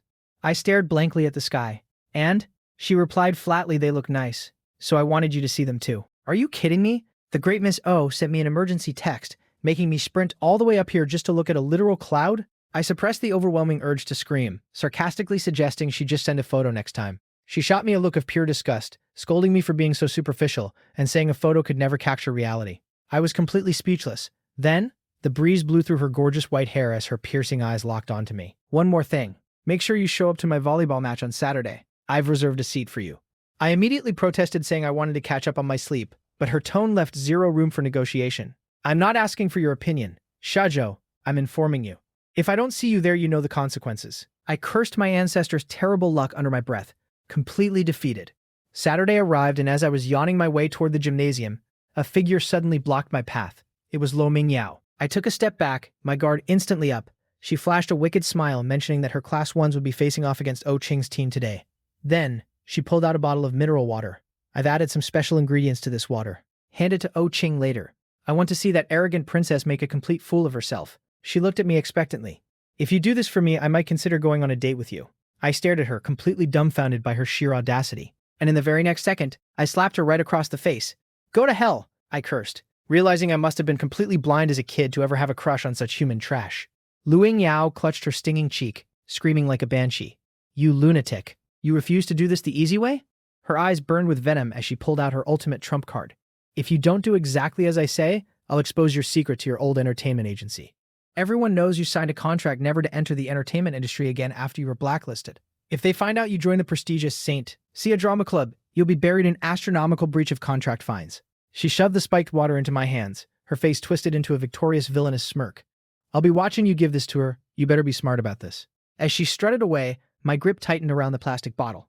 What the hell was I supposed to do now? Inside the gym, the crowd was completely packed, but right in the very front row, dead center, was a luxurious empty seat guarded by two terrifying men in black suits, the O family's personal bodyguards. Enduring the death glares of hundreds of jealous fanboys, I squeezed through the crowd and awkwardly sat down in that VIP throne. The moment I sat down, the entire gym exploded into an uproar.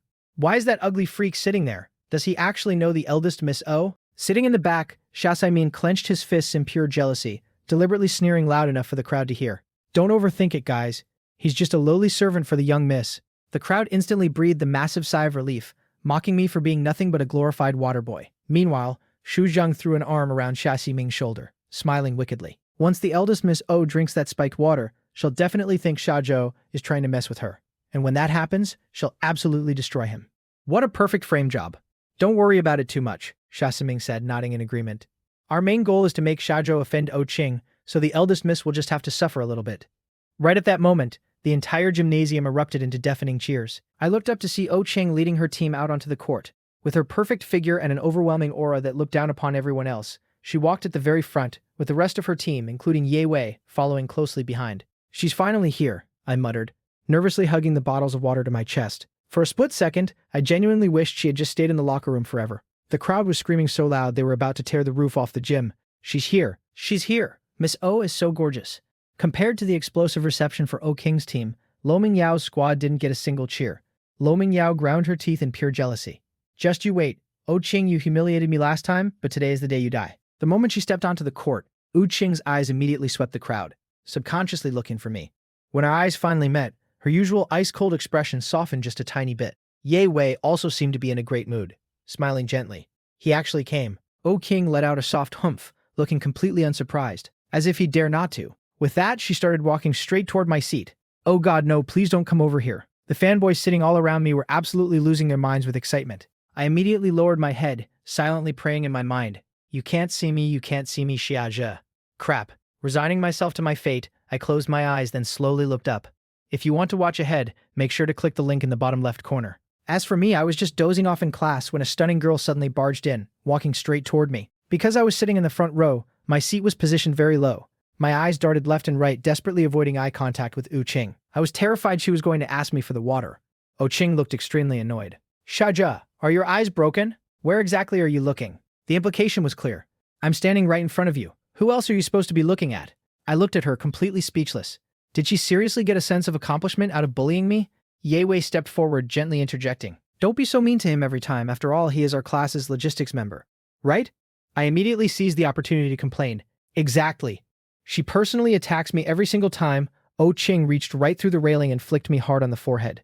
Cut the crap. You clearly have zero awareness as a logistics member. Where is my water?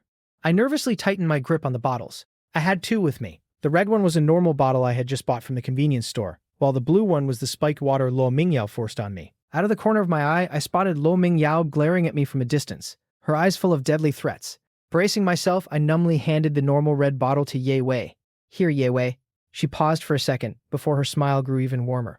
Thank you. Oh Ching stood to the side, her face completely icy. The scales in my heart were violently tipping back and forth.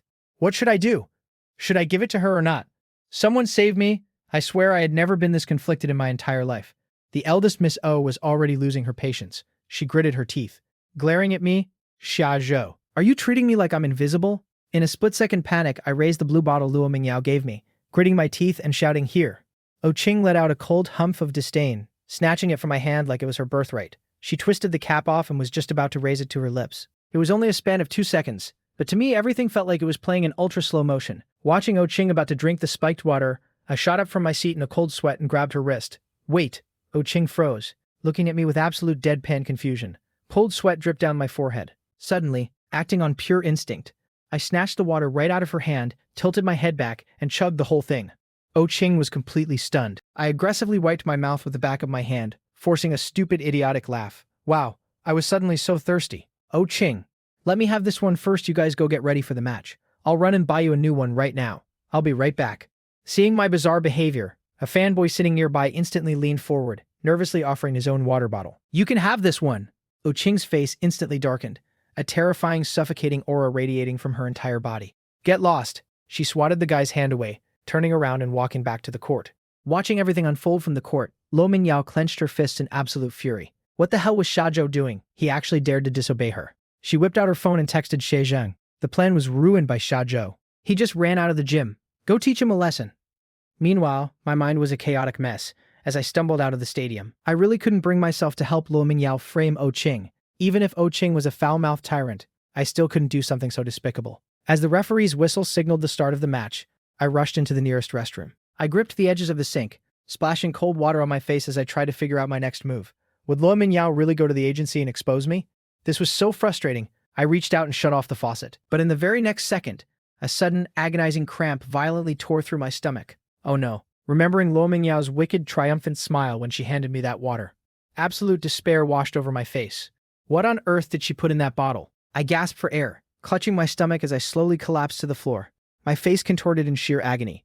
I was completely pale, lying motionless on the ground as cold sweat soaked through my clothes. Where is my phone? Damn it! I was in such a rush that I left it on my seat in the gym. I writhed in pure torment. Suddenly, I heard the rapid sound of footsteps running toward the restroom. Who's there? I struggled to lift my heavy head. The footsteps stopped right beside my head. I looked up and saw Xia Saiming and Shui Zheng standing over me, staring at my agonizing state. Xia Saiming immediately burst into cruel laughter. Who's this? Looks like a pathetic dog groveling on the floor. Shui Zheng looked around, then turned and locked the restroom door to prevent anyone from coming in. He turned back with a mocking sneer. I was wondering who it was if it isn't our class's ugly freak. Why did it have to be these two? I was in so much pain I couldn't even speak. Forget standing up. I didn't even have the strength to lift my arm. I clutched my stomach, the pain so excruciating that my consciousness was beginning to slip away. My face deathly pale, I forced out a single word. Call an ambulance. Xia Siming spat viciously right next to me, crouching down to admire my suffering. An ambulance! I spit on that. You brought this on yourself, Xia Zhe. Shui Jiang crossed his arms, laughing maliciously. This is what you get for playing the hero. Did you really think drinking that spiked water for Oh Ching would make her fall in love with you? What a joke.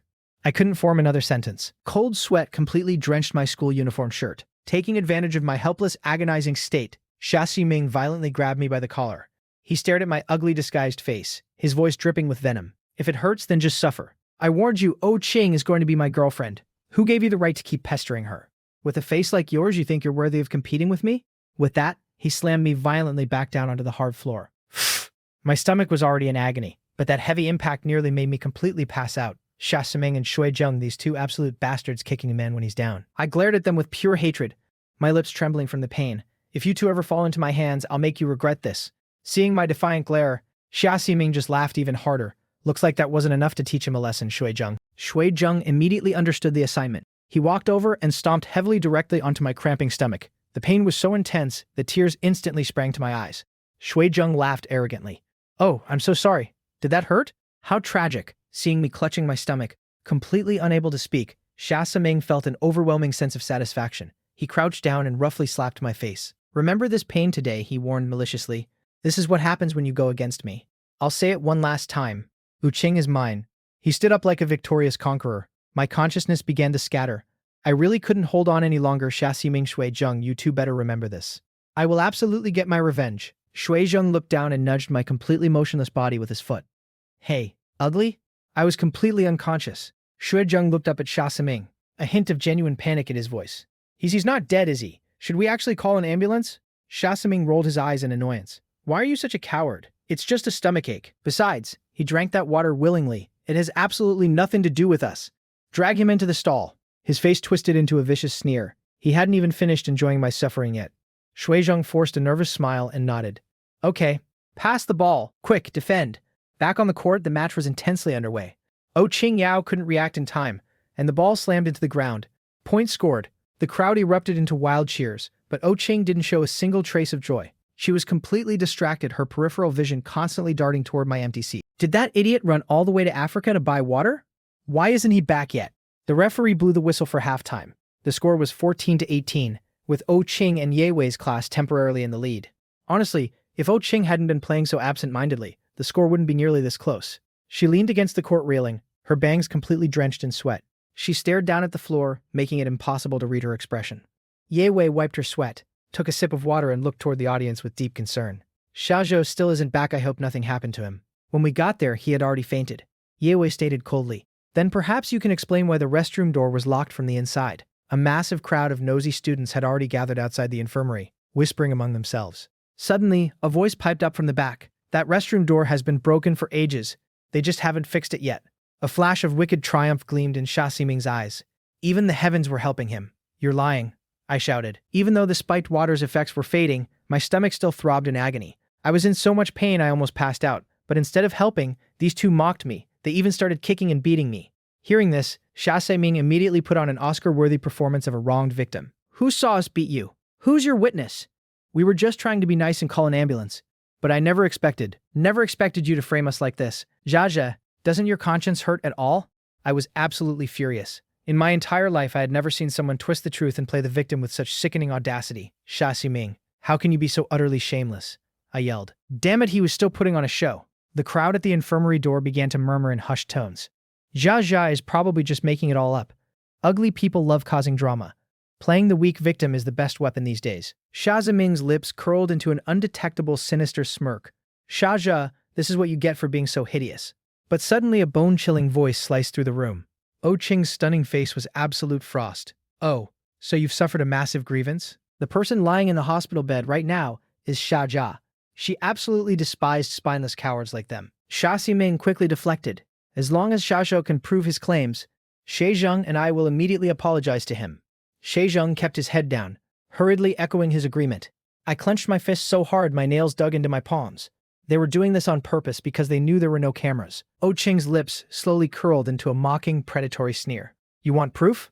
A terrifying, overwhelming aura erupted from the young heiress, plunging the entire infirmary into a freezing abyss. Xia Ximing involuntarily shivered. I am the absolute proof. Those simple words carried a crushing, undeniable weight. Qing stared them down like a supreme deity judging mortals. Let me warn you. Did you really think your pathetic little tricks could slip past my eyes? If you want to play the innocent victim, you better take a good look at who you're standing in front of. Playing tricks in front of me will only make you wish you were dead. Try me. Xia Ximing desperately tried to maintain his composure, but Shui Zheng was already trembling uncontrollably under her oppressive gaze. I will give you one last chance, Qing delivered her final ultimatum, her voice devoid of any emotion. Speak! Shui Zheng's mental defenses completely collapsed. I'll speak. I'll tell you everything, he screamed, unable to withstand the psychological pressure. Xia Ximing whipped his head around, his eyes burning with fury. Xie Zheng, you. Xie Zheng stammered out the confession. When we got to the restroom, he was already collapsed on the floor.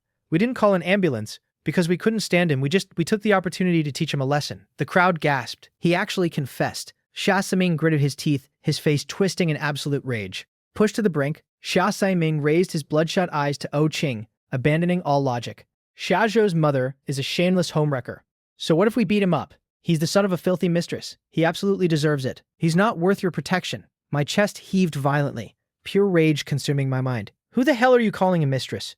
I roared. Xia Saiming, that is enough. Even your twisted lies should have a limit. Knowing his reputation was already ruined, Xia Saiming went completely unhinged, screaming at the top of his lungs. Am I wrong? Don't act like you're the victim here, Jia. You brought this on yourself. My parents knew each other over a decade ago. Your mother was the pathetic, shameless mistress. Honestly, being reduced to a vegetable is too good for a botch like her. She should just die. Smack! A vicious, deafening slap echoed through the room, landing directly across Xia Saiming's face. He clutched his rapidly swelling cheek, staring at me in absolute shock. Without anyone noticing, I had thrown off the hospital blankets, violently ripped the IV needle straight out of my hand, and marched right up to him. Without a single word of hesitation, I struck him with everything I had. If you want to watch ahead, make sure to click the link in the bottom left corner. As for me, I was just dozing off in class when a stunning girl suddenly barged in. In that moment, I wasn't the cowardly Xia Zhou anymore. My eyes burned with pure, unadulterated fury. Say one more word about my mother, I dare you. Growing up, just because I was the older brother, the only thing my father ever told me was to let my little brother win.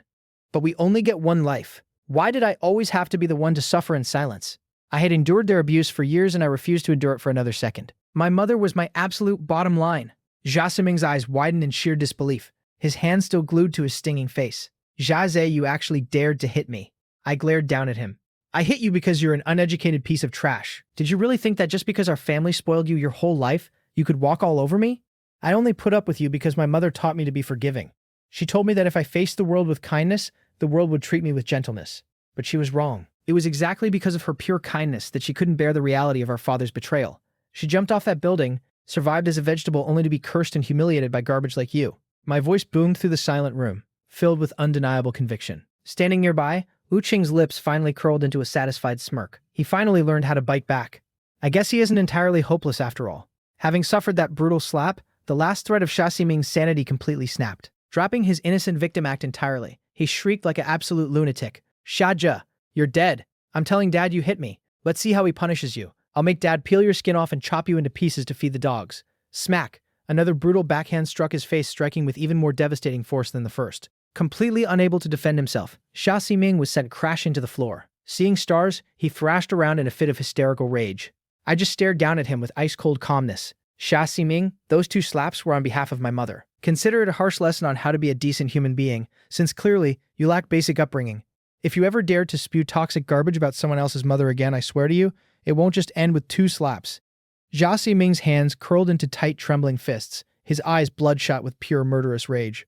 His face twisted into a demonic, ferocious snarl. I'm going to kill you, he screamed, violently struggling to scramble up from the floor. But in the very next second, a perfectly polished shoe viciously kicked him right back down. The impact was so agonizing that tears instantly shot from his eyes. I watched in sheer astonishment as O Qing calmly withdrew her foot, looking down at him with absolute apathy. Oh, sorry. I accidentally stepped on you, but I did it on purpose. My eyes widened. Those were the exact same mocking words Xia Siming and Shui Zheng had used against me in the restroom. O Qing had mercilessly thrown them right back in his face, and hearing her deliver that iconic line was insanely satisfying. Seeing the situation escalate to this chaotic level, the crowd of nosy spectators blocking the doorway had their jaws hitting the floor. The sheer amount of explosive gossip dropping was too much to process. First of all, the school's golden boy Xia Siming and the ugly Xia Zhe were actually half-brothers. And on top of that, Xia Siming's mother was the actual mistress who destroyed the family. For years, Xia Siming had maintained the flawless image of a perfect, untouchable male god in the school. But the truth was out. Their precious idol was nothing but the illegitimate son of a shameless homewrecker. Worse yet, his heart was so utterly rotten that he would violently assault and kick a helpless, unconscious classmate while he was down. The furious voices of the crowd condemning Xia Siming and Shui Zheng quickly escalated into an absolute uproar. Shui Zheng was completely paralyzed by fear, his previous arrogant swagger entirely gone. As for Xia Siming, after eating 2 of my full force slaps, his cheeks were swollen like a pig's. Combined with O Qing's brutal kick, he was a miserable, groveling mess on the floor. Where was his untouchable male god persona now? His hair was an absolute rat's nest as he kept frantically muttering the same delusional sentence. It's not like that I'm innocent, it's all Xia Zhou's fault. I was genuinely speechless. How could someone's skull be this thick? Yi Wei stared down at him, her beautiful eyes filled with icy disappointment. Even now, you still refuse to repent? I didn't do anything wrong, Xia Siming shrieked hysterically. It's all because of that damn Xiaozhou that everyone is turning against me. Everything happening right now is entirely his fault. Everything happening to me is his fault. Move! Get out of the way! Right at that moment, a wealthy middle-aged couple shoved their way through the massive crowd. It was my father, Xia Zhengxiang, and his vile wife Yang Wenpei. They must have received a frantic SOS call from Xia Ximing and immediately dropped their corporate meetings to rush over. But the moment they barged in, they saw their precious golden boy groveling pathetically on the floor, his face beaten to a pulp. Yang Wenpei's expression instantly warped into sheer horror. She rushed forward, desperately pulling him into her arms. Ximing, my baby, what happened to you? She whipped her head around, locking her venomous glare onto me with absolute hatred. Xiaozhe, you little bastard, what did you do to him? Are you tired of living? But before I could respond, a bone-chilling, explosive voice completely shattered the room's atmosphere. The ones who are tired of living are you too. Qing stood there exuding the absolute authority of a reigning queen. Instead of wasting time threatening Xiaozhou, you had better start worrying about yourselves. Xiaozhe is under my absolute protection. As for your family, you'd better pray for good luck. Yang Wenpei instantly froze.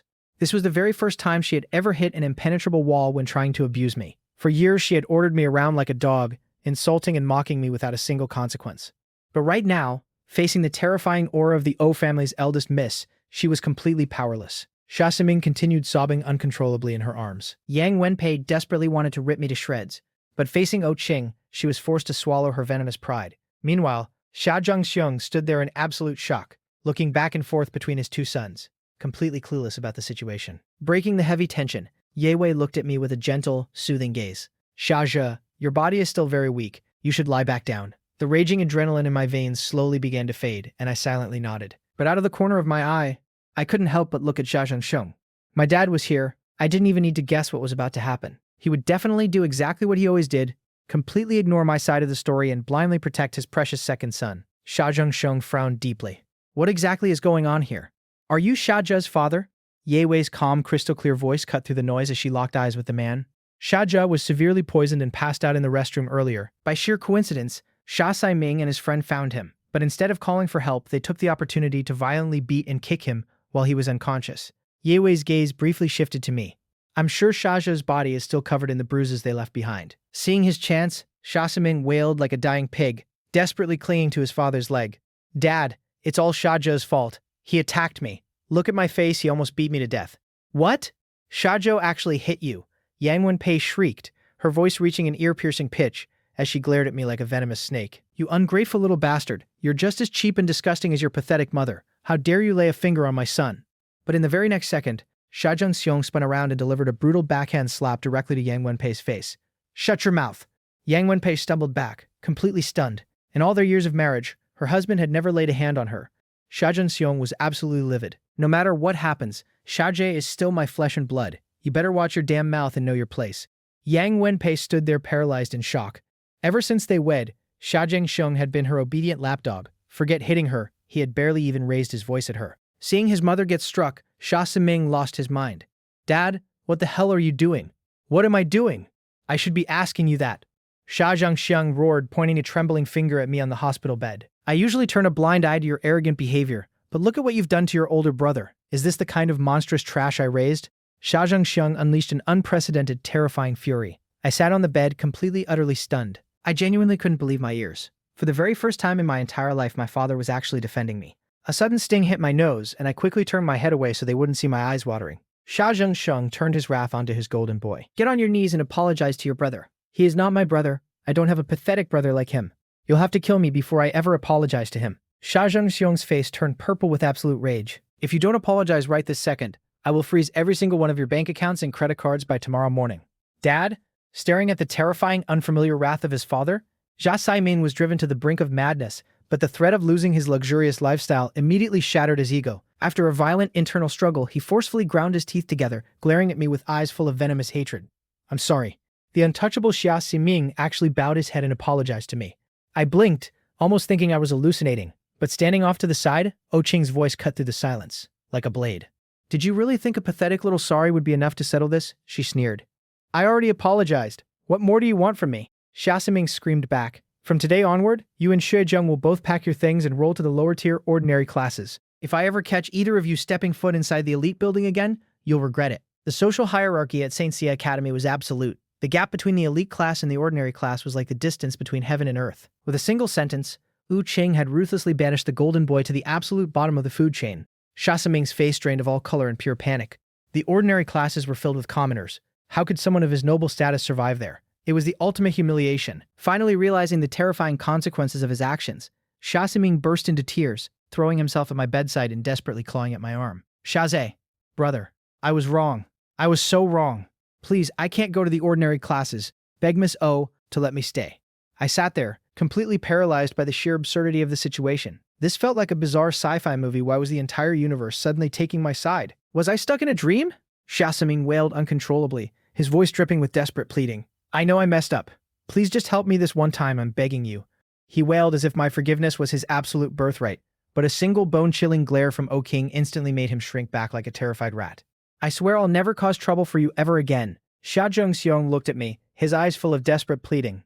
Xia Zhou, your younger brother has always been immature. Dad knows you've suffered deeply over the years, but Siming truly knows he was wrong this time. Please just give him one last chance. Okay. I hesitated for a split second, but before I could answer, O Qing's ruthless, absolute voice shattered their hopes, making the final judgment on my behalf. Chance, once I make a decree, it is never reversed. Xia Siming opened his mouth, desperately trying to mount a final defense, but O Qing's patience had completely run dry. Say one more word, and I'll have you permanently expelled from this academy.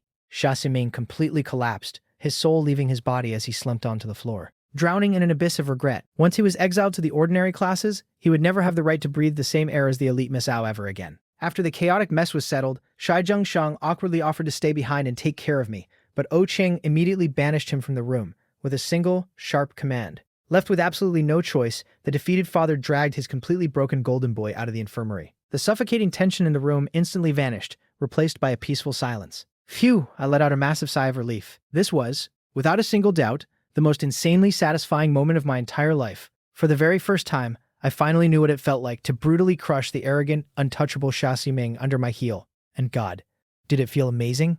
If you want to watch ahead, make sure to click the link in the bottom left corner. As for me, I was just dozing off in class when a stunning girl suddenly barged in. Breaking the silence, Ye Wei's gentle gaze landed on the bruised back of my hand. Are you all right? The way I had violently ripped the IV needle from my veins and charged out of bed earlier had genuinely terrified her. I'm fine, I reassured her. I'll go find the school doctor to set up a new IV line for you. She smiled warmly. Thank you, Ye Wei. My eyes naturally followed her graceful figure as she walked out of the infirmary doors. But suddenly, a highly displeased figure forcibly blocked my line of sight. O Qing glared down at me, her arms crossed in clear annoyance. Xia Zhe, you thank Ye Wei so sweetly, but you don't even plan on thanking me. Do you seriously have a death wish treating me like I'm invisible? I quickly snapped out of my daze, immediately focusing all my attention on the terrifyingly gorgeous heiress standing before me. Hey, don't be so impatient. You're next in line for my gratitude, aren't you? Wu Qing's eyelids violently twitched. Next in line? I actually rank second to Ye Wei.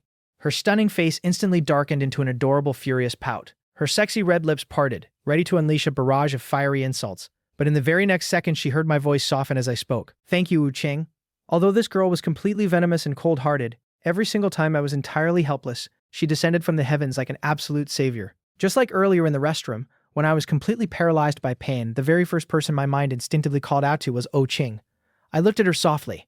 Being able to meet you, I'm really incredibly lucky. O Qing's pupils trembled slightly. Shut up. I blinked in confusion. Did I say something wrong? Xia Jie. O Qing's voice carried a strange, almost undetectable anticipation. Say it again. What? Say what again? What you just said. Say it again. I thought for a second. Thank you, O Qing. The tips of her ears suddenly flushed a faint shade of pink. The sentence after that, I repeated it again, feeling slightly awkward. Being able to meet you, I'm really lucky. Keep going. Say it 20 more times. Was she insane? Was she deliberately trying to mess with me? I'm not a literal voice recorder, I protested. Right at that exact moment, the infirmary door swung open, and Ye Wei returned with a warm smile. My eyes instantly lit up. I was saved. Having her moment interrupted, Wu Qing looked absolutely furious. Keep smiling like that and see what happens to you. My smile instantly vanished. A school doctor walked in with Ye Wei, preparing to set up my new IV line. Ye Wei stood by my side, her voice incredibly gentle. He's injured. Please be gentle with him. O Qing immediately shot back with a freezing tone. Gentle for what? Just stab it in. Let's see if he ever dares to randomly rip out his own needles again. Damn it, she really is a demon. The doctor awkwardly nodded, lightly tapping the back of my hand to find a vein. Not long after the IV drip started, sheer exhaustion finally overtook me, and I fell into a deep sleep. Two incredibly gorgeous girls with entirely contrasting auras sat silently by my hospital bed. Yi Wei looked at me with a soft, gentle expression before glancing at her watch. The match should be almost over by now. Are you going back? Oh Ching had claimed the best seat in the room, a comfortable sofa directly facing my bed. It's practically over. Why would I go back? Unless a miracle happens, our class is definitely lost. Without Oh Ching and Ye Wei on the court, the score was way too close to salvage. This was probably the first time in Oh Ching's entire life that she had ever lost a public competition. Ye Wei pulled up a chair and sat down. Do you regret it? The word regret doesn't exist in my dictionary. Compared to certain people, it was just a meaningless, disposable game. Yi Wei let out a low, knowing chuckle. That's true. Just like how, a year ago, you recklessly threw everything away for... The two girls had been best friends since childhood. Yi Wei was currently 18 and a senior, while Oh Ching, despite being a year older, was also a senior, all because of a past she absolutely refused to remember. Oh Ching abruptly stood up, cutting her off. I'm going to buy water. Keep an ei on him. Realizing she had crossed a line, Ye Wei stopped talking and smiled warmly. Okay. Oh Ching returned with 2 cans of coffee and a bottle of milk. The coffee was for her and Ye Wei, and the milk was specifically to nourish my brain. Just then a wave of loud, obnoxious laughter echoed down the hallway outside. That match was so intense today. Nobody on the court was even a match for you. Luo Mingyao was overflowing with absolute arrogance, practically wishing she could announce to the entire world that she had finally defeated Oh Ching. She took a sip of water, boasting shamelessly to her posse. I told you all, with me on the team, the championship was practically guaranteed for our class. Who cares how amazing Oh Ching is? Who cares if she and Ye Wei have flawless teamwork? At the end of the day, I'm the one who won. Luo Mingyao's family background wasn't bad. Even though she absolutely couldn't compare to the unimaginable wealth of Oh Ching and Ye Wei, she still held a decent amount of status in the school. Her lackeys immediately started kissing up to her. But didn't Oh Ching and Ye Wei leave halfway through the match? I heard it was because they had to save some guy named Sha Zhe. Apparently there was a huge drama in the infirmary earlier. Luo Mingyao, completely drunk on her hollow victory, sneered dismissively. Sha Zhe? You mean the O family's ugly little servant? Honestly, I feel like Oh Ching cares way too much about him. She leaned in, her voice dripping with extreme vanity. Let me tell you guys a secret that Sha Zhe guy is completely obsessed with me. He's been relentlessly chasing after me. But hey, if Oh Ching actually likes him, I guess I'll just let her have that ugly freak. Luo Mingyao smiled smugly, though deep down she was still furious. Sha Zhe had actually dared to disobey her orders and drink the spiked water himself. But whatever, even though she didn't get to completely ruin Oh Ching, she still won the match, which was a massive blow to Oh Ching's legendary winning streak. Are you serious? Sha Zhe is actually chasing you? A lackey gasped. Why would I lie to you? Luo Mingyao laughed, self-obsessively flipping her hair. It's just a shame he's so hideously ugly. I wouldn't even look twice at him. The moment those words left her mouth, an inexplicably terrifying air pressure descended upon the hallway. The group turned around, instantly freezing in sheer terror as they met Oh Ching's absolute, deathly glare. Miss Oh! In a split second, Oh Ching violently slammed her shopping bag onto the floor, stormed forward and viciously slapped Luo Mingyao directly across the face. Luo Mingyao let out a blood-curdling scream. With just that single devastating strike, her cheek instantly swelled up like a balloon. This was the second time she'd been slapped by Oh Ching, but this time it was right in the middle of the school, in front of all her classmates. Oh Ching, what the hell do you think you're doing? Luo Mingyao shrieked, her brain completely short-circuiting from the humiliation as she raised her voice in absolute fury. Oh Ching didn't say a single word. She just raised her hand and delivered another brutal, echoing slap. The force sent Luo Mingyao stumbling backward until she crashed hard onto the floor. Yi you! Luo Mingyao stammered, completely traumatized by the sheer violence. Don't think you're so untouchable. My family isn't exactly weak either. If you push me too far, we'll go down together. I don't care in the slightest if you're annoyed, Wu King stated, her flawlessly beautiful face completely devoid of expression, yet her voice was dripping with absolute ice. But you have successfully annoyed me, and I have 100 different ways to make you disappear. The students surrounding Luo Mingyao were so utterly terrified, they didn't even dare to breathe. Why was Oh Ching here? Was she taking her anger out on them because she lost the match? Luo Mingyao's face turned completely pale. She was so terrified she couldn't even force out another syllable. Oh Ching shot a death glare at the surrounding crowd. Get lost! The students instantly scattered like terrified mice. Luo Mingyao bit her lip, clutching her burning cheek as she desperately scrambled to her feet, trying to slip away unnoticed. But Oh Ching instantly blocked her path, her presence overwhelming and absolute. Did this miss give you permission to leave? Wu Qing looked down at her like a supreme, untouchable deity judging a peasant. Luo Mingyao's previous arrogance had entirely evaporated. Wu Qing, we don't even know each other that well. Why do you constantly target me? The corners of Oh Qing's mouth curled into a cruel, mocking sneer, but her eyes remained filled with bone-chilling, killing intent. Listen to me very carefully. If you ever dare to spread pathetic rumors that Sha Zhe likes you ever again, I'll destroy you. If you know what's good for you, I better never hear Sha Zhe's name come out of your filthy mouth again. Sha Zhe again. Luo Mingyao was completely baffled. What the hell is so special about that disfigured ugly freak? After finishing my IV drip and getting some much-needed sleep, I stood near the entrance of the infirmary, basking in the afternoon sunlight. It was 2 p.m., and Oh Ching and Ye Wei had practically stayed by my side the entire time. Were you guys serious earlier? I asked, looking apologetically at the two stunning girls. Did you really lose the match because of me? It's completely fine. Please don't blame yourself, Ye Wei replied gently, her smile as warm as the spring sun. I was just telling Oh Ching that if we had found you sooner, you wouldn't have been beaten up by Xia Ximin and Shui Zheng. Yi Wei is literally the gentlest girl in the entire world. Just as my heart was overflowing with gratitude, Oh Ching let out a cold, dismissive scoff. I absolutely never said that. And Ye Wei, stop spoiling him. He should blame himself. He should feel deep remorse and absolute guilt. Oh Ching, am I your mortal enemy or something? I completely ignored her toxic attitude and quickly changed the subject. You guys haven't eaten lunch yet, right? Let me treat you. Consider it my apology. I know a place with incredible clay pot rice. Let's go. Ye Wei immediately smiled and played along. Sure, I'm fine with anything. I turned my gaze expectantly toward Oh Ching. The eldest Miss O maintained her absolute deadpan expression. I absolutely refused to eat at any establishment below a 5-star rating. Of course, I instantly bypassed Oh Ching, walking straight over to Ye Wei. Let's go, just the two of us. Oh Ching glared at me, absolutely fuming. Get your ass back here. Just because I'm not going doesn't mean you're allowed to go with someone else. Who said I'm not going? Didn't you just say you absolutely refuse to eat anywhere below 5 stars? That was then, this is now. Wu Qing scowled, her face turning incredibly sour. If this miss wants to go, I'll go. If I don't want to go, I won't. It entirely depends on my mood. Wow. No matter what happens, she always has an excuse. The bustling snack street was completely packed. I led the way through the chaotic crowds. This was the exact same street Chuan and I used to constantly visit back in middle school. Since it was peak lunch hour, the area was swarming with students from neighboring schools. The moment Oh Ching and Ye Wei appeared, everyone's jaws literally hit the floor. These two were even more drop-dead gorgeous than A-list celebrities on TV. But wait, why was there a guy walking between them? And why is that guy so incredibly ugly? If you want to watch ahead, make sure to click the link in the bottom left corner. As for me, I was just dozing off in class when a stunning girl suddenly barged in. I was entirely oblivious to the hundreds of jealous, murderous glares aimed at the back of my head. My eyes were frantically scanning the endless rows of food stalls, looking for that specific clay pot rice spot. Yi Wei looked around in absolute wonder. Are there always this many people and this much food here? Yeah. Don't tell me you two have never been to a snack street before? The sheer silence from the two heiresses confirmed it. They really hadn't. I looked at them with genuine pity. Is the life of the ultra-rich really that boring? Don't you know that the absolute best food in the world is always hidden in places like this? The fact that you two have never been to a snack street is a literal tragedy. Oh Ching impatiently kicked a pebble on the ground. Xiaze, she spoke slowly, her voice dripping with irritation. Did that amazing restaurant you've been rambling about go bankrupt? We've been walking forever. I jogged a few steps forward, my face lighting up. It's right here. I pulled up a slightly wobbly stool and sat down at a small square table, shouting enthusiastically.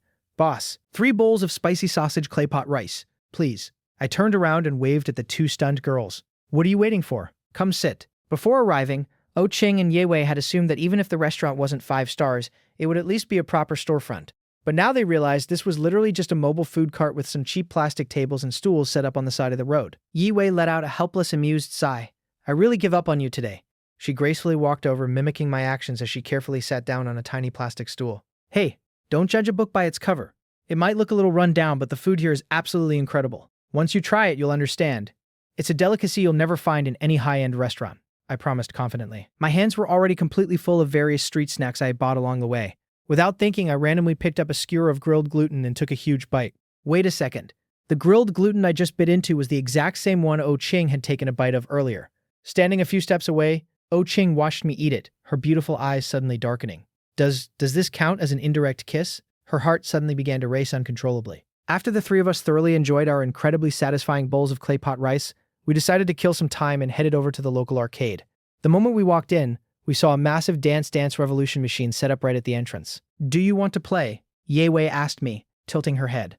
Honestly, I was actually an incredible dancer, because I debuted as a child star so early. The entertainment agency had heavily trained me in professional dance for years, but given my current situation, it was definitely better for me to keep a low profile. Nah, let's go play something else. Oh Ching immediately hit me with her trademark toxic venom. Looks like someone has zero hand-eye coordination and is too embarrassed to embarrass himself on stage. I smiled calmly, completely unfazed. Oh Ching, I've already developed a complete immunity to your insults. You can't trigger me anymore. Just then, an arcade staff member grabbed a microphone and shouted to the crowd, Everyone, come take a look at our arcade's brand new event. Sign up right now for a 1v1 DDR dance battle. The machine will automatically score your performance, and the ultimate winner will receive a massive cash prize. Originally, I had absolutely zero interest and was just about to drag Oh Ching and Ye Wei away. But the moment I heard the words massive cash prize, my ears instantly perked up. I immediately shot my hand into the air. I want to sign up. The competition started almost instantly. Oh Ching and Ye Wei sat patiently on the sidelines, watching as I stretched and warmed up my body. My opponent for the first round was a guy dressed in full hip-hop gear. I smiled politely at him. Please go easy on me. He shot me a look of absolute disgust. An ugly freak like you actually has the nerve to dance. He cracked his knuckles arrogantly. Don't think I'll go easy on you just because you look pathetic. You have absolutely no chance of winning. One song later, I casually stepped off the dance machine, stretching my arms. Wow, getting to move around again actually feels amazing. The hip-hop guy stared at the final score on the screen in absolute disbelief. He had lost to this ugly freak by a staggering 100 points. How is this even possible? It wasn't just him who was stunned. The entire crowd was completely speechless. Even Oh Ching and Ye Wei were staring at me in shock. My performance just now was absolutely flawless. Every single move was perfectly executed and incredibly smooth. Hold on, the guy shouted, refusing to accept his humiliating defeat. Let's go again. I looked at him, completely deadpan. Are you absolutely sure you want to go again? I was holding back a lot just now. If we go again, I won't hold back a single point. Embarrassed and defeated, the guy awkwardly turned around and slinked away. I confidently strutted back over to the two stunned girls. Well? I asked Oh Ching, flashing a smug smile. Are my limbs coordinated enough for you? Oh Ching was staring at me completely transfixed, her eyes totally unblinking. Oh Ching. I waved my hand in front of her face. She violently snapped out of her daze, her eyes instantly locking onto my face, which was leaning in surprisingly close. Xiaojia, you, what's wrong? I looked at her in genuine confusion. Was she actually completely mesmerized by my incredibly cool dance moves? But in the very next second, Oh Ching abruptly shot up from her seat. She violently spun around, covering her mouth with her hand. Stay away from me, she snapped. Her heart was absolutely pounding out of her chest. My mouth twitched in annoyance. What does she mean, stay away from me? Does she really hate me that much? Ye Wei, standing off to the side, looked at me with a warm, incredibly gentle smile. You danced incredibly well. Have you trained professionally before? You look like an absolute pro out there. Oh crap! Did I get too carried away? I accidentally put my professional idol skills on full display. I frantically waved my hands, desperately trying to play it cool. Professional? No way. I'm just really interested in dancing, so I watched a bunch of tutorial videos online and taught myself. Yi Wei chuckled softly, clearly not pushing the issue any further. Well, if you dance again later, I'll definitely take some pictures for you. Having finally managed to calm her racing heart, Wu Qing coldly chimed in from the side. What's there to take pictures of? Are you going to print them out and hang them on your door to ward off evil spirits? I violently cursed her in my head. If anyone here wards off evil spirits, it's you. You absolute demon. Ignoring her, I turned around and headed straight back to the DDR machine. As I walked away, a few people in the crowd whispered among themselves. That guy is a seriously incredible dancer. It's just a shame he's so ugly. The moment those words left their mouths, an absolutely terrifying death glare locked onto them. Oh Ching stepped directly in front of the gossiping group, her face completely expressionless, yet radiating the bone-chilling aura. Who exactly are you calling ugly? The guy looked at Oh Ching's terrifyingly gorgeous face, then looked at my disguised face in the distance. He immediately hugged his arms, shaking his head frantically in absolute terror. I didn't say anything. I swear, watching the terrified guy run for his life, Ye Wei let out a helpless sigh. If you're going to protect him this fiercely, you should at least be a little nicer to him. Wu Qing haughtily raised her chin, her face completely flushed with absolute denial. Who says I'm protecting him? If anyone is going to insult Xiaojie, it can only be me. What right do those random extras have to talk bad about him? Wow, that is the most Oh Ching logic I have ever heard. Over the next 15 minutes, I absolutely decimated a massive line of challengers, effortlessly claiming the 3,000 grand prize. Making money was way too easy. Where else were they holding these events? I needed to enter all of them. Amidst a massive wave of applause from the crowd, Oh Ching, Ye Wei, and I proudly walked out of the arcade, hugging the incredibly thick envelope stuffed with cash. I literally couldn't stop smiling. Today was seriously my lucky day. Yi Wei had even gone out and bought me a fresh bottle of water, kindly unscrewing the cap before handing it to me. Have some water, she smiled. I was genuinely dying of thirst. I grabbed the bottle and chugged it down greedily, but in the very next second my phone suddenly vibrated. It was a text message. I pulled it out, and the moment I read the words on the screen, the color instantly drained from my face. Oh Ching. Looking at the message on the screen, the color drained from my face. Oh Ching immediately noticed my reaction, glancing at me suspiciously. What's wrong? I quickly shoved my phone back into my pocket, violently shaking my head. Nothing. It's nothing. By the time the three of us walked out of the arcade, it was already 5 p.m. Yi Wei pressed the elevator button to head downstairs. Oh, by the way, I suddenly remembered. I actually have something I need to do later. Yi Wei looked at me in surprise. Is there something else you still want to play? No, just some personal business, I said, waving my hand dismissively. You guys go ahead. I'm going to take off first. Originally, Oh Ching had been casually leaning against the wall with her arms crossed, but the moment she heard that, she immediately stood straight up. Shaja. But my legs were moving too fast, and I had already sprinted out of sight. Times Square. I headed straight toward a specific upscale coffee shop. Sitting at a small round table was a fashionable woman in her 20s. I quietly snuck up behind her and suddenly slapped her on the shoulder. Sister Yun Yu. The woman jolted in her seat, quickly turning around. You brat. Are you trying to give me a heart attack? She had an incredibly gentle, beautiful face, radiating the perfect girl next door big sister energy. This was Mu Yunyu, the former manager of my boy band, remaining light years. She was currently 24 years old and an absolute angel. After the band disbanded and the agency blacklisted me, Mu Yunyu got into a massive fight with the company executives and eventually resigned on her own terms. Now she was the CEO of her very own newly established entertainment company, and business was absolutely booming. I pulled out the chair across from her and sat down. Why did you suddenly think of calling me? When I saw your text earlier, it genuinely scared me. She knew all about how I was blacklisted and exiled from the industry 5 years ago. Mu Yunyu looked at my hideous disguise with an extremely complicated expression. Just looking at me made her eyes hurt. You heartless little brat. If I don't contact you, you just completely forget about your big sister, huh? No, it's not like that. I quickly defended myself. You know how sensitive my current identity is. Plus, you're a big CEO now. It's so hard just to get a chance to see you. Stop sweet-talking me, Mu Yunyu said, sitting up straight and getting down to business. How much time is left on your blacklist contract? When can you return to your original appearance? Soon. Very soon. I suddenly realized that I had practically been working as a servant at the Wu family mansion for over a month now, and Bebe's leg injury had completely healed. Technically, that meant I didn't have to report to the Wu mansion every single day anymore. I should have been thrilled to finally have my freedom back, but for some reason realizing this made me feel a strange lingering sense of loss. Defined soon. I need an exact timeline. I'd say about 50 days. I looked at her completely confused. Why do you ask? Why do I ask?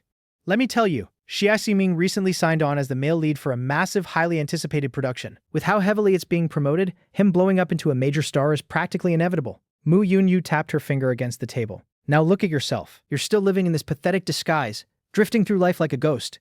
Don't you have any plans for your future? Mu Yunyu's judgment of character and industry trends was always incredibly sharp. Back in the day, she was the mastermind who single-handedly skyrocketed, remaining light years to mega stardom. I paused for a second. You mean Xia Ximing, my half-brother? I shrugged nonchalantly. He goes to the same school as me right now. But actually, just today, he got permanently kicked out of the elite class and banished to the ordinary class. So what? Mu Yunyu countered sharply, refusing to let me make excuses. Whether he's in the elite class or the ordinary class, whether it's a prestigious academy or a public school, once you strip away his identity as a student, he still holds entirely different identities in the real world. What about you? You're completely stagnating. Sister Yun Yu, when you were my manager, you used to lecture me all the time. It's been so long since we last saw each other, and the first thing you do is lecture me again? I'm doing this for your own good. I know. I defended myself, feeling completely justified. I want to make money. I want to step on Xia Ximing's head. But looking like this, there's absolutely nothing I can do. Mu Yunyu aggressively rubbed her temples, feeling a massive headache coming on. Forget it. I'll just get straight to the point. In 50 days, not only will you be able to restore your original glory, but you will also regain your complete freedom. So do you want to sign with my agency? I looked at her with a deep, knowing smile. So that's why you asked me out. You're trying to poach me. You little brat. Mu Yunyu laughed, lightly smacking the back of my head. Our company might just be starting out, and our scale is still limited, but you know exactly how I treated you back then. I promise I will never mistreat you. We are going to fight our way back to the top of the entertainment industry. I nodded firmly. I'll listen to you. Sister Yun Yu was an incredibly trustworthy person. Being managed by her always made me feel completely secure. Just one thing, she clarified. I didn't open a record label. It's a film and television production company. Do you have any interest in acting? Absolutely. I slammed my hand on the table in excitement. You already know my special skills. Honestly, compared to being an idol and releasing albums, I've always loved acting way more. Mu Yunyu nodded in absolute satisfaction. Thank God, she thought to herself. This kid wasn't completely broken by what happened 5 years ago. All right then, I'll go back and have the contract drafted. Let's keep in close contact over the next few weeks. I nodded frantically like a bobblehead. Mu Yunyu looked at me with an incredibly fond, affectionate expression before picking up her designer handbag. All right, let's go. Go where? Help me pick out a gift. A gift? It's for someone who is incredibly important to me. Our 6-year anniversary is coming up, but I have absolutely no idea what guys like. You're coming with me to help me choose. Ooh, when are you going to bring my future brother-in-law out for me to meet? I teased. Mu Yunyu blushed deeply, laughing shyly. Next time, if there's a chance. Meanwhile, having suffered absolute humiliation at my hands earlier, Jia Siming was frantically swiping his credit cards at the luxury mall to vent his fury. Suddenly, a familiar figure caught his eye. Wait a minute, isn't that Xia? If you want to watch ahead, make sure to click the link in the bottom left corner. As for me, I was just dozing off in class when a stunning girl suddenly barged in. But who was that person standing next to him? It was an unfamiliar woman he had absolutely never seen before. Jia Siming instantly snapped out of his rage, the corners of his mouth curling into a wicked, sinister smirk. Right at that moment, his phone suddenly rang. It was his father. Jia Xingxiong, still holding a massive grudge, Jia Siming answered with a terrible attitude. What do you want? Son, where are you? Where I am is none of your business. You actually hit me because of Xia. I don't have a father like you. Son, I genuinely had absolutely no other choice. Xia Zhengsheng pleaded desperately. Do you even understand what was happening? If I didn't do that, you wouldn't even be able to stay in the ordinary class. The eldest Miss O would have permanently expelled you from the academy. Everything I did was to protect you. When will you finally understand your father's painstaking efforts? Xia Zhengsheng shook his head in absolute helplessness. All right. Even if you think it was my fault, this next piece of news will definitely make you happy. Remember that massive production crew you auditioned for recently? They finally decided on the male lead. Guess who it is? Originally, Xia Siming had been completely unenthusiastic, but the moment he heard that, his eyes instantly widened in pure shock. Dad, are you saying I got the male lead? Who else? Your father had to pull so many strings and spend a massive amount of effort to secure this for you. Are you finally happy? The dark, suffocating fury in Xia Siming's heart instantly vanished into thin air upon hearing this explosive news. That drama was an adaptation of a massive hit novel by a top-tier author. Not only did it have a massive built-in fan base, but the female lead was an incredibly famous A-list celebrity. As long as he took this role, his skyrocketing rise to megastardom was absolutely guaranteed.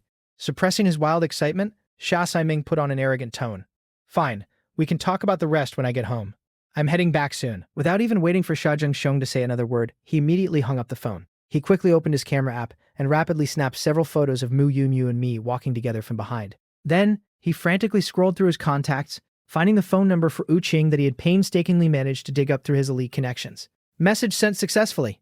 Xia Siming's mood was absolutely ecstatic as he turned and practically danced out of the mall. Meanwhile, after dragging me through several high-end luxury boutiques, Mu Yunyu finally decided on the ultimate gift, an incredibly expensive designer tie. Holding the beautifully wrapped box, she asked nervously, "Do you really think this tie looks good? It looks amazing."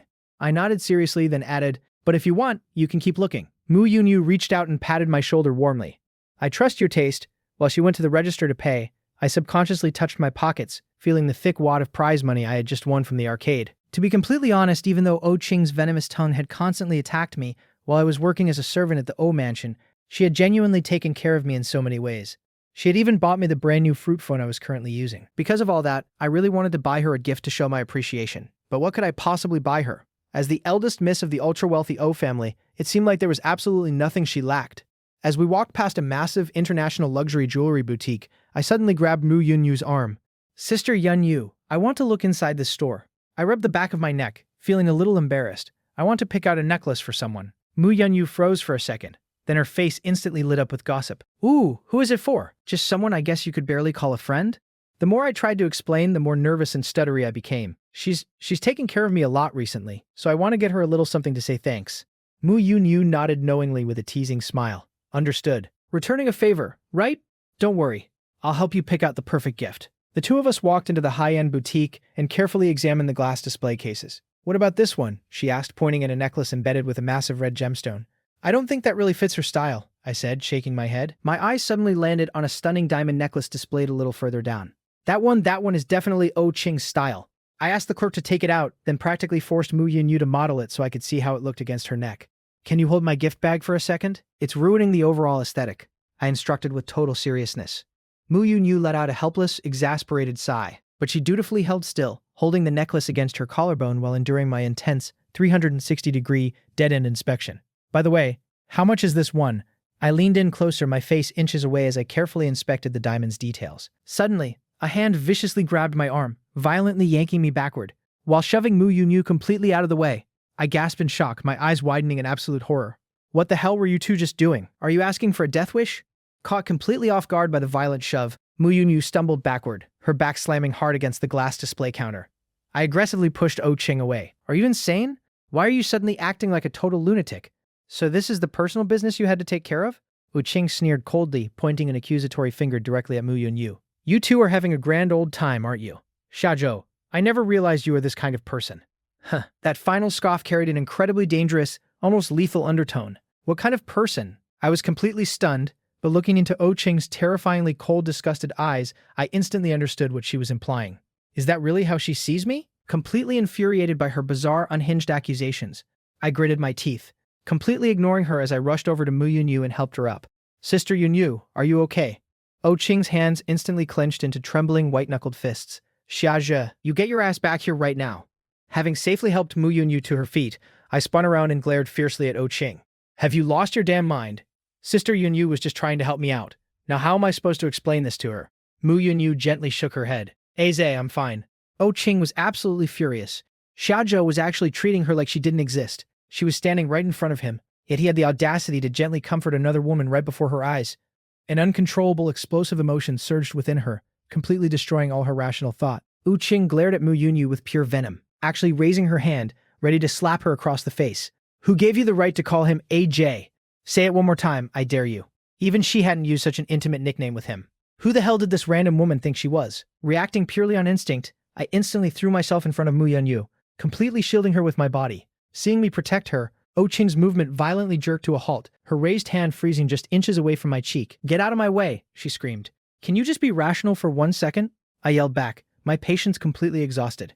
I told you to get out of my way. Xiaozhou, do not test my patience. Wu Qing, are you completely psychotic? I roared. Yes, she was acting psychotic. And the only reason she was acting psychotic was because she cared so deeply about what he was doing with another woman. Fine, you win, Wu Qing sneered, her eyes burning with a mix of fury and intense betrayal. Do whatever the hell you want. If this miss ever wastes her time caring about you again, my name isn't Oh Qing. Throwing down those venomous words, she violently spun around and stormed out of the boutique, her entire body radiating absolute explosive rage. She actually just left? I stood there completely frozen, staring blankly at Oh Qing's retreating figure, an inexplicable, agonizing knot suddenly twisting in my chest. Mu Yunyu stood off to the side, feeling incredibly awkward. She stared at Oh Qing's furious silhouette, furrowing her brow. Who was that girl? She looks really familiar. For a second, she genuinely couldn't put a finger on where she had seen her before. I looked at Mu Yunyu, completely filled with guilt. I'm so sorry, because of me, you almost got hit. Noticing that Mu Yunyu had scraped her hand against the display case when she fell, I felt even worse. Let's go find a pharmacy and get you some band-aids. The moment Oh Qing stormed out of the boutique, her footsteps suddenly jerked to a halt. For 2 agonizing seconds, she stood completely still. Then, she viciously kicked a massive concrete pillar next to her. Whipping around, she stormed right back into the store. Without saying a single word, she violently grabbed my arm and physically dragged me outside. Why is she back? What the hell are you doing? I shouted in shock. Shut up and follow me, Wu Qing ordered coldly. Seeing her terrifyingly furious expression, I turned back to look at Mu Yunyu.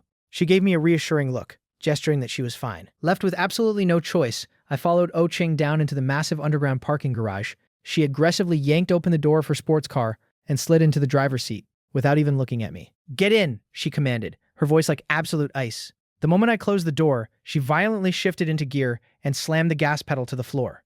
The massive acceleration violently threw me back into my seat. I turned to look at the terrifying girl beside me. Hey, aren't you driving a little too fast? Wu Qing stared straight ahead, her face completely dark and terrifying. Is my name Hey? A minute ago you were sweetly calling that woman Sister Yunyu. Sister Yunyu. But when it comes to me, I only get a hey. Wu Qing, slow down. As if deliberately trying to defy me, instead of slowing down, she aggressively accelerated, steering the car directly toward the wide empty highways heading out of the city. I was genuinely exhausted and completely helpless. Taking a few deep breaths, I looked at her seriously, desperate to explain. You completely misunderstood what was happening earlier. Sister Yunyu and I aren't whatever you think we are. She's just an older sister who has always taken care of me. Oh Qing brutally cut me off. Say one more good thing about her, and see what happens. I was completely speechless. Besides, why did she even care so much in the first place?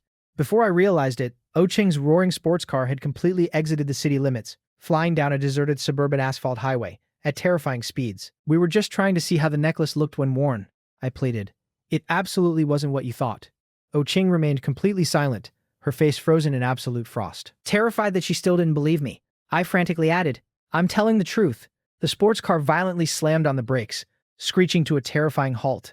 Oh Qing slowly turned her head, glaring at me with eyes full of absolute zero ice. So that's your excuse for buying her a necklace? Necklace? That necklace was clearly... Before I could even finish explaining that the necklace was for her, Wu Qing's deathly gaze locked onto the luxurious gift bag I had been holding in my hands this entire time. In a split second, she violently snatched the bag right out of my hands, She rolled down the window and ruthlessly chucked it out onto the highway. "What the hell are you doing?" I screamed. That bag had the tie Sister Yun Yu was going to give to someone, and Oh Ching just threw it away like garbage. "What? Are you heartbroken?" Oh Ching mocked viciously. "I don't care what was inside it. I'll compensate her double the price." She reeked of the absolute arrogance of an evil, ultra-wealthy capitalist. I glared at her with pure, unadulterated fury. Without saying another word, I grabbed the door handle ready to jump out, but in the very next second, Oh Ching instantly locked all the doors and violently slammed her foot on the gas. "Jia, you better kill the thought of retrieving that trash. Do you think you can do whatever you want just because you have money? I want out. Let me give you a piece of advice. Stop defying me." Oh Ching didn't say another word, continuing to accelerate. In a split second of pure adrenaline, I smashed the emergency unlock button. The very moment the car began to move forward, I threw the door open and violently leaped out of the moving vehicle. Is he completely insane? Does he have a death wish? Oh Ching frantically slammed on the brakes, whipping her head around in absolute terror. I had twisted my ankle slightly, but it wasn't a major injury. I scrambled to my feet and desperately ran backwards, snatching the gift bag off the asphalt. Thank God it wasn't damaged. If it was ruined, I would have been too ashamed to ever face Sister Yun Yu again. The Lamborghini screeched to a halt. The door was violently thrown open as Oh Ching rushed out, not even bothering to close the door behind her as she sprinted toward me. She aggressively grabbed my shoulders, frantically checking my entire body for injuries. Her pitch-black eyes then snapped up to glare at me with absolute explosive fury. "Xiaja, are you literally mentally handicapped? What the hell is inside your brain? Do you realize that if I had been driving any faster, you would be dead right now? Are you that eager to die?" My chest heaved violently as I roared right back at her. "Even if I do want to die, it has absolutely nothing to do with you. I am no longer a servant in your house." Oh Ching. Bebe's leg is completely healed. I have absolutely no ties to the O family anymore. If you want to watch ahead, make sure to click the link in the bottom left corner. As for me, I was just dozing off in class when a stunning girl suddenly barged in, walking straight toward me, staring at my absolutely resolute, furious expression. Oh Ching swore to herself that in her entire life she had never felt her emotions spiral this completely out of control. Ever since she was a child, everything she wanted was handed to her. Everything was completely within her absolute control. She could obtain anything without lifting a single finger. But this one specific man, constantly defied her. Oh Ching's flawlessly beautiful face was completely frozen in ice. "No ties?" she sneered. "Who gave you permission to have absolutely no ties to the O family? Which attending doctor told you that Oh Xiaobei's leg is fully healed? Until I give the word, you will forever remain a servant of the O family. What right do you have to defy me?" "I have every right. You have absolutely no other choice." This is so infuriating. I seriously wanted to crush this arrogant, untouchable heiress right under my shoe and viciously stomp on her a few times, for good measure. Refusing to even look at her anymore, I turned around and pulled out a half-empty bottle of mineral water from my bag. I unscrewed the cap and chugged down several mouthfuls, desperately trying to use the cold water to extinguish my blazing fury. Oh Ching stood directly across from me, her pitch-black eyes locked onto me as I tilted my head back to drink. Suddenly, she reached out, violently snatched the water bottle right out of my hands, and brought it directly to her own lips, taking a massive gulp. I stared at Oh King in absolute shock, my entire body freezing in place. My brain completely short-circuited, entirely blanking out. "Oh Ching, that's my water." I finally managed to stammer. "How can you be so shameless? Did you even ask for my permission before snatching it? Wait a minute, didn't we just indirectly kiss?" Oh Ching looked at my completely flustered, bewildered expression, and for some inexplicable reason, the suffocating anger in her chest suddenly flared up again. "So what if I drank from the same bottle as him? Just minutes ago, he was perfectly willing to recklessly throw himself out of a speeding car just to retrieve a pathetic gift for some other woman. But now, just because I drank his water? He's looking at me like this." "Ooh." Ching's eyes burned with intense fury. "Who told you that counts as a kiss?" she snapped. "Oh Ching, let me tell you." But before I could even finish my sentence, Oh Ching suddenly lunged forward. She tilted her head up, and her soft, sexy red lips violently crashed directly onto mine. I completely froze, my brain entirely flatlined, completely emptied of all coherent thought. After a few agonizingly long seconds, Oh Ching finally pulled away from my chest. She slightly parted her gorgeous red lips, her voice completely hazy and intoxicating. "Now that is a kiss." The distance between us was so incredibly close. My ears had turned completely crimson red. "Oh Ching, that was my first kiss." I had absolutely no idea how to react, but Oh Ching just shot me a cool, nonchalant look. "That was my first kiss too, so we're even." I violently pushed her away, immediately turning around and walking in the opposite direction. I didn't even know where I was going. My body was just moving purely on instinct, desperate to escape. "Just a friendly reminder," Oh Ching called out from behind me, her tone dripping with absolute arrogance. "We're in the middle of nowhere. If you leave now, you'll be walking until midnight, and you still won't reach the city limits." My footsteps instantly jerked to a halt. "If your attitude improves," Oh Ching continued, looking like an absolute queen, "this miss might consider giving you a ride back." I absolutely do not want to see your face right now. Uching's expression instantly froze over, the temperature plummeting several degrees. Xiao Zhe, you brought this on yourself. With that, she spun around as well. The two of us stubbornly walked in entirely opposite directions. Ching got back into her luxurious sports car, but she didn't immediately start the engine. Her pitch-black eyes slightly shifted, subconsciously drifting up to the rearview mirror. In the reflection, my silhouette was getting further and further away, and I hadn't turned back to look at her even once. Ching viciously slammed her fist against the steering wheel. With every single step I took further away from her, her heart violently twisted in agonizing regret. They were at least 30 kilometers away from the city. Was he genuinely planning on walking the entire way back? Ching pulled out her phone, dialing a number with trembling fingers. Gritting her teeth, she practically roared her command into the receiver. I'm giving you exactly 15 minutes. Send a car to coordinate 3XX immediately. Go pick someone up. The next day, I hadn't slept a single wink the entire night. My mind was completely consumed by the memory of that kiss. Every time I thought about it, my heart would start racing entirely out of my control. Good morning, Xiao Zhou. A gentle voice suddenly pulled me back to reality. I snapped out of my daze to see Ye Wei standing next to me. I gave her a weak, exhausted nod. Ye Wei looked at me with deep concern. Why do you look so exhausted? Did you play too hard yesterday? Or has your body still not fully recovered? I shook my head, letting out a heavy sigh. This is purely mental exhaustion. And it's entirely Ching's fault. Yesterday, she randomly threw a massive fit, kidnapped me to the middle of nowhere, and then forcefully kissed me. If I hadn't run into a kind police officer who gave me a ride, I probably would have been walking until midnight. Are you dealing with some kind of trouble? Ye Wei asked softly. I'm fine. Please don't worry about me. I forced a reassuring smile. But the moment those words left my mouth, I spotted a familiar silhouette walking toward us in the distance. It was Ching. I instantly wiped the smile off my face, frantically grabbing my backpack. Wei, I'm heading back to the classroom first. Talk to you later. And with that, I bolted. Ye Wei blinked in absolute confusion. By the time Ching reached her side, her pitch-black eyes were completely locked onto my desperately retreating figure. That idiot is actually hiding from me. During the lunch break, I was sitting alone at a window seat, quietly eating my food, when a guy with an incredibly eager, flattering expression placed his tray directly across from me. Hello, classmate Xia Zhe. I looked up, recognizing him as a guy from the neighboring class. I didn't know his name, but we had crossed paths a few times. Mind if I sit here? Without even waiting for my permission, he pulled out the chair and sat down. I heard that Xia Ximing and Xu Zheng from your class both got banished to the ordinary class. They used to bully you all the time, right? Honestly, I always thought they were total jerks. I took a bite of my potatoes. Oh, is that so? The guy nodded frantically, finally getting to the point. So, classmate Xia Zhe, could I ask you for a massive favor? What kind of favor? I asked, looking up. With a completely nervous expression, the guy practically shoved a thick heart sticker-sealed envelope right into my face. I know you and Ching seem to have a pretty good relationship. Could you please give this letter to her for me? I completely froze. Is this a literal love letter? You'll help me, right? I really don't think I can do that, I replied awkwardly. It's not that I don't want to help you, it's just that my relationship with Ching is incredibly tense right now. I honestly don't even have the face to walk up and talk to her. But to my absolute shock, the guy from the neighboring class instantly became furious. His eager, flattering smile entirely vanished, replaced by a dark scowl. It's literally just a simple favor. Why are you being so incredibly stingy about it? I forced myself to remain patient, trying to explain again. I'm not being stingy. It's genuinely just not a good time. I'm sorry. He violently rolled his eyes. Oh, please. I bet you just don't want to help me. Are you terrified that if Ching reads my love letter, she'll actually fall for me? Is that why you're refusing? I completely lost all desire to continue the conversation.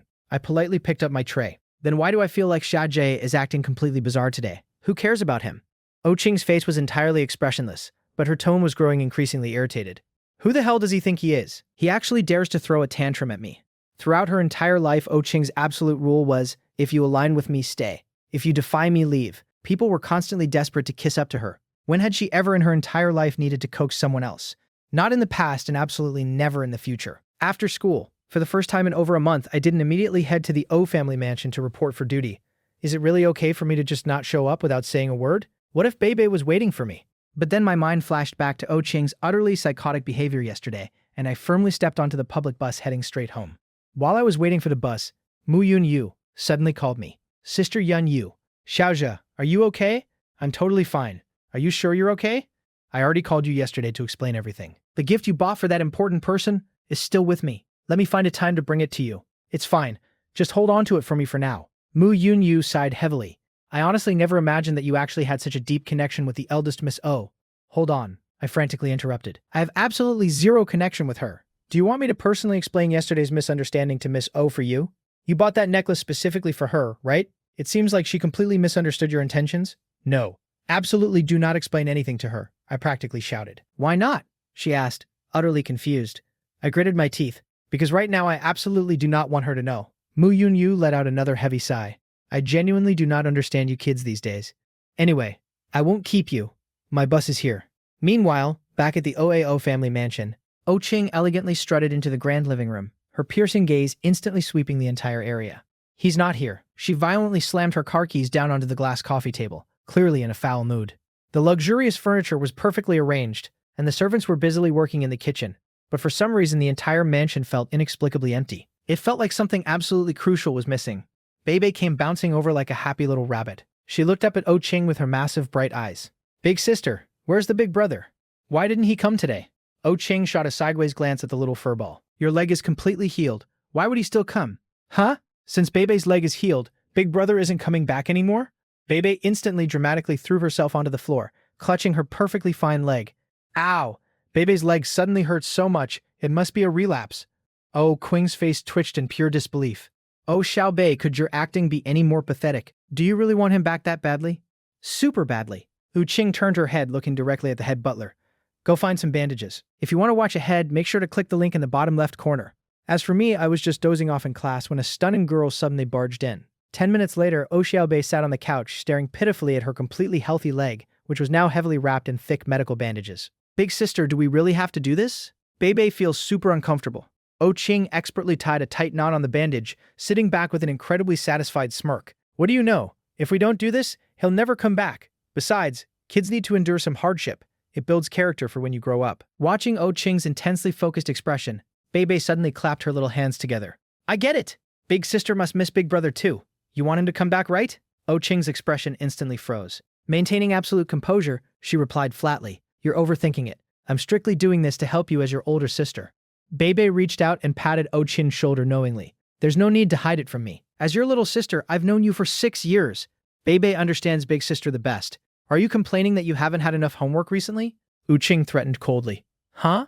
Bebe suddenly has amnesia. I completely forgot everything Big Sister just said. Oh Ching casually picked up a fashion magazine from the table, pretending to read it. You have that man's phone number, right? Do I need to teach you what to do next? Bebe flashed a perfectly serious OK sign. Understood. Meanwhile, I was sitting by the window on the public bus, seriously planning out my evening. First, I'll go home and cook some food. Then I need to rush to the hospital before 7 p.m. to deliver dinner to Mom. I meticulously wrote everything down in my little notebook. No matter what I did, I always had a strict habit of making a checklist and crossing off tasks one by one as I completed them. As I was writing, a sudden realization hit me. My mom currently needed to stay in the hospital for her long-term treatment, and that was definitely going to cost a massive amount of money over time. I absolutely refused to rely on anyone else for financial support. But how was I supposed to make enough money? Just then, my phone suddenly rang. I picked it up. It was Antoine. I answered the call without stopping my writing. Xia, I finally finished taking care of everything on my end. I should be able to meet up with you by next week. Really? That's amazing. Are you moving straight into your stepdad's house? A few years ago, Antoine's parents had divorced, and his mom had been raising him single-handedly ever since. But I heard his new stepdad, surnamed Qi, was a massive, incredibly influential figure in the city. I think so, Antoine replied, his voice laced with anxiety. Honestly, I'm really stressed out right now. My mom told me that Uncle Qi already has a kid and older sister. What if we totally clash? What if we can't get along? I could practically hear him nervously biting his fingernails. Are you kidding me? You've literally been the perfect straight-A honor student your entire life. Uncle Qi is gaining an incredibly well-behaved stepson out of absolutely nowhere. How could she possibly dislike you? And I meant every single word. My best friend Antoine was the absolute definition of a perfect student. He always listened to his teachers, obeyed his parents, and lived his life exactly by the book. I hope so. Antoine sighed, still sounding completely nervous. Anyway, how have you been lately? Not great, I admitted. I really want to find a part-time job to make some extra cash. A part-time job? You could try writing web novels. Making a little side money shouldn't be too hard. Write web novels. I don't know the first thing about writing a novel. Even though Antoine was a flawless honor student, his absolute guilty pleasure was secretly binge-reading web novels behind his teachers' and parents' backs. He immediately shifted into expert mode. It's super simple. You just need to register a pen name on a novel website. Antoine enthusiastically rambled on, explaining the entire process in absolute detail. Honestly, it sounded like an incredible idea. Writing novels meant I would have complete freedom over my schedule. Do you have any good recommendations? I'll go home tonight and study how they write. And just like that, Antoine and I chatted for the entire bus ride. Meanwhile, back at the O mansion, Oh Xiaobei was sitting perfectly still on the couch, gripping her phone and staring at the screen with massive teary eyes.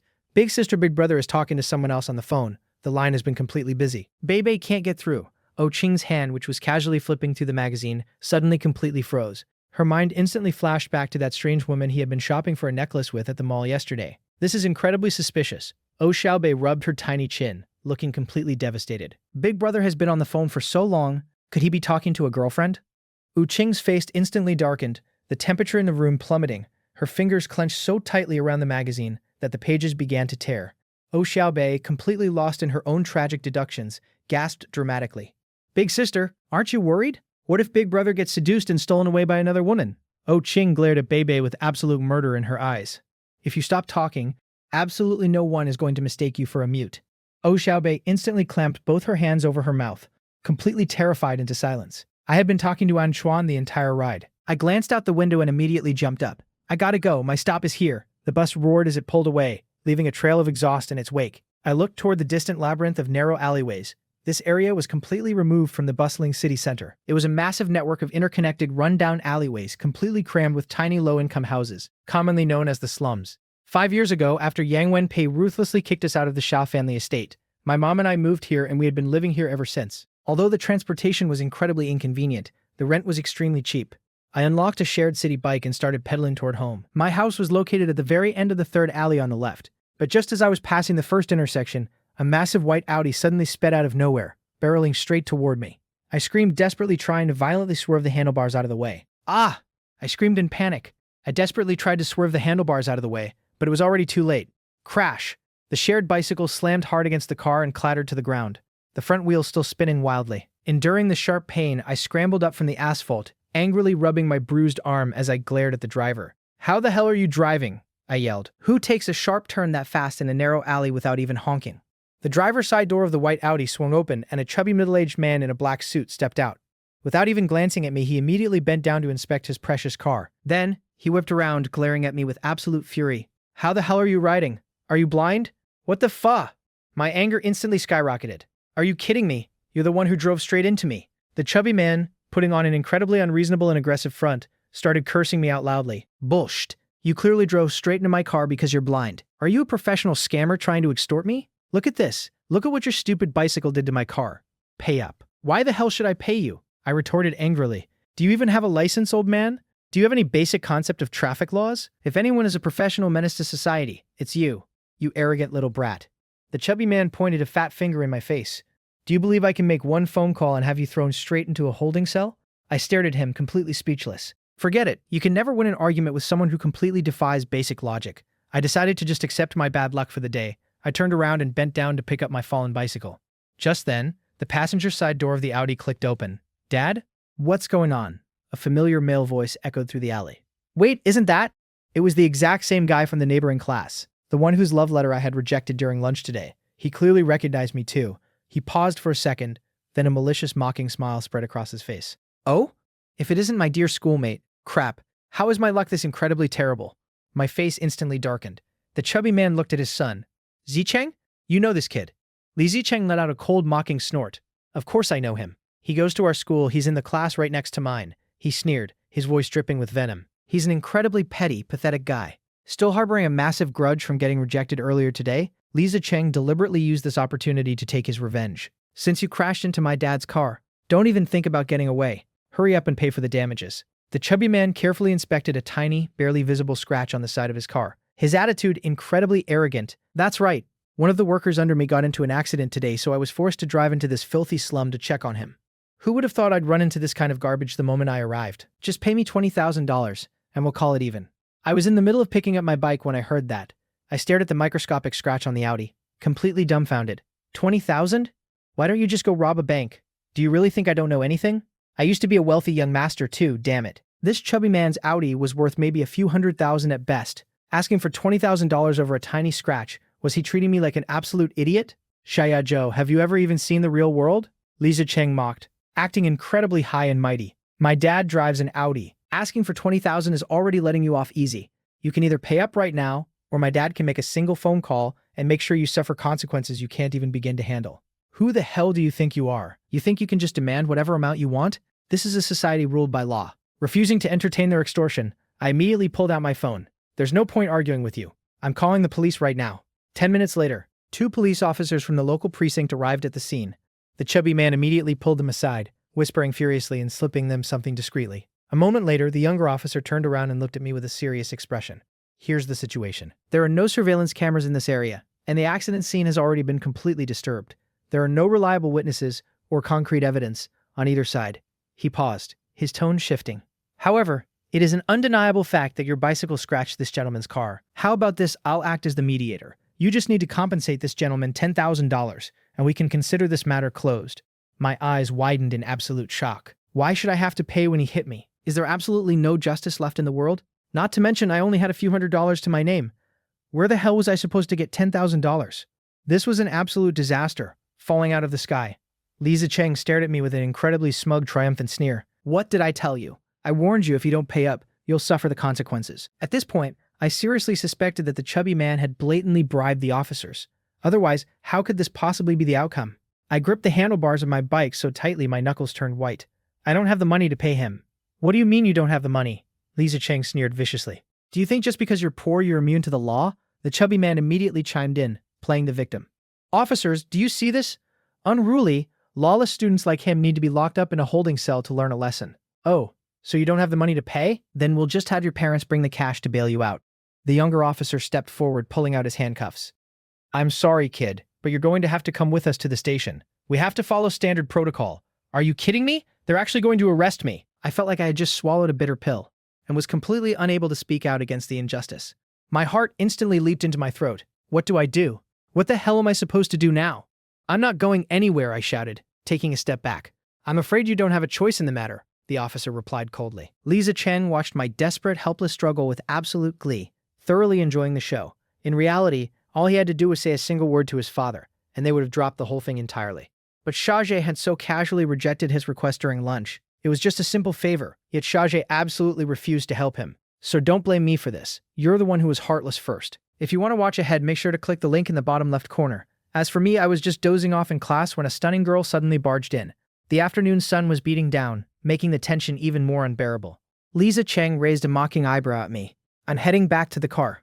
Good luck dealing with this. With a final sneer, he turned around and got back into the Audi. The chubby man was also losing his patience. What are you still standing there for? You either settle this privately and pay me right now, or you take a trip to the station with the officers. Choose. With both the extortionist and the corrupt officers cornering me, I completely panicked. The officer took a threatening step forward, reaching out to forcefully grab my arm. Look, you're still young. Just come back to the station with us and call your legal guardian to sort this out. No, I yelled, my eyes wide with panic. But right at that exact moment, an incredibly clear, commanding voice echoed from directly behind me. Let go of him. Hearing that voice, I whipped my head around in absolute disbelief. Standing against the backdrop of the setting sun, a faint golden halo illuminating her flawlessly beautiful face, was Oh Ching. The sheer presence radiating from her entire body spelled out 2 absolute words: supreme perfection. The 2 officers stopped in their tracks, looking her up and down with suspicion. And who are you? Oh Ching's stunning red lips slowly curled into a cold, mocking sneer. Wu Ching. With that, she stepped forward, firmly placing herself between me and the officers. Her piercing, icy gaze swept over them with absolute authority. He is my person. Even if you want to take him away, you have to ask for my permission first. Wu Ching, the chubby man muttered to himself, frowning. Why does that name sound so familiar? The 2 officers looked at each other for a second before bursting into loud, mocking laughter. What Wu Ching? We've never even heard of you. Do you think you're starring in some idol drama right now? The younger officer mocked. Let me tell you something, little girl. We are executing official duties here. We don't care about anyone's permission. Do you understand? If you know what's good for you, you'll step aside right now. Otherwise, don't blame us for throwing you into the holding cell along with him. Wu Ching's face instantly darkened to absolute zero. I, on the other hand, couldn't hold it back anymore. I genuinely burst out laughing. Ha ha ha ha. I'm sorry, I'm so sorry. I really couldn't hold it in. It was incredibly rare to see the almighty Oh Ching get completely disrespected like this. Normally, in L City, the name Wu Ching was the absolute symbol of ultimate wealth and untouchable power. It was a genuine rarity to find someone who actually dared to ask, who is Oh Ching? These 2 low-level officers are seriously brave. The younger officer, completely oblivious to the fact that he was actively courting death, barked at her again. Did you hear me? If you don't have any actual business here, get the hell out of the way. Oh Ching's eyes narrowed dangerously, a terrifying, lethal glint flashing in her dark pupils. You want to talk about official duties? Her voice was so cold it could freeze the air. Who exactly do you think the police commissioner is? What are you trying to pull? The officer scoffed. If you think name-dropping our commissioner is going to save you, it's way too late for that. Now, I'll ask you again, who the hell are you? Oh Ching's voice dropped several degrees, dripping with absolute menace. I am telling you to call Commissioner Wang Keenan, right now. Faced with her terrifying, overwhelming aura, the younger officer suddenly felt a bizarre wave of genuine fear wash over him. See, call him for what? Call him. The officer nervously pulled out his phone. When the call finally connected, his arrogant attitude instantly vanished, replaced by frantic bowing and scraping. See, Commissioner Wang. It's Little Meng.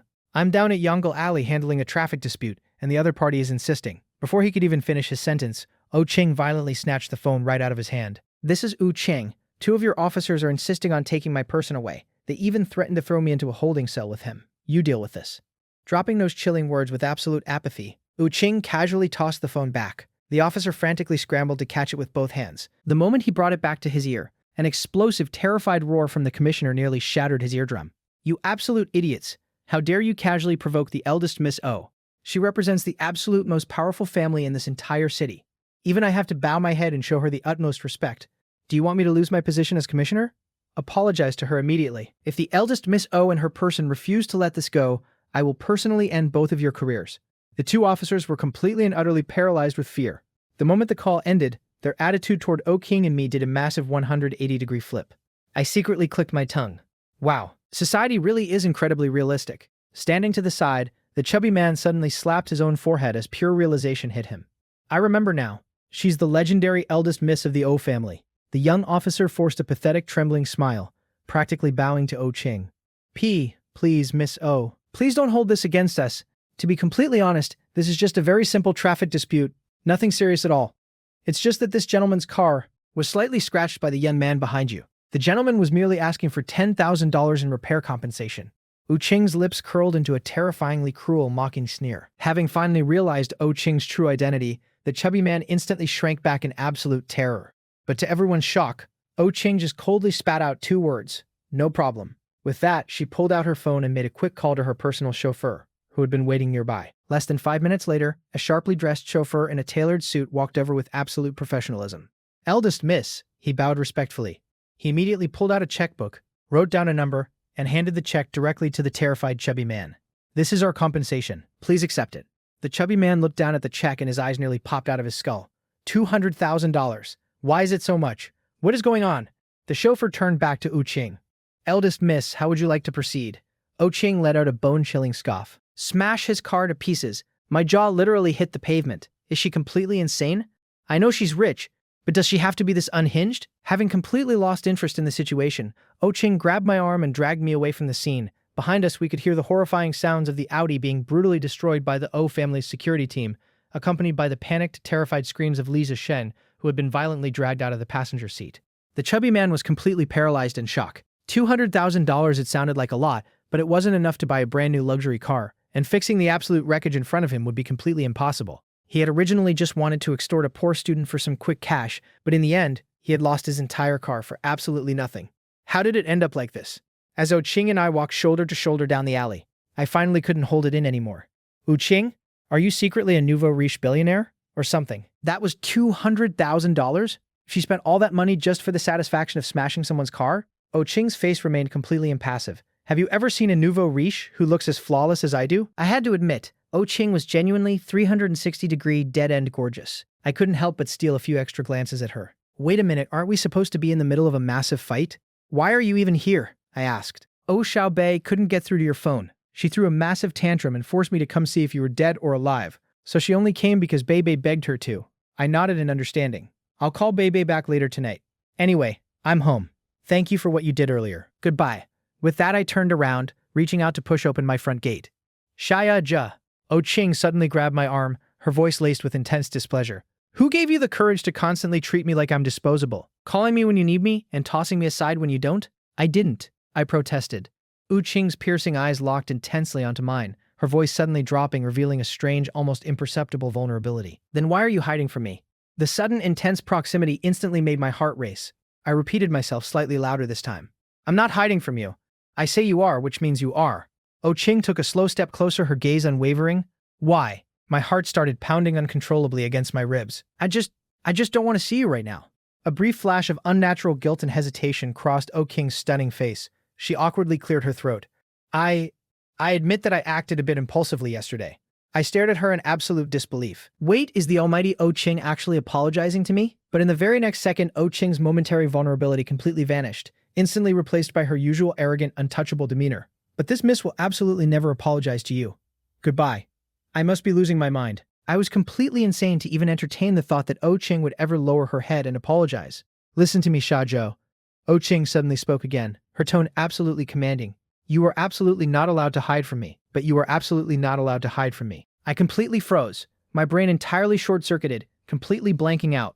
Her words just kept echoing in my ears on a constant loop. You are not allowed to hide from me. My heart was absolutely hammering in my chest. There's one more thing, Oh Ching suddenly added, her expression instantly darkening, her aura shifting drastically. I nervously swallowed hard, my hands instinctively clenching into fists. What? Who exactly were you talking to on the phone earlier? Her eyes narrowed dangerously. You stood out there talking for 20 whole minutes. With how much you were rambling, it's a miracle you didn't talk yourself to death. I looked at her, completely exasperated. Why do I have to tell you? Oh Ching aggressively leaned her stunning face closer, practically backing me against the wall. Tell me, right now. It was my best friend, I blurted out. He's transferring to our school next week, and we haven't seen each other in a long time, so we just talked a bit longer. That's it. Honestly, why am I even explaining all this to her? Having finally given her an answer, I pushed open the gate and walked into the courtyard. Without a single shred of hesitation, Oh Ching brazenly followed me right inside. Male or female? She demanded. I completely lost the desire to even look at her. I pushed open the door on the left side of the courtyard, the kitchen, and immediately started washing and prepping vegetables for dinner.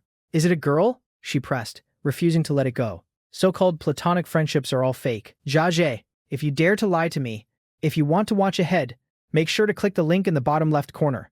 As for me, I was just dozing off in class when a stunning girl suddenly barged in. I aggressively slammed the cutting board onto the counter, whirling around to glare at her in extreme annoyance. He's a guy. He's my childhood best friend. Oh Ching, with the way you're acting right now, people might actually think you're jealous. Oh Ching's entire body instantly stiffened. Her pupils violently contracted. Jealous? Maintaining her defensive posture with her arms tightly crossed, she let out a cold, utterly unconvincing scoff, entirely refusing to break character. With an imagination that wild, why don't you go write novels? Funny you mention that. I actually am planning on writing novels, I replied, already turning back to chop the vegetables. The eldest Miss O's toxic mode was fully activated again. Are you sure about that? She sneered mockingly. With your elementary school level grammar, do you honestly think anyone is going to read whatever garbage you write? My knife slipped, completely messing up my chop.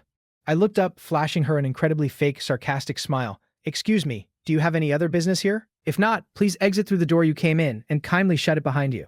Thank you. The kitchen was extremely run down and simple. Although I kept it perfectly clean and organized, it absolutely clashed with the luxurious high-end presence of an heiress like Oh Ching. Hearing my clear dismissal, Oh Ching felt a massive surge of irritation. He's actually trying to kick me out? We haven't spoken all day, and within 5 minutes of seeing me, he's already desperately trying to get rid of me. What a heartless idiot. She maintained her absolute deadpan expression. Of course I have business here. Did you honestly think I drove all the way to this dump just to trade pointless insults with you? Wait, isn't trading pointless insults literally all we've been doing since you got here? I looked at her, completely bewildered. Then what exactly are you here for? Shadjie, have you completely forgotten your place? Oh Ching demanded coldly. Do you have any idea that Oh Xiaobei has been waiting for you at home the entire afternoon? But Beibei's leg is completely healed. Even though I'll miss her, the original agreement was that I'd only take care of her until her leg got better. Which attending doctor told you her leg was better? Oh King immediately pulled up a photo of Beibei on her phone, showing the little girl's completely healthy leg wrapped up like a massive mummy in thick medical bandages. She tossed the phone over to me. Look for yourself. I leaned in to look at the screen. In the photo, Beibei was leaning against the sofa, staring tragically at her heavily bandaged leg with an incredibly pitiful, agonizing expression. I was completely baffled. How did this happen? Wasn't she literally just running around and playing perfectly fine a few days ago? How should I know? Oh Ching lied smoothly, her eyes locked unblinkingly onto my face. The point is, your debt to me has absolutely not been paid off yet. You are not allowed to desert your post. Now that Beibei has suffered a severe relapse, are you seriously just going to abandon her at home? I'm here to bring you back. I was completely a mess. Why did her words sound so bizarrely intimate? She made it sound like I was a deadbeat husband abandoning my wife and child. Look, even if Beibei did suffer a relapse, it's already way too late for me to head over there and cook for her today. I pulled out my phone and immediately initiated a video call with Beibei, carefully explaining the situation to her and repeatedly confirming that she wasn't in any serious pain. After finally hanging up, I felt a massive wave of relief. When I turned back around, I realized Oh Ching was still standing in the exact same spot by the door, staring at me intently. You're heading to the hospital now? She asked. I nodded. Let's go, she ordered. Stop right there. I nodded. All right, let's go. Oh Ching stood up straight, maintaining her usual haughty demeanor. I stared at her in absolute disbelief. Taking a few steps forward, Oh Ching noticed I was still frozen in place like an idiot. Idiot. I genuinely never would have expected Oh Ching to have the patience to sit quietly with me in the hospital room for that long. The two of us stayed by my mother's bedside, the atmosphere surprisingly peaceful and almost harmonious. By the time we left the hospital, it was already 9 p.m. Halfway through the drive back, a massive thunderstorm suddenly hit. The wind howled furiously as the sports car pulled up to the entrance of my alleyway. Looking at the torrential, blinding rain outside, I couldn't help but offer a polite suggestion. Ooh Ching, the rain is pouring down so hard right now. Isn't it unsafe for you to drive all the way back? Oh Ching replied with absolute nonchalance. At most the visibility is poor, which slightly increases the chance of a fatal accident. Other than that, it's fine. I seriously thought about it for a second. That's way too dangerous. Why don't you just make do and crash at my place for the night? Oh Ching tilted her head, giving me a deeply suspicious look. What exactly are you trying to do to me? Forget I asked.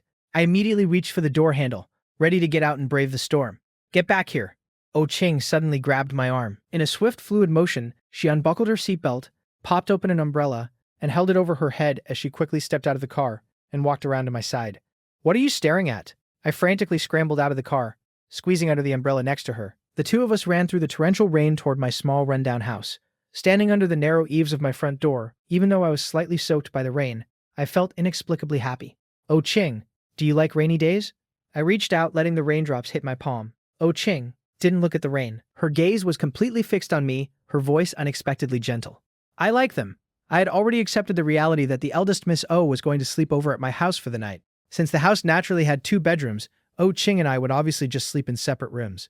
Are you hungry? I'll go make some late-night snacks. Wait here. Watching me happily turn around and head toward the kitchen, Oh Ching subconsciously froze. On a rainy night like this, with a man and a woman alone in a house, does he really trust me this completely? Without a single ounce of self-awareness? Honestly, I barely had any food in the house. My so-called late-night snack was just 2 bowls of simple instant noodles boiled in the kitchen. 10 minutes later, I was sitting at the small dining table, happily slurping down my bowl of noodles, completely satisfied. Oh Ching shot me a sideways glance. Is it really that good?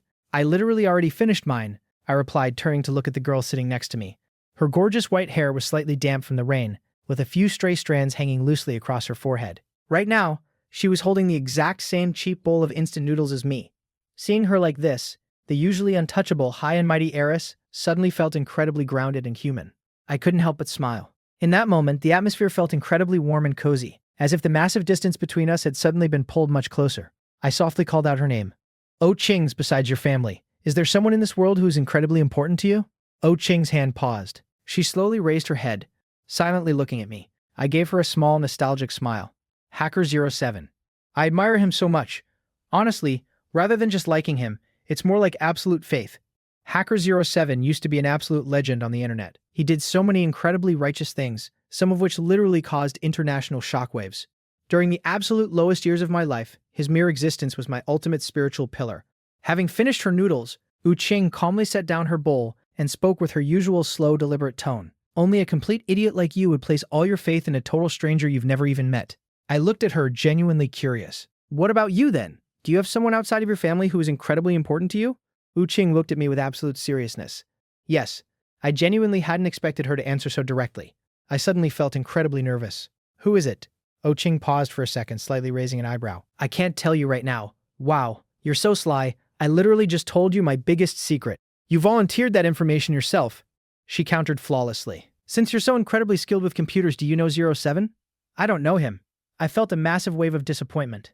And here I thought the great Oh Ching was truly omnipotent. But now more than ever, I was desperately curious to know exactly who was this incredibly important person to Oh Ching.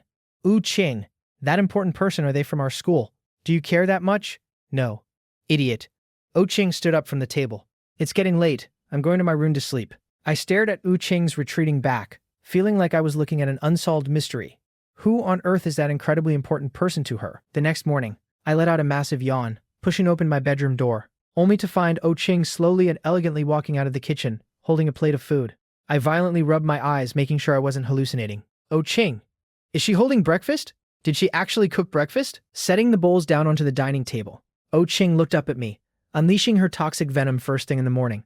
You're finally awake? You slept like a dead pig. Your snoring was so loud I could hear it through the walls. What are you doing? Are you blind? Oh Ching looked at me like I was an absolute moron. I made breakfast. But don't misunderstand this, miss was just hungry. I pointed at the second bowl of food sitting directly across from her. Then who is this bowl for?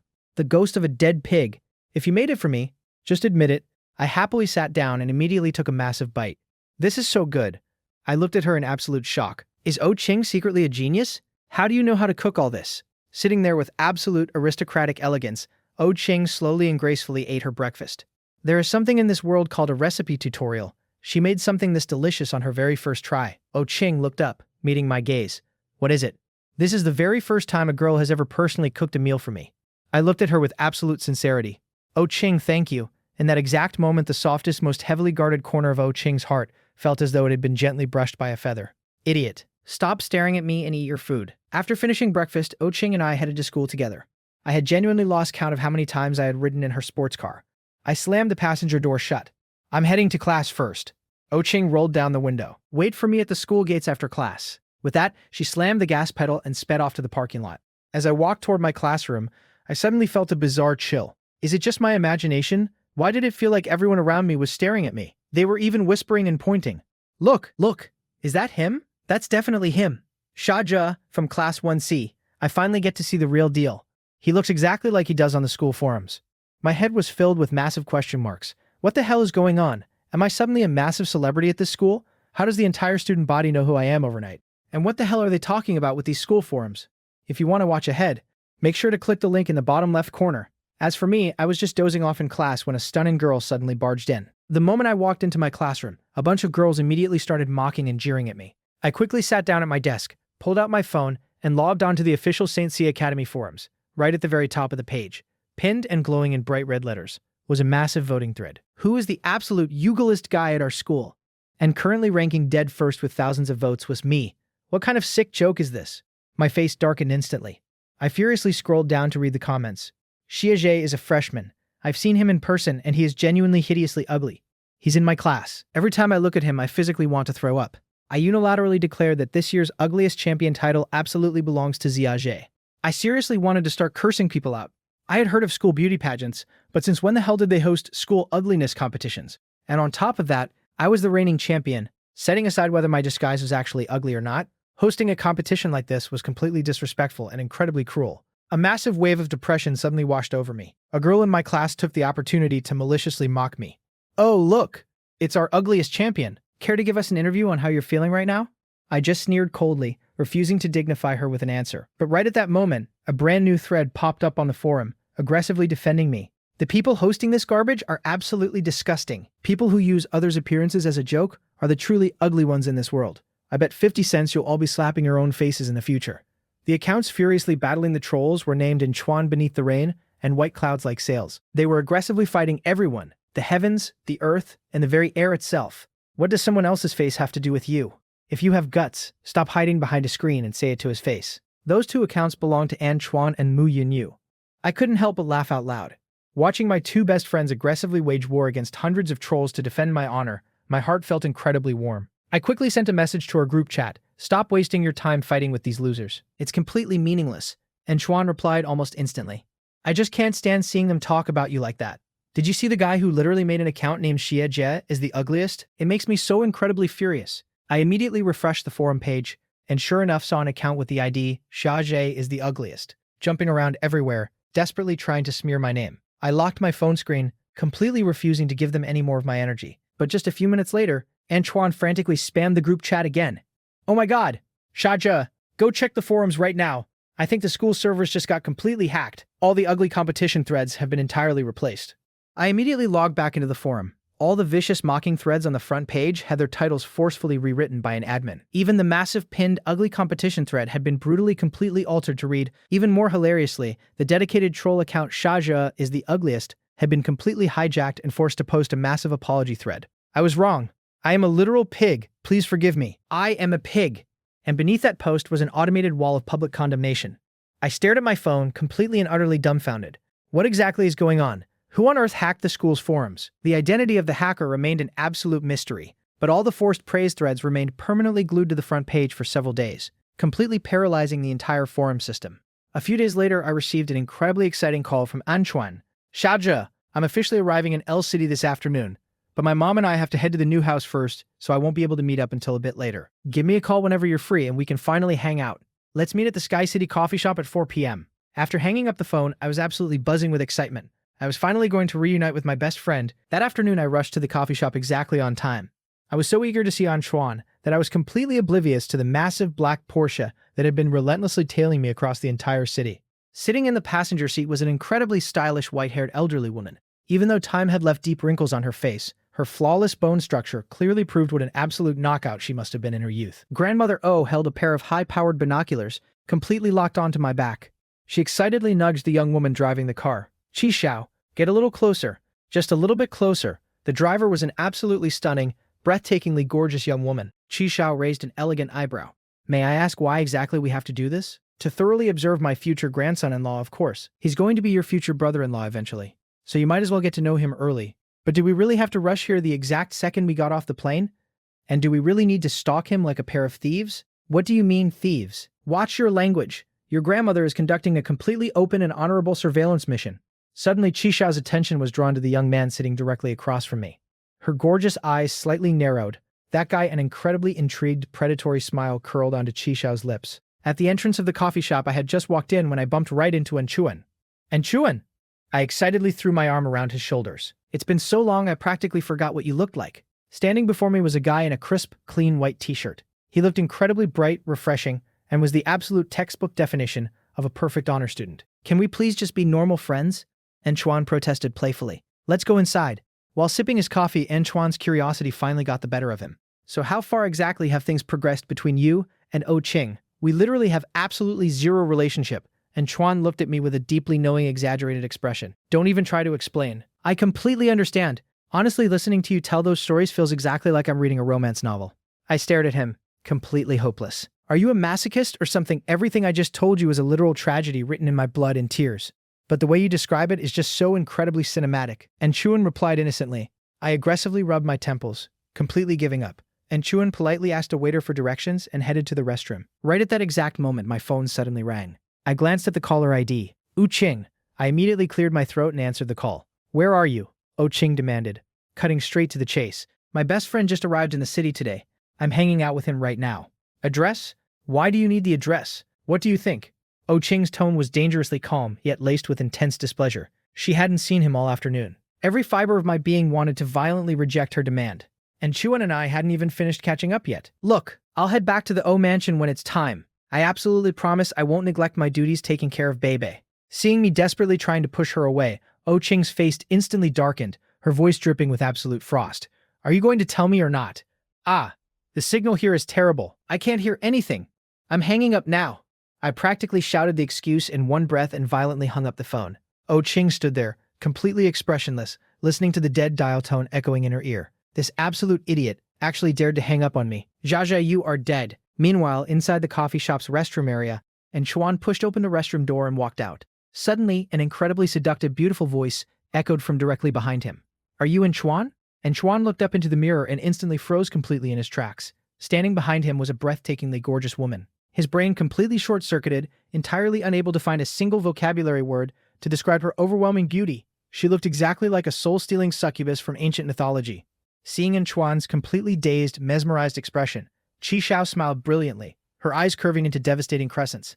"What? Am I that pretty? Why do you keep staring at me?" And Chuan's face instantly flushed crimson red. You haven't answered my question yet." Chi Xiao slowly stepped closer, her presence completely intoxicating. "Are you in Chuan?" Yes. I have some business with you. Come with me."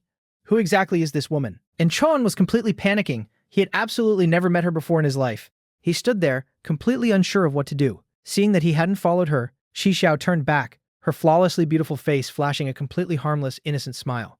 "What are you waiting for? Come here." And Chuan's legs moved entirely on their own, uncontrollably following her. Right next to the restroom was a small, dimly lit supply closet. The door was slightly ajar. Chi Xiao paused for a second before pushing the door open and stepping inside. Completely bewitched, Anchuan blindly followed her right into the tiny enclosed space. Click. The heavy door was firmly shut behind them. The entire closet was plunged into absolute pitch-black darkness. In the blinding dark, Chi Xiao suddenly cupped Anchuan's face in her hands and forcefully kissed him. What the hell is happening? Anchuan's entire world shattered. His brain completely crashed. Acting purely on instinct, he desperately tried to pull away and escape, but his resistance only earned him an even deeper, more intoxicatingly aggressive kiss. In the pitch-black, suffocatingly tight space, he couldn't see a single thing. Qi Xiao playfully trailed her fingers down An Chuan's collarbone. "It's a pleasure to finally meet you." Her voice was a dark, seductive whisper. "That kiss just now is my little welcoming gift to you." Dropping those explosive words, the stunning woman calmly pushed open the door and casually strolled away. And Chuan finally snapped back to reality. I just got aggressively assaulted by a random woman." Boiling with righteous fury, and Chuan immediately chased after her, but by the time he stepped out of the closet, the woman had vanished completely without a single trace. And Chuan, I looked at him in absolute confusion as he stumbled back to the table. "What the hell were you doing? You were in the restroom for so long. I was waiting forever." And Chuan frantically word vomited everything that had just happened to him in the dark closet. "I don't even know her name," he practically cried. Just as I was trying to process his insane story, a familiar, incredibly loud Lamborghini violently drifted to a halt directly outside the coffee shop's floor-to-ceiling glass windows. Catching a glimpse of that elegant, terrifyingly familiar silhouette out of the corner of my eye, I whipped my head around in absolute horror. "It's Oh Ching." I literally didn't give her the address. How the hell did she find me? I frantically grabbed An Chuan's arm. "Quick, hide me." And Chuan instinctively turned his head toward the window to see what was happening. "Don't look! Don't look!" I hissed desperately. "Look at what?" A bone-chilling, intimately familiar voice echoed from directly above my head. My neck mechanically turned, inch by agonizing inch, until I was looking straight up. Oh Ching was standing right over me, haughtily looking down with her chin slightly raised. I awkwardly scratched my head, forcing the most pathetic smile imaginable. Oh Ching. What a coincidence. Oh Ching flashed an incredibly rare, breathtaking smile, but it didn't reach her eyes at all. Her voice was pure ice. "I will give you exactly one chance to explain yourself. You actually dared to hang up on me." I instantly completely caved. No. My phone completely died earlier." "Died?" Oh Ching sneered. "Just because your IQ is tragically low. Do you honestly think you can treat me like an idiot too?" Sitting on the side, witnessing the terrifying Oh Ching for the very first time. And Chuan's mouth hung open in pure shock. She's exactly like Xiaozhou described. She looks absolutely stunning, but her personality is terrifying. I awkwardly cleared my throat and quickly stood up. Let me introduce you guys. This is An Chuan." I quickly gestured to my terrified friend. "And this is Oh Ching." And Chuan immediately snapped out of his daze and bowed respectfully. "Hello, I'm Xiaozhou's friend." Oh Ching lazily glanced at An Chuan, then shifted her gaze back to me. She gave a microscopic, arrogant nod to acknowledge his existence before gracefully taking the seat directly across from us. I practically glued myself to the edge of the table, staring at her in disbelief. "Eldest miss, are you seriously so incredibly bored that you personally drove all the way here just to pick me up?" Oh Ching casually leaned back against the chair, letting out a cold, mocking scoff. "Why don't you just stop calling yourself Sha Jie and legally change your name to Sha Lian? Shameless?" And Chuan couldn't hold it in and accidentally burst out laughing. He quickly covered his mouth in terror. "I'm sorry. I'm so sorry. I didn't mean to laugh." I leaned in close to his ear, whispering through gritted teeth. "Now do you see what I have to deal with?" I whispered desperately. "Are you still jealous of me?" And Chuan patted my shoulder, whispering back with equal intensity. "I offer you my deepest, most heartfelt condolences." I shrugged helplessly, turning back to the high and mighty heiress sitting across from us. "So what are you actually doing here?" Ching replied coolly. "My grandmother and older cousin flew back into the country today." I was completely shocked. "Wait, really? Where are they right now?" The very second those words left my mouth, someone gently tapped me on the shoulder. "If you want to watch ahead, make sure to click the link in the bottom left corner." As for me, I was just dozing off in class when a stunning girl suddenly barged in. I turned my head around, and standing directly behind me was a white-haired, incredibly fashionable elderly woman with a warm, beaming smile, casually carrying a limited edition Louis Vuitton handbag. Suddenly, an absolutely terrifying thought crossed my mind. The elderly woman smiled brightly at me, her eyes curving into happy crescents. "I'm Oh Ching's grandmother. You must be AJ, right?" I was completely and utterly unprepared for the O family matriarch to just suddenly spawn behind me. I frantically scrambled out of my chair and bowed respectfully. "Hey, hello, Grandmother O." Grandmother O affectionately grabbed my arm, her smile practically radiating pure joy. "Oh my goodness, this is wonderful. I finally get to meet my AJ in person. Our little Bebe has been incredibly well taken care of by you recently. Grandma absolutely must thank you. You have no idea how incredibly picky that little brat used to be." I frantically waved my hands, desperately trying to be polite. No, not at all. Bebe is an incredibly well-behaved kid. I genuinely really like her." "Oh, our AJ is so sweet." Grandmother O looked at me with absolute beaming satisfaction, as expected of the grandson-in-law she had personally approved. Even though her grandson-in-law's current appearance was admittedly quite hideous, it didn't matter at all. Money was the absolute best skincare product in the world, and the one thing the OU family had an infinite supply of was money. She was completely confident she could nourish her precious grandson-in-law until he was devastatingly handsome. Don't just stand there. Sit down, sit down. Grandmother O laughed warmly. Don't get all stiff and awkward just because an old lady suddenly crashed your hangout. Then Grandmother O's gaze shifted to Enchuan, who was sitting frozen on the side. Enchuan immediately shot out of his chair and bowed. Hey, hello, Grandmother. I'm Shajae's friend. My name is Anchuan. Wonderful, wonderful. I can tell with one look that you're a good kid too. Grandmother O chuckled happily. Finally, she turned her attention to O Ching. Ah, A Ching. O Ching sat there with an absolutely deadpan expression. So the old lady finally remembered she existed. Ever since her own biological grandmother walked in, she had been completely ignored. Was she actually adopted? Why do you have absolutely no situational awareness? Grandmother O scolded playfully. Your grandmother is here and you haven't even moved over to make room for me. Do you expect these old bones to stand here all day? O Ching silently shifted over. Grandmother O happily plopped down into the seat, then turned around and waved toward the entrance. Qi Xiao, over here.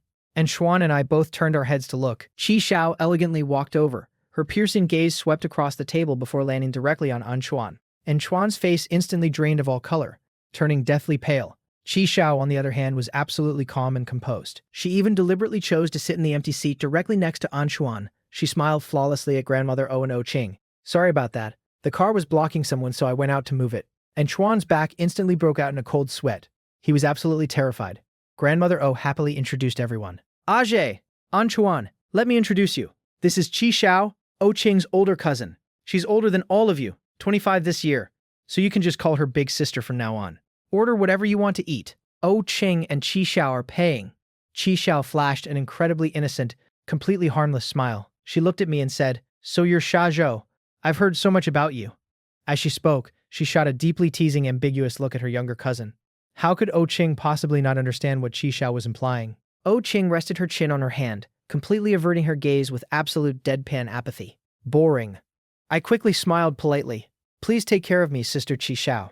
Qi Xiao's smile grew even more seductive. Of course I will. With that, she shifted her mesmerizing gaze to the boy sitting completely frozen beside her. Hello there. It's a pleasure to finally meet you. I'm Qi Xiao. Saying that, she gracefully extended a slender hand toward Anchuan, and Chuan didn't take her hand. Both of his hands remained tightly glued to his knees. What the hell does she mean, pleasure to finally meet you? She literally just forcibly kissed him in a pitch-black supply closet 5 minutes ago, and now she was sitting here, acting completely aloof and pretending they were total strangers in front of everyone. This woman is a terrifyingly skilled actress, and Chuan's mind was racing in absolute panic. Should I just run away right now? But Grandmother O just said Qi Xiao was O Ching's cousin, and Jia Jie's relationship with O Ching was incredibly complicated. If he just abruptly ran away right now, wouldn't he completely humiliate Xia Jie in front of O Ching's family? And Chuan was locked in an intense, agonizing internal struggle. But Qi Xiao didn't give him a choice. Still smiling flawlessly, she proactively reached out and firmly grasped Anchuan's hand. The sudden, warm sensation of her palm sent a violent jolt through Anchuan's entire body. He could clearly feel that after grabbing his hand, Qi Xiao's grip tightened slightly, carrying an unmistakable, terrifying warning. Anchuan instantly yanked his hand back as if he had been burned. Qi Xiao didn't get angry. Instead, she let out a soft, amused chuckle. A reaction like that makes me feel like you have some sort of prejudice against me. I just suddenly remembered I have something urgent to do at home. You guys keep chatting, I have to go. And Chuan abruptly shot up from his chair. I looked at him in absolute confusion. And Chuan? What's wrong? Weren't you totally fine just a second ago? My mom just texted asking when I'm coming home. We literally just moved into the new house today, so I have a massive amount of unpacking to do. Grandmother O looked genuinely disappointed. Oh, what a shame. Well, you must come over and play with AJ and Grandma next time. Yes, Grandmother. Jia, I'm taking off. With that, Anchuan spun around and practically sprinted out of the coffee shop like his life depended on it. After fleeing the scene, Anchuan frantically hailed a taxi. By the time he finally arrived at his new home, he coincidentally bumped into his mother and Uncle Qi just returning as well. Mother Ann, weren't you hanging out with Xiaojie? Why are you back so early?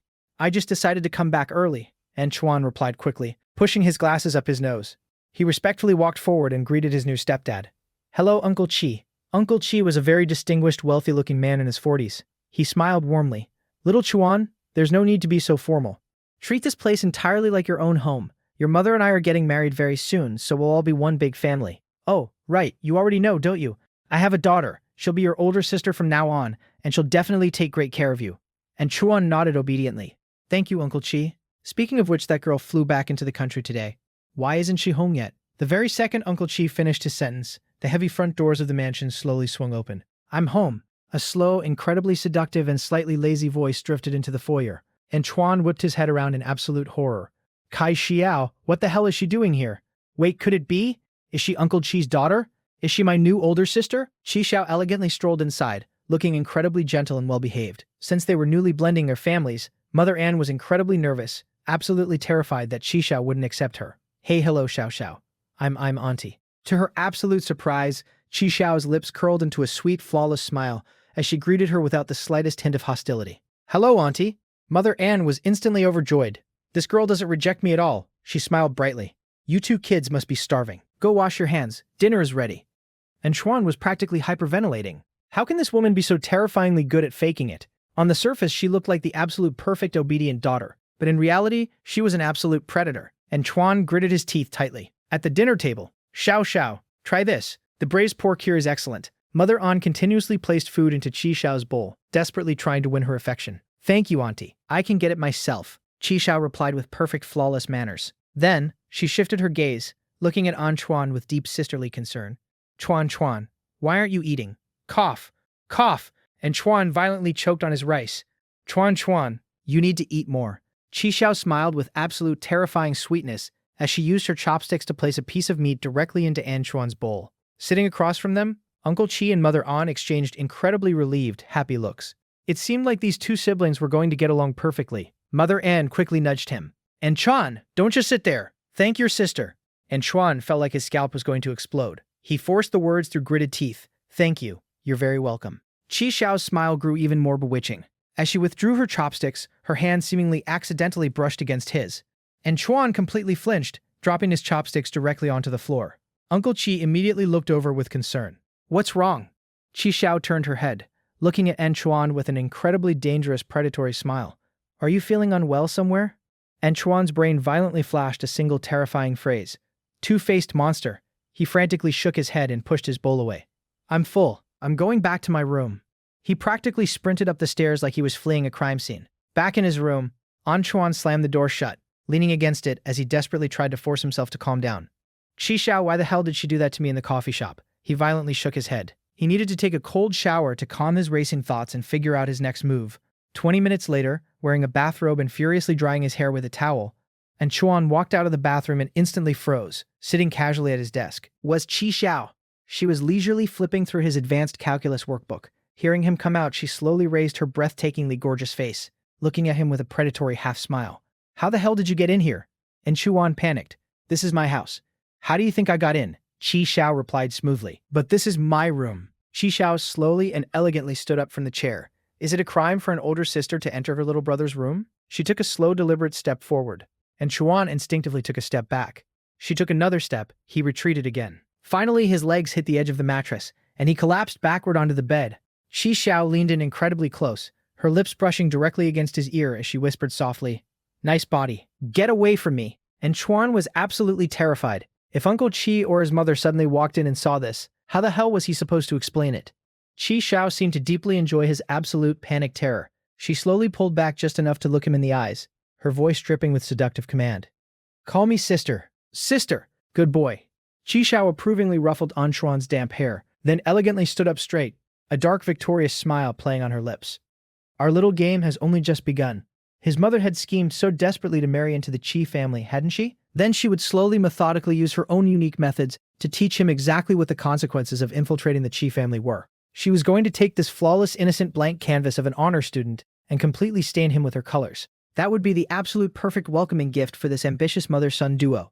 If you want to watch ahead, make sure to click the link in the bottom left corner. As for me, I was just dozing off in class when a stunning girl suddenly barged in. The next day, it was Saturday, so there were no classes. After visiting my mom at the hospital, I went straight home and crashed into bed to catch up on my severely lacking sleep. When I finally woke up, it was already past 10 a.m. Still half asleep, I grabbed my phone and started typing out the next chapter of my web novel. Honestly, I had started writing quite a while ago, and I had already successfully signed a contract with the platform. Everything was progressing incredibly well. Suddenly, Mu Yunyu called me, Xiaozhe, are you out of bed yet? I've been up for ages, I replied lazily, stretching my arms. Where are you living right now? I'll come over and personally drop off your official agency contract for you to review. The big boss is personally delivering my contract? I teased. Mu Yunyu's tone was full of affection. Who else? And I'll also bring over that gift you left with me. Did you completely forget you still haven't given it to her? Oh right, the necklace I bought with Sister Yun Yu was still with her. I quickly gave her my address. About 30 minutes later, Mu Yun Yu arrived. Today she was dressed in a simple, incredibly comfortable casual outfit, completely shedding her usual intense girl boss persona. She stepped inside and quickly scanned my completely run-down tiny house, her expression incredibly complicated and slightly heartbroken. Don't just stand there. Come in, I smiled, pulling out a chair for her. Mu Yun Yu stepped inside, letting out a soft, nostalgic chuckle. You've really changed so much. In the past, whenever you had a day off, you absolutely refused to wake up before noon. No matter who tried to wake you, it was useless. Well, back then, I was still the eldest young master of the Xia family. I didn't have a single care in the world. I laughed self-deprecatingly. How can you even compare that to now? Since this is my first time officially visiting your home, I brought a housewarming gift. Mu Yunyu gently placed a massive guitar case onto the table. When we were shopping the other day, didn't you mention you really wanted a new guitar? I was absolutely thrilled. Sister Yunyu, you are the absolute best. Mu Yunyu smiled warmly. You idiot. I quickly poured her a glass of water. By the way, Sister Yunyu, do you have any idea what Xia Ximing is doing right now? Ever since Oh Qing banished him and Xu Zheng to the ordinary class, I literally haven't seen him at all. It's like he completely vanished off the face of the earth. He's been filming constantly, she explained. I heard he basically stopped going to school altogether. No wonder he hasn't come looking for trouble recently. Remember that massive production I told you he got the lead role in? I have some industry friends working on that set. I heard Xia Ximing's acting is absolutely abysmal. He has absolutely no ability to carry the role, and the director is constantly screaming at him on set. I smirked. When it comes to pure acting talent, who could possibly beat me? After all, I have a literal photographic memory. It's not just about your memory, Mu Yunyu shook her head seriously. The most important thing is that you have a natural, raw, cinematic intuition. In the entertainment industry, that kind of pure artistic soul is incredibly rare. She was absolutely confident that one day Jia Jia would stand at the absolute pinnacle of the industry, looking down on every single person who had ever despised him. Right at that moment, my phone suddenly rang. I glanced at the screen. It was Oh Qing. I immediately answered it. Hello? Oh Qing's sexy, commanding voice echoed through the speaker. Open the door. I completely panicked. What did you just say? Idiot. I'm arriving outside your house right now. Oh Qing calmly turned the steering wheel of her sports car. I'll be there in exactly 2 alleyways. My eyes widened in absolute horror. I frantically looked over at Mu Yunyu, who was peacefully sitting on my couch. I gripped my phone with trembling hands. Why the hell are you coming here? Because I want to. I don't need a reason. My heart started hammering wildly against my ribs. I aggressively shot up from my chair and yelled into the phone. No, you absolutely cannot come here. Give me a reason, Wu Qing demanded, her voice completely deadpan. The reason is I didn't sleep well last night. The second those words left my mouth, I literally wanted to bite my own tongue off. What kind of pathetic, idiotic excuse is that? Oh Qing is absolutely going to tear me apart with her toxic venom. But to my absolute shock, Oh Qing actually let out a low, muffled chuckle, her voice carrying an incredibly intoxicating, almost seductive undertone. It's fine. You can sleep more later. Then she abruptly cut me off. I'm already here. Crap. Just a few days ago, when she merely saw Sister Yunyu and me shopping together at the mall, she completely lost her mind and nearly went feral. If she walked in right now and saw Sister Yunyu actually inside my house, that psychotic heiress would probably literally burn my house to the ground. Mu Yunyu looked at me in extreme confusion. Why do you look so pale? Sister Yunyu, quick, you have to hide. I frantically dragged Mu Yunyu around the tiny living room, spinning in completely panicked circles. Knock, knock, knock. Someone was already pounding on the front door. My eyes darted wildly around the room, desperately looking for a place to shove her. Under the bed, in the closet, the knocking outside quickly escalated from impatient tapping to aggressive kicking. Left with absolutely zero options, I violently shoved Mu Yunyu straight into the tiny bathroom. Mu Yunyu looked at me in absolute bewilderment. Xia Zhe, what on earth is going on? Shouldn't you at least explain this to me? There's no time to explain. Oh King is here. My face was a mask of absolute sweating terror. Sister Yunyu, I am begging you, please stay in here and do absolutely not make a single sound. Otherwise, we are both literally going to die. With that, I violently slammed the bathroom door shut and sprinted toward the front entrance. I took a massive, deep breath, trying to calm my racing heart, and slowly pulled the door open. Wu Qing's flawlessly stunning, terrifyingly cold face immediately greeted me. Xia Zhe, were you literally hatching an egg in there? She sneered. Why did it take you so long to open the door? Peeking out from behind her legs was Oh Xiao Bei. For her very first visit to my house, Bei Bei was genuinely shocked. Why are both of you here? Because Bei Bei missed Big Brother so much, so I begged Big Sister to bring me here. Bei Bei smiled like a literal angel, her voice meltingly sweet. Come in, come in. Did Bei Bei interrupt Big Brother? Yes, massively. But I just forced a smile. Oh Qing, on the other hand, didn't hesitate for a single second. She strutted into my house with her long, elegant legs, her piercing pitch-black eyes instantly scanning every single corner of my living room like a hawk. Her extreme suspicion made my heart practically leap into my throat. I felt incredibly guilty. I stammered as Oh Xiaobei happily skipped inside behind her. But Bebe absolutely didn't care. Her little leg was still injured, wasn't it? Seeing my increasingly panicked, guilty expression as Oh Ching stalked into the living room, Bebe let out a soft, amused giggle. Honestly, the whole relapse thing was completely fake. It was a brilliant master plan she and her big sister had cooked up together to trap her big brother. Oh Ching slowly turned around, her pitch-black eyes locking onto me with terrifying intensity. Time seemed to completely freeze. I felt cold sweat literally starting to form on my forehead. What exactly is she looking at? Finally, Oh Ching shifted her gaze, reaching out and picking Bebe up in her arms. She carried the little girl over to the sofa and gracefully sat down. I nervously stole a quick glance at the closed bathroom door. Leaning back against the sofa, Oh Ching narrowed her eyes. Do you have guests over?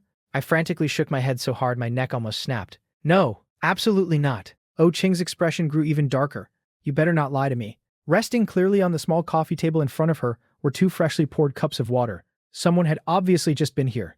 I gritted my teeth. I literally have absolutely zero relationship with Oh Ching. Why the hell do I feel like a cheating husband getting caught in the act? But since things had already escalated this far, I had no choice but to bite the bullet and deny everything. Feigning absolute outrage, I yelled, "You're so incredibly weird. You randomly barge into my house, start bossing me around, and then interrogate me like I'm a criminal. Do I owe you money or something?" Oh Ching's pitch-black eyes stared at me unblinkingly. People only instinctively raise their voices when they feel guilty. Suddenly, Oh Xiaobei pointed a chubby little finger at the 2 cups of water on the table, her sweet voice ringing out. "Big brother, did you pour this water for baby and big sister in advance?" Oh my god. So that's why Oh Ching had been interrogating me. Her observation skills were terrifyingly sharp. She had instantly spotted the 2 cups of water and realized someone else was here. "Bebe, you are an absolute literal angel sent from heaven." She instantly gave me the perfect alibi. I immediately jumped on Bebe's suggestion. "Yeah, exactly. Right after I hung up the phone, I poured some water for you guys. Go ahead and drink it." To be fair, I had poured that water for Sister Yun Yu, but neither of us had actually taken a sip yet, so the cups were completely untouched. Pretending I had prepared them specifically for Oh Ching and Bebe was an absolute stroke of genius. I am literally a mastermind. Bebe happily pulled down her little face mask. Then Bebe won't be polite. "I'm super thirsty." She grabbed a cup and immediately started chugging it down. After finishing, she let out a satisfied sigh, then turned to look at her sister. "Big sister, aren't you going to drink yours?" Oh Ching's expression remained absolutely deadpan. "I'm afraid he poisoned it." My mouth violently twitched. "Where's my knife?"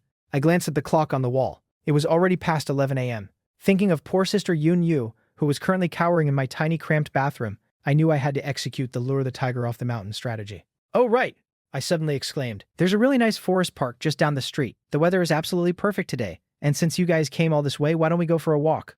Bebe instantly clapped her little hands together in pure joy. "Yay, let's go. Let's go. As long as I can get them out of the house, Sister Yun Yu will be safe." Oh Ching didn't say anything, but she slowly and elegantly stood up from the sofa. We were just steps away from the front door when a sudden loud clatter echoed from inside the bathroom. Oh Ching's footsteps instantly stopped. The color completely drained from my face. Immediately after the crash, a frantic meow echoed from the bathroom. Thank God. It must have been a stray cat climbing in through the open bathroom window. Desperately trying to maintain my composure, I grabbed Oh Ching's hand and practically dragged her toward the door. "Let's hurry up and go." Thankfully, Oh Ching didn't say anything else. She just shot me an incredibly deep, meaningful look before stepping out of the house. I let out a massive, silent sigh of relief. Oh Ching drove us to the nearby forest park. While in the car, I secretly pulled out my phone and frantically texted Sister Yun Yu. "We just left the house. The coast is clear. You can leave now." "I am so sorry. Please don't be mad at me. The next time we meet, I'm buying you a massive meal to apologize." Honestly, my heart was completely filled with guilt. Sister Yun Yu had specifically come to my house just to deliver my contract and give me my guitar. She had done absolutely nothing wrong. I quickly sent another text. I was just terrified she would completely misunderstand.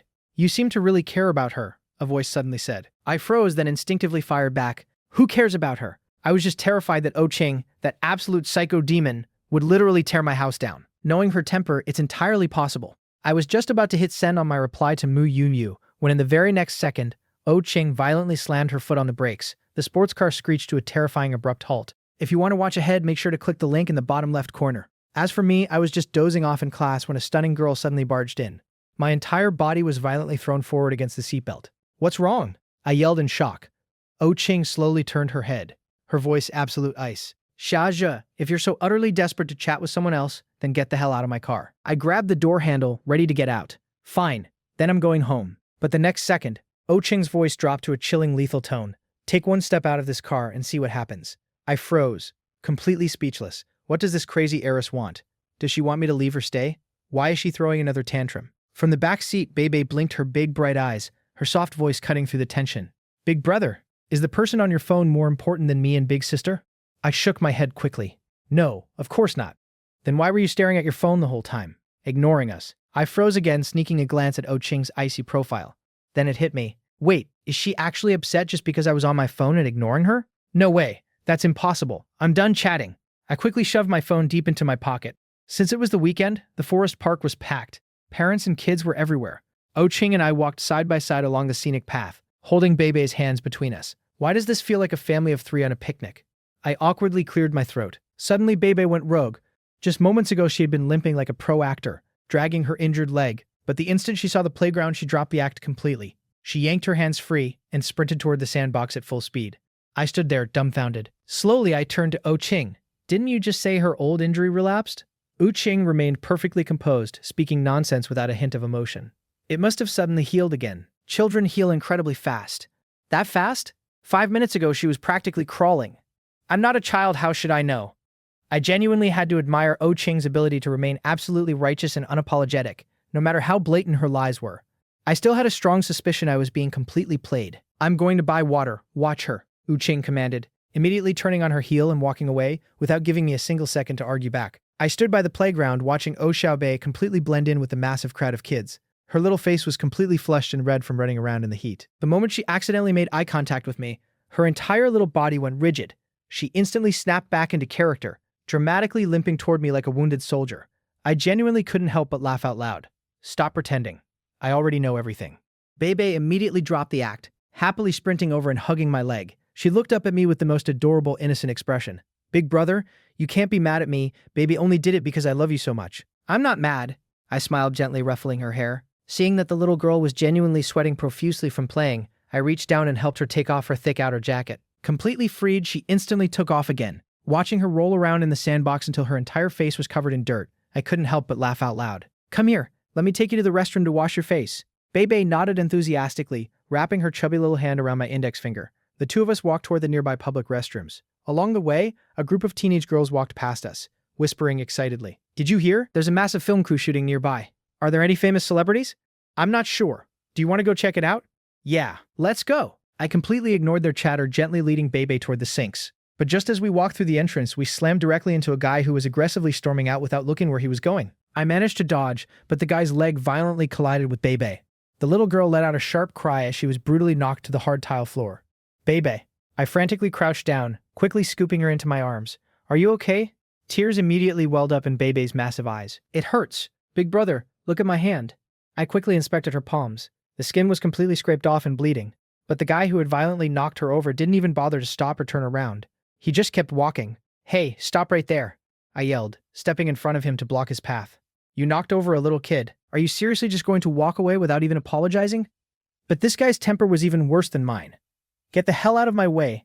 The moment our eyes met, we both completely froze. Xia Seiming instantly recognized me. He aggressively ripped off his designer sunglasses, a cruel, mocking sneer twisting his face.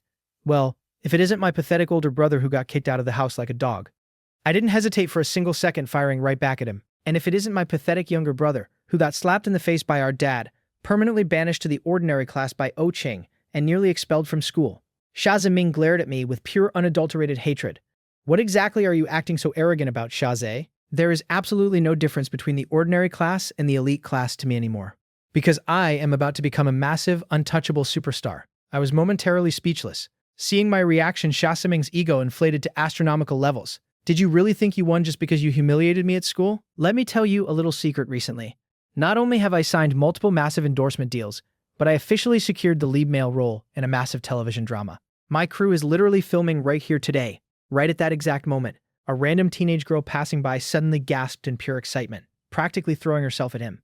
Oh my god, you're Xia Ziming, right? I play the online game you endorse. I am such a massive fan. Please, can I take a picture with you? Walking down a random street and being instantly recognized by a screaming fan, having people worship him like a literal god? This was exactly the kind of intoxicating high Xia Ziming believed being a celebrity was all about. He immediately flashed a completely fake, rehearsed, charming smile.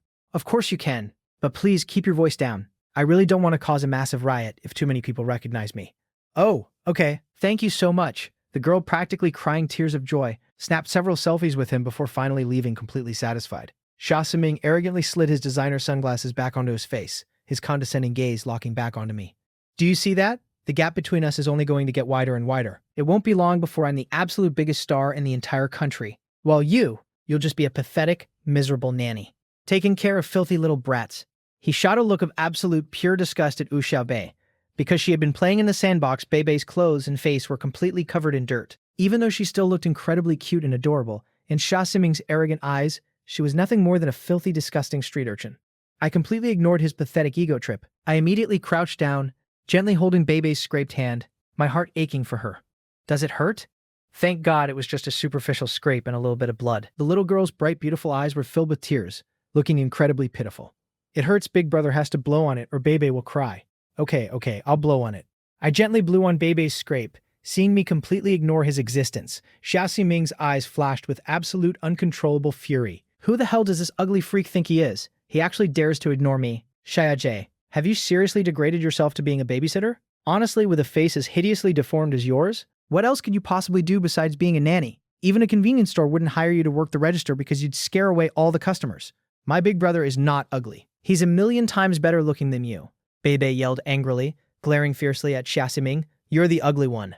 What did you just say? Xia Ximing completely lost his temper, his face twisting in rage. Where did a filthy little rat like you even come from? Did I not knock you down hard enough earlier? Do you want me to throw you on the ground again? You're ugly. Blah. Beibei fearlessly stuck her tongue out at Xia Ximing, making a hilarious face. Xia Ximing was completely enraged. Don't think I won't do anything to you just because you're a kid. You uneducated little brat. Do you believe I won't sell you to human traffickers right now? A bone-chilling, absolutely terrifying voice suddenly echoed from right beside them.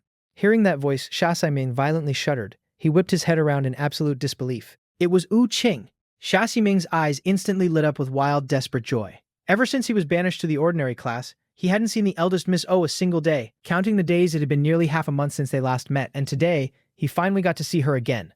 Honestly, the main reason he had been working so desperately hard to become a famous actor was entirely to make O Qing finally look at him with admiration. Xia Ximing looked at the stunning girl, his voice trembling with excitement. Oh, but before he could even say her name, Beibei happily sprinted over to O Qing, holding up her scraped little hand to complain. Big sister, Beibei got hurt. It was all that bad guy's fault. Be big sister. Xia Ximing's brain completely short-circuited. Why the hell was this filthy, disgusting little brat calling O Qing big sister? Was this some kind of sick joke? O Qing looked down at Beibei's bleeding hand, a terrifying dark shadow instantly falling over her flawlessly beautiful face. She slowly raised her head, locking her deathly pitch-black eyes onto Xia Ximing. You had better give me a very good explanation. O Qing was an absolute, unapologetic sister Khan. From the moment Beibei was born, she had fiercely protected her. When the hell was it Xia Ximing's turn to bully her? Xia Ximing was completely paralyzed in absolute horror. He never in a million years would have imagined that this filthy little brat was actually O Qing's biological sister, the second miss of the O family. No, please, listen to me, I can explain. The little girl immediately looked up, her innocent voice cutting through his lies. Big brother was bringing Beibei to wash her face and we ran into this bad guy. He knocked Beibei over, refused to apologize, and then started laughing at Big brother and calling him ugly. Her logic and sequence of events were absolutely flawless. Before O Qing could even say a single word, cold sweat began pouring down Xia Ximing's face like a waterfall. His previous arrogant, untouchable superstar persona completely vanished. He shrunk his neck, his voice trembling pathetically. I honestly had absolutely no idea she was your little sister, Miss O. This is all just a massive misunderstanding. O Qing let out a bone-chilling, terrifying sneer. A misunderstanding? You violently knock someone to the floor, and you think a pathetic misunderstanding is enough to cover it up? I am so incredibly sorry. I was wrong. I was completely blind and couldn't recognize greatness. Xia Ximing bowed frantically, nearly snapping himself in half. Beibei crossed her chubby little arms, haughtily raising her chin. You still haven't apologized to my big brother. Xia Ximing's gaze slowly shifted to me, a flash of pure venomous hatred hidden deep in his eyes. Why the hell should I apologize to Xia Zhe? Apologizing to the second miss of the O family was one thing, but Xia Zhe, did that pathetic loser even deserve an apology from him? Seeing Xia Ximing standing there frozen, Beibei yanked on O Qing's sleeve. Big sister, this bad guy doesn't know anything about respect. Shouldn't he apologize? O Qing stared at Xia Ximing with absolute deadpan apathy. Apologize. Xia Ximing's heart burned with absolute fury, but faced with O Qing's absolute command, he had absolutely no way to refuse. Gritting his teeth so hard they nearly shattered, he glared at me. I'm sorry. I shouldn't have said those things to you earlier. Remembering how incredibly arrogant and smug Xia Ximing had been just 5 minutes ago, bragging about being a superstar and looking at him now, bowing pathetically and practically begging for mercy, I felt an unbelievable wave of satisfaction wash over me. The sheer thrill of slapping him in the face was intoxicating.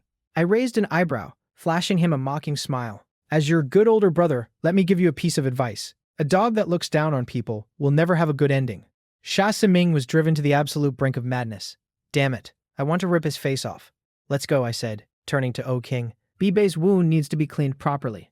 Let's hurry up and find a pharmacy. The two of us led the little girl away. As we walked, Wu Xiaobei turned her head back and stuck her tongue out at Xia Ximing. Last, if you want to watch ahead, make sure to click the link in the bottom left corner. As for me, I was just dozing off in class when a stunning girl suddenly barged in. Xia Ximing glared viciously at my retreating back, his hatred now extending to O Xiaobei as well. If that little brat wasn't the second miss of the O family, he genuinely would have beaten her half to death. I will remember this.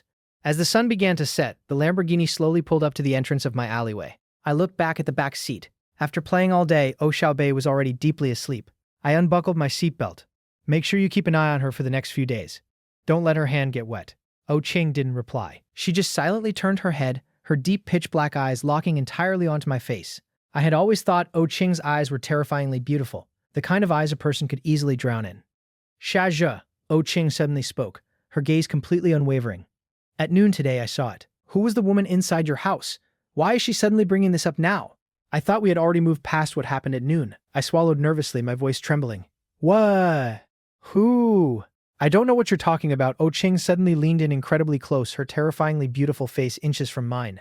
Mu Yun Yu. I stared at O Qing in absolute complete shock, and the words just blurted out of my mouth. How did you know? The very second the words left my lips, my intestines twisted into knots of pure regret. Did I literally just confess without even being tortured? I wanted to cry, but no tears came. To my absolute shock, O Qing didn't explode in fury. Instead, the corners of her mouth curled into a deep, incredibly satisfied smile. I also know that the reason you didn't want me to misunderstand is because you care about me. The faint, sweet scent of the young heiress brushed against my face. Her voice was softer and gentler than I had ever heard it before. You looked at my phone? Is that what it was? Did she actually snoop through my phone? But that was clearly the chat history between me and Sister Yun Yu. How the hell did O Qing know exactly what it meant? By the time I snapped out of my shock, O Qing had already restored her usual, aloof, deadpan expression. Wait for me in the parking lot after school tomorrow. But Beibei's leg is already healed. Keep working at the O mansion. Grandmother and Beibei will be very happy. O Qing paused, her long eyelashes slightly lowering, casting a faint shadow over her stunning eyes. And I'll be very happy too. Her final sentence was whispered so incredibly softly that I genuinely didn't catch it. I leaned in closer. What did you say? Idiot. Why is she insulting me again? O Qing awkwardly turned her head, looking out the window to hide her flushed face. Hurry up and get out. I quickly pulled a small, beautifully wrapped gift box out of my pocket. Here, this is for you. I forcefully tossed the box directly into O Qing's lap, quickly opened the door and practically bolted out of the car, leaving O Qing sitting alone in the driver's seat. Slightly stunned, she slowly looked down and gently untied the red ribbon. Inside the box was a stunning, high-end designer necklace. So the gift he had been so meticulously picking out at the mall that day was actually for her. A soft, incredibly genuine smile bloomed across O Qing's flawlessly beautiful face. What an idiot. After getting home, I quickly freshened up and headed straight to the hospital to visit my mom. On the way there, I received a text from O Qing. I'm home. I was completely shocked. Is the almighty O Qing actually reporting her safe arrival to me? I quickly texted back, but from that moment until I finally washed up and went to bed, my phone didn't vibrate a single time. Monday morning, I woke up in an absolute panic. Crap, I'm going to be late. I grabbed my backpack and sprinted out the door. But as I reached the end of the alleyway, I saw a massive, aggressively bright red Ferrari parked right at the entrance. And that wasn't even the most shocking part. The absolute most shocking part was that the person sitting in the driver's seat was a white-haired elderly woman. The elderly woman was literally blasting heavy metal rock music and vigorously headbanging to the beat. I walked up to the car in absolute disbelief. Gee, good morning, Grandmother O. Grandmother O coolly pulled down her aviator sunglasses. I've been waiting for you. Hurry up and get in. Grandma's taking you to school. Does Grandmother O seriously have to be this incredibly energetic? Don't you worry. Grandmother O laughed heartily. Grandma has been driving for 30 years. I drive way smoother than that little brat O Qing. I opened the passenger door and nervously climbed inside. The roaring Ferrari slowly pulled out onto the main road. Honestly, I was still half asleep when I left the house, but the absolute, ear-shattering volume of the heavy metal music instantly jolted me entirely awake. Grandmother O really didn't let her age slow her down at all. Her driving skills were incredibly sharp and aggressive. At a red light, Grandmother O slammed on the brakes, turning to look at me with a beaming smile. Today is Bebe's birthday. Ajay, you have to come celebrate with us tonight. I was completely shocked. I blinked rapidly. Why didn't Oh Ching ever mention this to me? I haven't even prepared a gift. There's absolutely no need to prepare anything. You showing up is the absolute best birthday gift Bebe could ask for. Grandmother O smiled warmly. I scratched the back of my head, feeling a little embarrassed. Okay, I understand.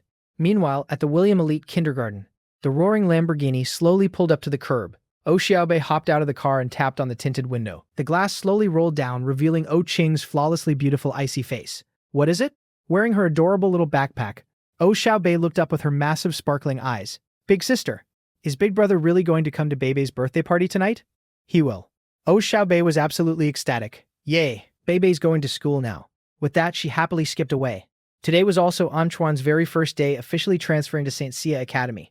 Uncle Chi was incredibly efficient and well-connected. He had processed Anchuan's transfer paperwork at lightning speed, and even specifically arranged for Anchuan to be placed in the exact same class as me. Honestly, Anchuan was incredibly satisfied with his new home and his new stepfamily, if it weren't for that absolute demon of a stepsister. Just thinking about all the terrifying, predatory things Chi Xiao had done to him sent violent shivers down Anchuan's spine. He firmly made a resolution. From now on, he would wake up at the crack of dawn to go to school, and completely drag his feet until the dead of night to go home. He had to minimize his interactions with Chi Xiao at all absolute costs. And Chuan whipped his head around. Xia Zhe, I grinned excitedly. Starting today, we can finally collude and cause trouble together again. And Chuan pushed his glasses up his nose, completely deadpan. What do you mean cause trouble? I'm here to seriously study. The two of us laughed and walked into our classroom. The moment I sat down at my desk, I received a text from Grandmother O. Oh, right. Make sure to bring in Chuan along tonight. I immediately nudged him. Hey, are you free tonight? Do you want to come to the O mansion with me to celebrate Bebe's birthday? Honestly, after meeting her briefly the other day, and Chuan actually really liked the energetic Grandmother O, but then a terrifying thought crossed his mind. Wait, will Chi Xiao be there? I nudged him again, teasingly. Why are you suddenly bringing her up? Did you fall for her or something? Don't talk nonsense. And Chuan instantly panicked, his face flushing. She's Uncle Chi's daughter. She's my new older sister. My eyes widened in absolute shock. It took me a solid 10 seconds to fully process that information. I honestly don't know if she's going or not, I admitted, thinking about it. But she probably will. I mean, Bebe is her little cousin too. Then I'm absolutely not going. And Chuan rejected the invitation instantly. What's wrong? Are you two not getting along? Seeing how genuinely concerned I was, and Chuan hesitated, entirely unsure of how to explain the absolutely psychotic dynamic between him and his new stepsister. It's not that. Come on. Grandmother O specifically texted asking for you to come. In the end, Anchuan simply couldn't withstand my relentless persuasion. After school, he reluctantly followed me to the O family mansion. Bebe's birthday party was decorated incredibly warmly and beautifully. The moment we walked through the grand double doors, we saw O Xiaobei and Grandmother O actively battling each other in a VR motion sensing game. O Ching and Ye Wei were sitting on the plush sofas, chatting quietly. Sitting in the center of the massive dining table was a breathtaking, multi-tiered birthday cake. The entire mansion had been completely transformed into an intimate, joyful party venue. And Chuan and I walked over together, handing Bebe a beautifully crafted crystal bracelet. Bebe! This is a gift from Anchuan and me. It was a gift we had pooled half a month's worth of pocket money to buy. Bebe was absolutely thrilled. Thank you, big brothers. Seeing that I had arrived, O Ching calmly raised her head, giving me a brief, unreadable glance. Ye Wei also looked up, her beautiful eyes immediately softening with unconcealed gentle affection. Because the student council had been incredibly busy lately, she hadn't seen me in a long time. She smiled warmly, pointing to the empty space on the sofa next to her. Come sit. I smiled back and walked over to sit down. Since it was Ye Wei and Anchuan's very first time meeting, I quickly introduced them. And Chuan secretly let out a massive sigh of relief. Thank God Chi Xiao isn't here. Over the next half hour, a few more unfamiliar faces trickled in, mostly extended relatives of the O family. It's almost 7 p.m., Grandmother O announced, taking control of the room. Is there anyone who hasn't arrived yet? She frowned slightly, looking around. Where is that girl Chi Xiao? Why isn't she here yet? The very second he heard the name Chi Xiao, Anchuan, who was in the middle of drinking water, violently choked and started coughing uncontrollably. And in the very next second, an incredibly sexy, intoxicating voice echoed from the grand entrance. I apologize. I hope I'm not considered late. And Chuan whipped his head around in absolute primal terror. Standing in the doorway was an elegant, breathtakingly seductive woman, smiling with absolute, flawless warmth. Chi Xiao. Chi Xiao gracefully walked into the living room, exchanging polite, charming greetings with the elders. Then, with a bright, entirely innocent smile, she handed her beautifully wrapped gift to O Xiaobei. Only after doing all that did she finally shift her gaze toward Anchuan's side of the room. And Chuan instantly lowered his head, completely terrified. I knew it. Coming here was an absolute massive mistake. What do I do? What do I do? Compared to Anchuan's absolute panicking terror, Qishao was completely calm and unbothered. She walked straight over and deliberately sat down directly next to him. Their shoulders were almost touching. Ching and Qishao were already close, skipping formalities. Ye smiled. Long time no see. Busy, gentle, but differently. Ye warm and comforting. Qishao sweet yet dark and seductive. Qishao sweet yet dark and seductive. His fists clenched. I asked, "Are you really his new older sister?" "I am," she said sweetly. "I'm very happy to have such a well-behaved little brother." Cold sweat formed on Anchoan's forehead. She's a psychopath, totally different in private. Seeing him pale, I asked, "Are you okay?" "I'm fine," he forced out, then stood. "Restroom." He rushed off. I was about to follow, but Grandmother U called, "AZ, come here." I went. In the restroom, Anchuan splashed cold water, staring at himself. Why am I like this? It was just a shoulder touch. Why am I panicking? She's terrifying. Who is terrifying? A voice suddenly came from behind him. If you want to watch ahead, make sure to click the link in the bottom left corner. As for me, I was just dozing off in class when a stunning girl suddenly barged in. And Chuan violently whipped his head around, leaning casually against the restroom wall, looking at him with a predatory half-smile, was Qishao. "Why did you follow me in here?" Qishao took a slow, deliberate step forward. "I was worried about my precious little Chuan, of course." And Chuan's back hit the cold marble of the sink. Qishao stepped directly into his personal space, completely trapping him against the counter. She looked up at him, her mesmerizing eyes locking onto his. "You still haven't answered my question. Who exactly did you say was terrifying?" The current position they were in was unbelievably intimate, and she was technically his older sister. If anyone suddenly walked into the restroom right now and saw them like this, it would be an absolute disaster. "Stay away from me." And Chuan panicked, desperately trying to push her away, but Qishao completely ignored his resistance, stepping even closer. She reached out, her cool fingers gently tracing his jawline. She looked at him with absolute, playful amusement. "Are you afraid of me?" "No." Qishao's long eyelashes fluttered slightly, her lazy, seductive voice dripping with absolute danger. "Children who lie have to be punished." He gripped the edge of the marble sink in absolute terror. Qishao leaned in, her lips practically brushing against his ear. "It's your own fault for being so disobedient, Chuan. Now how exactly should I punish you?" Her voice was intoxicatingly beautiful, yet absolutely lethal. Just outside the door, the loud, joyful laughter of the party guests echoed through the hallway. An overwhelming, suffocating sense of shame surged through Anchuan's chest. Suddenly, the distinct sound of footsteps approached. Someone was walking toward the restroom. Anchuan's heart violently dropped, completely terrified of being caught. He aggressively shoved her away. "Someone is coming!" The footsteps stopped right outside the restroom door. Qishao calmly stepped back, casually turning on the faucet to wash her hands, looking completely relaxed and unbothered. Anchuan desperately tried to control his ragged breathing, his legs literally trembling from the sheer terror of almost being caught. The person who walked in happened to be an older relative who knew Qishao. Qishao flawlessly engaged the man in polite, elegant conversation, laughing warmly. Compared to Anchuan's absolute panicking terror, she didn't show a single ounce of guilt or hesitation. "This woman is an absolute demon." And Chuan didn't even look back as he desperately sprinted out of the restroom. For the rest of the birthday party, Anchuan remained incredibly quiet and withdrawn. Since his personality was naturally a bit introverted, I just assumed he was feeling awkward around so many unfamiliar people. "Do you want to go outside for some fresh air?" I asked quietly. "The scenery around the estate is actually really beautiful." And Chuan nodded frantically. I stood up from the sofa. Ching had been talking to some of the elders, but her attention had clearly been locked onto me the entire time. The absolute second I stood up, her piercing gaze shot over. "Where are you going?" "And Chuan and I are just going for a quick walk around the neighborhood." Ching glanced at her watch. It was 8 p.m. Not too late. She set down her wine glass, smoothly picking up my jacket from the back of the sofa and tossing it directly into my arms. Having completely devoured her slice of cake, Xiaobei happily bounced over, raising her chubby little hand high in the air. "I want to go too."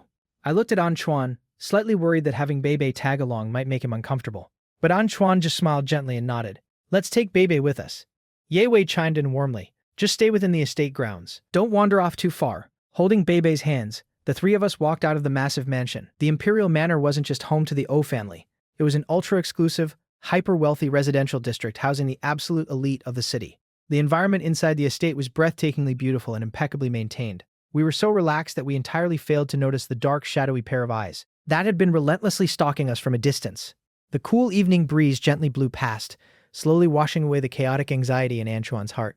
"Do you want to talk about it?" I asked, turning to look at him. "What exactly happened?" "You've been acting incredibly strange all night." The scales in Anchuan's mind violently tipped back and forth. Should I tell him? If Qishao wasn't Ching's cousin, he absolutely would have spilled everything to me without a single second of hesitation. But seeing how deeply conflicted and agonized Anchuan looked, I decided not to push it any further. Everyone has their own secrets, even best friends. If there was something he didn't want to talk about, I absolutely wouldn't force him to say it. I smoothly changed the subject. Does the fresh air make you feel a bit better? Yeah, a lot better. And Chuan's gaze swept over the luxurious surroundings. The Imperial Manor was divided into several massive exclusive zones, and Chuan's new home was also located within the Imperial Manor, just in a completely different sector. Bebe suddenly ripped her hands away from ours and happily sprinted forward. Bebe, slow down. Don't trip, I called out immediately. I know. Bebe laughed. Big brother stopped treating Bebe like a little baby. I couldn't help but laugh helplessly. Before we knew it, the three of us had strolled all the way to the massive main gates of the estate.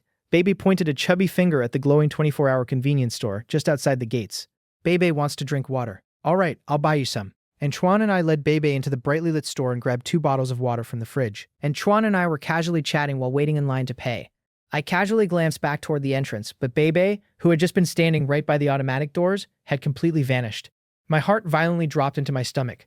I dropped the bottles of water and practically sprinted out the door. I frantically scanned the dark, empty street. Bebe! But the street was completely empty, save for a few passing cars and a couple of hurried pedestrians. Having quickly paid for the water, and Chuan ran out after me. What's wrong? Where's Bebe?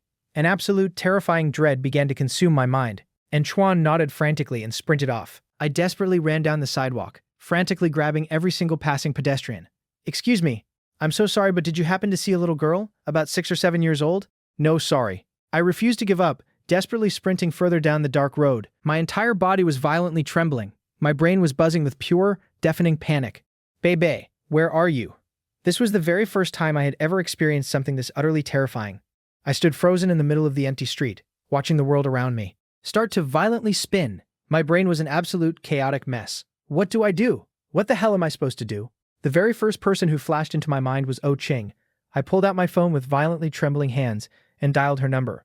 The moment the call connected, I was practically sobbing, my words completely incoherent. Oh Ching, Bebe is gone. She disappeared. I've been looking everywhere, but I can't find her. Oh Ching's voice was instantly dead serious, carrying absolute terrifying authority. Where are you right now? The convenience store right outside the estate gates.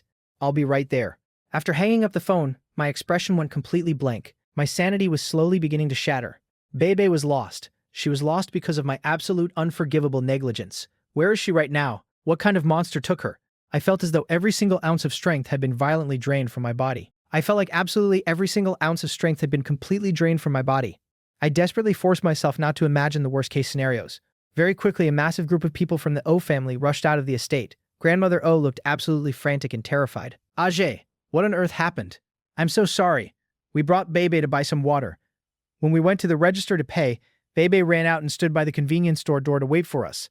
A minute later, when I looked up, she was completely gone. I am so sorry. Hearing this, Grandmother O staggered backward. Her blood pressure violently spiked, and she instantly fainted on the spot. Bebe going missing was already a catastrophic disaster, but now Grandmother O had collapsed from sheer terror. The entire scene descended into absolute chaos. Several extended relatives of the O family immediately began loudly complaining and pointing fingers. Why on earth would the old lady invite someone like him to a birthday party? Look what happened! He's an absolute jinx. Hearing their vicious words, my heart twisted in agonizing guilt. Yi Wei pursed her lips, gently patting my shoulder to comfort me. Don't be afraid. We will absolutely find Bebe. Standing a short distance away, Oh Ching was already on the phone. Her voice absolute bone-chilling ice as she issued rapid-fire commands, locked down every single road in the vicinity, set up immediate checkpoints, using the convenience store as ground zero, sweep every single street, block by block. Do not let a single suspicious vehicle leave the perimeter. The second miss of the Ao family going missing was an event capable of shaking the entire city. Soon, police sirens were wailing across every major street in the area. Massive search teams fanned out in every direction. I walked silently behind Oh Ching as we searched through the bustling, chaotic streets. Suddenly, Oh Ching stopped and turned around to look at me. Is she finally going to explode at me? I had completely mentally prepared myself for her wrath. I lowered my head. I know. This is entirely my fault. You can scream at me, you can hit me, I don't care. I swear I will absolutely find Bebe, but for some inexplicable reason. Seeing my deeply lowered head and my completely self-blaming, agonizing expression, Oh Ching's heart violently twisted in pain. Idiot, she said softly. Who is blaming you? From the exact second she realized Bebe was missing, Oh Ching's heart had been pulled incredibly taut, like a rubber band stretched to its absolute breaking point. But in this exact moment, looking at me, that rubber band finally snapped. All the suffocating guilt, the terrifying anxiety, the overwhelming fear, all the chaotic emotions I had been suppressing violently collapsed right in front of her. Listen to me, Xiaozhou, Oh Ching said, her voice carrying an unshakable absolute weight. No one is blaming you. Stop blaming yourself. We will find Oh Xiaobei. I am here. Meanwhile, inside a high-end luxury apartment, Oh Xiaobei, having been drugged with chloroform, was lying completely unconscious on a plush sofa. The apartment was entirely dark. A shadowy figure paced anxiously back and forth outside the door. Xiao Ximing, having just wrapped up his filming for the day, rushed over. "Where is Oh Xiaobei?" Xiao Ximing asked, completely calm and unhurried. Shui Zheng pointed nervously at the sofa. I followed the plan exactly and grabbed the second Miss O. But is this place you found actually safe?" This luxury apartment was a temporary rental Xiao Ximing had secretly booked. The most terrifying part? It was literally only one intersection away from the Yu family estate. "Isn't this way too close? This is way too risky." XA panicked. "We're basically committing a crime directly under Oh Qing's nose." A wicked, arrogant glint flashed in Xiao Ximing's eyes. "Have you never heard the phrase, the most dangerous place is the safest place?" Oh Xiaobei was kidnapped. Who on earth would ever suspect that she was being hidden literally right next door to her own house? They've definitely already expanded their search perimeter and are frantically tearing the entire city apart looking for her. But there are no buts. Xiao Ximing's expression suddenly turned incredibly dark and venomous. "Did you completely forget how that ugly freak Xia Jie treated us? Have you forgotten? How could Shui Zheng ever forget? It was entirely because of Xia Zhe that he got humiliated and kicked out of the drama club, losing his one chance at fame. And because of Xia Zhe, he had been permanently banished to the ordinary class, his reputation completely ruined, and he had become the absolute laughingstock of his entire extended family." That damn Xia Jie, Shui Zheng's eyes burned with intense, suffocating hatred. He looked at Xia Ximing. "So what exactly are you planning to do now?" Xia Ximing let out a cold, malicious laugh. "With Oh Xiaobei in our hands as leverage, we're obviously going to use her to teach Xia Zhou a brutal lesson. If that's the case, why did we kidnap the second miss? Why didn't we just directly kidnap Xia Zhe? Are you stupid? Do you think the pain of being kidnapped yourself is anywhere near the agonizing torment of having someone you deeply care about kidnapped?" Xia Ximing walked over and sat down next to the unconscious little girl. "Oh Xiaobei is our ultimate bargaining chip." He looked down at her completely unresponsive body. Even while unconscious, her porcelain-like chubby little face was unbelievably adorably cute. But to Xia Ximing, no matter how he looked at her, she was absolutely repulsive. If you want to watch ahead, make sure to click the link in the bottom left corner. As for me, I was just dozing off in class when a stunning girl suddenly barged in. His mind flashed back to the humiliation he suffered a few days ago at the forest park, when this little brat had publicly mocked him and made him look like a complete fool. Xia Ximing genuinely wanted to violently beat her to let out his frustration. He forcefully patted Oh Xiaobei's cheek, his smile looking absolutely terrifying in the dimly lit living room.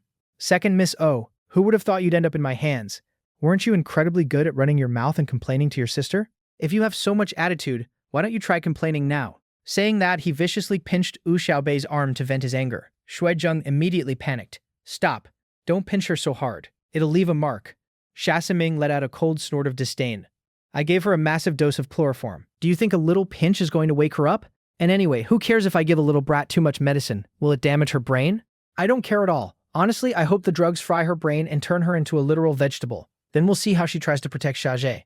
Xia Ximing stood up arrogantly. "You stay here and keep a close eye on her. Remember, the second she wakes up, blindfold her immediately. Do absolutely not let her see your face. Our ultimate revenge has only just begun." He was going to take every single ounce of humiliation he had suffered and violently force Xia Zhou to swallow it all. "I barely slept a single second the entire night, desperately waiting for any news. Tragically, there was still absolutely no trace of Oh Xiaobei. The entire city's police force had been mobilized, and every single suspicious vehicle from last night had been thoroughly interrogated, but they had found absolutely nothing. Exhausted and completely drained, I dragged my heavy body to school. The moment I walked into the classroom, I was instantly surrounded by a group of hostile male students. "Hey Xia Zhe, we all heard the news. We heard that the eldest Miss O's little sister went missing last night entirely because of you. You're literally just a pathetic servant. You completely lost the young miss, and you actually still have the absolute shameless audacity to show your face at school. Yeah, why don't you just go die?" In the past, if anyone had spoken to me with such aggressive, vicious venom, I would have absolutely fired right back at them without hesitation. But right now, I genuinely had absolutely zero energy or desire to argue with these people. "Hey, we're talking to you. Ugly freak, do you think you can just stay completely silent and escape responsibility? Say something." Someone violently shoved my shoulder.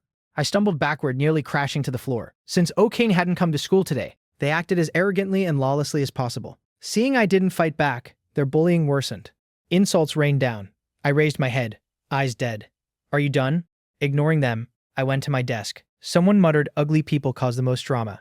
And Chuan was absent. High fever. Alone, I stared blankly out the window. My phone vibrated, I answered. A distorted voice said, "If you want OU family's second mislocation, follow my commands. Disobey and I'll eliminate her." "What? Who are you?" I immediately sprinted out and reached the pond. Where is he? Then I saw him, Xia Siming, sitting casually drinking water. I rushed over. Xia Siming, Beibei's disappearance. This was you, right? He smirked. Xia Ze, you dare speak to me like that. Seems her safety isn't that important to you. Seeing his arrogant face, I wanted to punch him. I took a deep, trembling breath, desperately forcing myself to lower my aggressive tone. Where is Beibei? Did you hide her? I'm warning you. You better watch your accusations. Xia Siming replied shamelessly, completely full of himself. What do you mean I hid her? I am completely innocent. I just happen to know some very useful clues by pure coincidence. I'm not the one who kidnapped her, so stop trying to pin crimes on me. Then can you please tell me where Beibei is? What's the rush?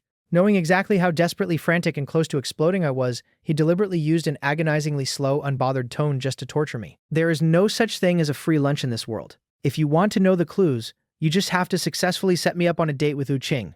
Xia Ximing, are you completely delusional? I snapped. Do you really think I have the power to set the eldest Miss O up with anyone? Xia Ximing let out a cold snort. Even though you're completely insignificant in Miss O's eyes, you can at least pass along a message and invite her out, right?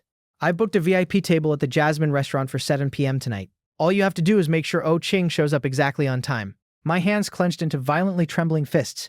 Xia Ximing stood up, looking down at me with absolute sickening arrogance. Xia Zhe, whether O Xiaobei comes back safely or not depends entirely on you. If a single other person finds out about this, he let out a dark, mocking chuckle, completely overflowing with lethal threats. My chest heaved violently with pure, suffocating rage. She is just a 6-year-old child. Did a dog eat your conscience? Xia Ximing's face suddenly darkened. He reached out, aggressively patting my cheek over and over again with his hand. I'm warning you one last time, watch your attitude when you speak to me. If you piss me off, be very careful about Wu Xiaobei's safety. I absolutely do not mind dragging you both down with me. I took a deep, agonizingly shaky breath, swallowing all my pride. I promise you, I will help you ask O Qing out. When exactly are you planning to release Beibei? Seeing me acting so completely submissive and pathetic, Xia Ximing felt an absolute intoxicating rush of godlike power. Depends entirely on my mood. Right now I am the absolute master of this game. The only thing you are allowed to do is obey. Do you understand? With a malicious sneer, he casually unbuckled the expensive designer watch from his wrist and casually tossed it right into the pond. Splash. The watch sank straight into the murky lotus pond. Oops! Xia Ximing gasped with fake shock. That was the watch my dad gave me for my birthday last year. Thank you so much for jumping in there and finding it for me. He absolute bastard. What are you waiting for? Xia Ximing demanded arrogantly. Hurry up and fish it out. I suppressed my blazing fury, and without a single word of hesitation, I jumped straight into the lotus pond. Thankfully, the water wasn't incredibly deep. It only reached my waist. Even though the weather was getting warmer, standing submerged in the freezing, murky pond water was still incredibly chilling. I violently shivered as I began the agonizing task of blindly searching the muddy bottom. Xia Ximing stood comfortably on the dry bank, thoroughly enjoying my absolute submission. He demanded that I keep searching until I found it. Time agonizingly ticked by, second by second. Having fully satisfied his sadistic desire to see me humiliated, Xia Ximing arrogantly turned around and let out a loud fake yawn. I'm tired of standing here. You just keep taking your time looking for it. Once you find it, make sure you personally deliver it to me. With that, he strutted away with absolute arrogance. I was already shivering violently from the freezing water. My waist felt like it was literally going to snap in half. Where the hell is that stupid watch? I tried to shift my position to search another area, but in the very next second, my foot slipped violently on the slick mud. I let out a sharp cry of panic as my entire body plunged backwards directly into the deep end of the pond. Freezing murky water instantly violently rushed into my nose and mouth from every single direction. I frantically thrashed around, desperately trying to stand up, but suddenly, an agonizing, paralyzing cramp seized my calf muscle. Crap! My leg is cramping. It was getting harder and harder to breathe. Help! I literally couldn't move my leg at all. Am I actually going to drown right here? Splash! Suddenly, someone dove directly into the pond, grabbed me firmly, and dragged me forcefully back onto the shore. I fell onto the grass, coughing violently and gasping frantically for air. Are you okay? A gentle, incredibly soothing voice echoed above me, laced with a rare hint of genuine panic. Yi Wei gently patted my back, helping me regulate my ragged breathing. I literally thought I was going to die. I'm okay now, I choked out. What on earth were you doing in there? Yi Wei asked, her voice trembling slightly. I went to your classroom to look for you, but you weren't there. Someone told me you ran toward the lotus pond. Thank God I brought people with me and got here in time. Otherwise, you literally could have drowned. Do you understand that? What were you even trying to do? I had absolutely no idea how to explain any of this to Ye Wei. Xia Ximing had specifically used O Xiaobei's life to threaten me. I was trapped in an agonizing, suffocating situation where I couldn't say a single word. I was looking for a watch. A watch?